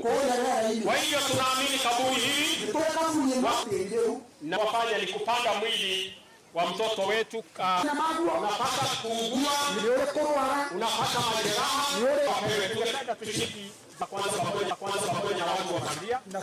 Kile tutafanya ni kupanga mwili huo katika jina la Baba, la Mwana, wale wa familia tuko hapa nafasi wapewe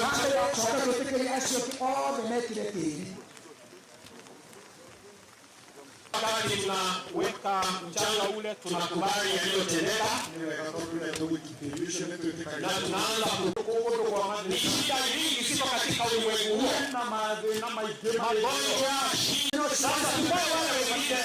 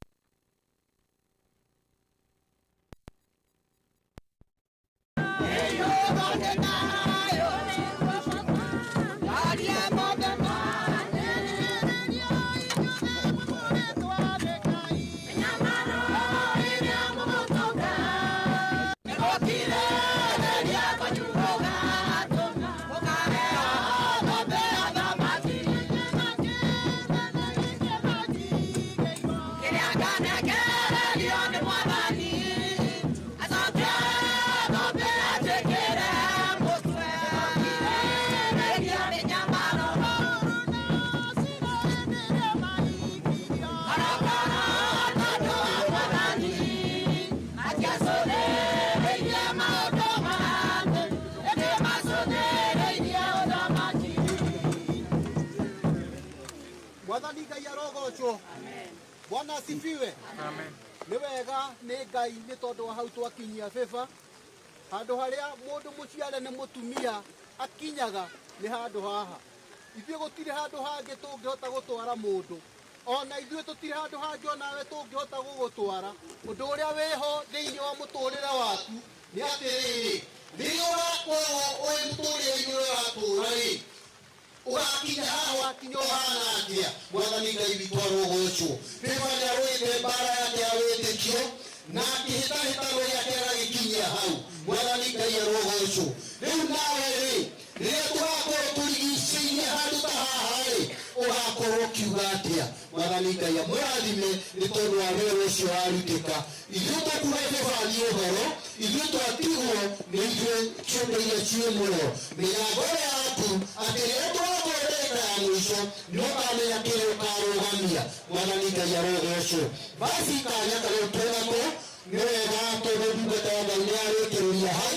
Rĩu nĩ tũkũhanda mahũa, na twarĩkia kũhanda mahũa tũcoke tũhinge na kiugo gĩa thayũ na kiugo gĩa kumagaria andũ magĩcoka makwao. Basi nĩ ihinda rĩa kũhanda mahũa, na mahũa macio kũrĩ me hakuhĩ no twambe tũmone harĩa marĩ na tũheo ihũa rĩrĩa rĩa ngoro, tũngĩheo ihũa rĩrĩa rĩa aciari, na no tũkene mũno nĩgetha aciari mahote kũrĩigĩrĩra. Ngai witũ nĩamahete thayũ. Ngai akoretwo akĩrĩria kĩhotani gatagatĩ ka maũndũ marĩa magerete. Ngai witũ akaonekana.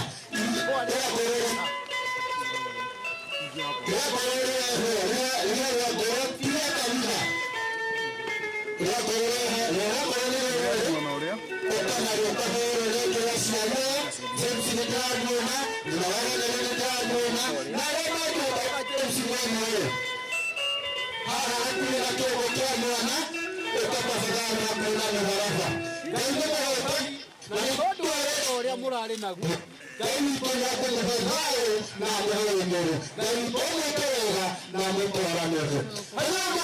Tũmenyete Mwathani witũ aroka bara ya wĩtĩkio, na hinya wa mũtharaba nĩguo ũkinyĩtie harĩa arakinyire. Nĩngwenda mũtharaba ũcio, ihũa rĩu rĩa mũtharaba thĩinĩ wa kĩrĩma kĩrĩa tũkoragwo nakĩo. Ithuĩ twĩtĩkĩtie njĩra ya mũtharaba nĩguo ũhotani witũ. Ihũa rĩa Kalvarĩ ũgĩtũma tũkinye harĩa tũkinyĩte. Ihũa rĩa Kalvarĩ ũgĩtũma tũrũgame. Kanitha yothe yoke ĩnyitĩrĩire ihũa rĩu, na ihũa rĩu gatagatĩ kanitha nĩthengio ndungata wa Ngai nĩ tondũ wa ihũa rĩa Ngai witũ atũteithĩtie, na ihũa rĩa mũtharaba ũcio tũgatuĩka ahotani. Mwathani Ngai witũ arogocwo. Nĩ harĩ ihũa rĩngĩ rĩkoragwo rĩrĩ rĩa bamĩrĩ na ciana na andũ acio angĩ. Tafadhali ihũa rĩu nĩ rĩrĩhwo. Nĩndĩrona ihũa rĩu inene mũno rĩtuĩkĩka rĩu. Njetereire kwerekeraga ihũa rĩu inene, njetereire ihũa rĩu inene. Nĩndĩramenya bamĩrĩ ya Henry, nĩndĩramenya bamĩrĩ ya Eweke, icio nĩ bamĩrĩ anyitĩrĩire andũ aya mageragĩra. Bamĩrĩ icio ciothe no ciũkanĩra nginya ciana nĩgetha tũrekie o rĩmwe. Amen, amen. Tafadhali nĩhaire magũrũ-inĩ. Ngai witũ nĩakoretwo Ngai mwĩhokeku, ĩgakorwo ĩ bamĩrĩ ya kĩrathimo, ĩgakorwo ĩ bamĩrĩ ĩendanĩte. Naguo wendo ũcio-rĩ nĩwendete baba naguo-rĩ, naguo tũrĩ thĩinĩ wanyu. Mwathani Ngai witũ arogocwo. Nĩgetha mũgũtũũra mũtikanae kũriganĩrwo nĩ mũndũ na ũrĩa ũngĩ, nĩgetha mũgũtũũra. Mwathani Ngai arogocwo. Nĩtũrĩte hena maigua rĩngĩ akorwo hena ihũa rĩngĩ rĩa ciana, na ĩkĩra ciana ihũa rĩu. Ciana cia James ciana cia James ũkaigũigĩrĩra ihũa rĩu. Nĩ wega, icio nĩ ciana cia kĩrathimo cigĩte na ũmĩrĩru wa magegania. Ona tũtirĩ tuona ciana ciĩna ũmĩrĩru ũguo nginya kweherwo mũno wao.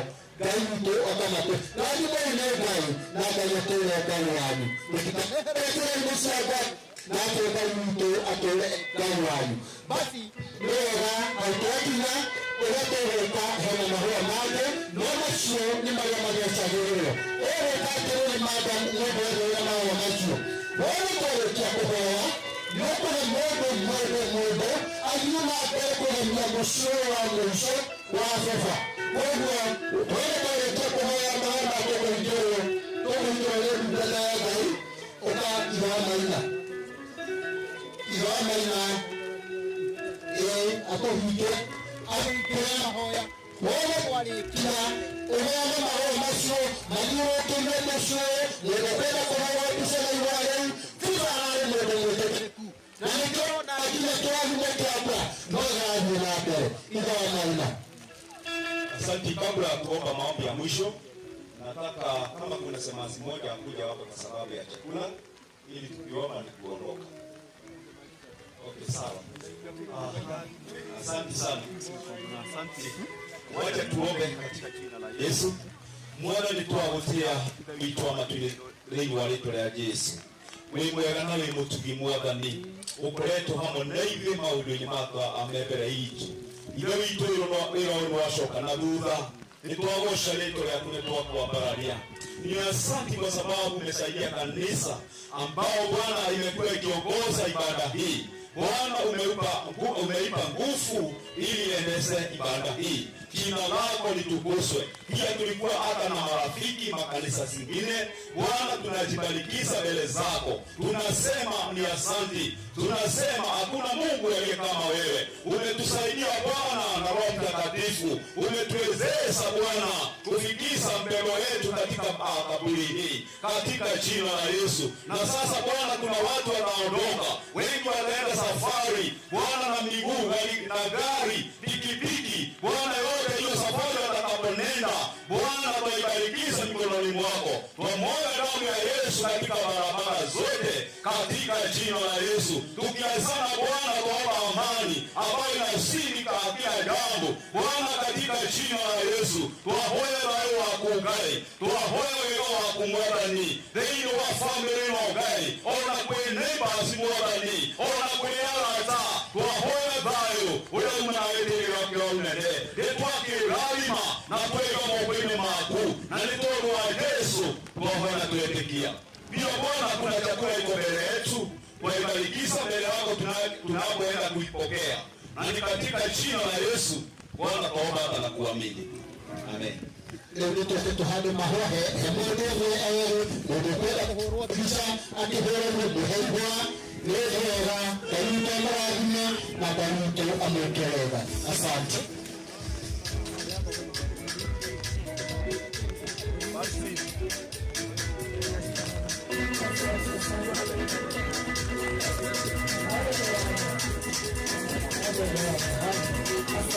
Asante.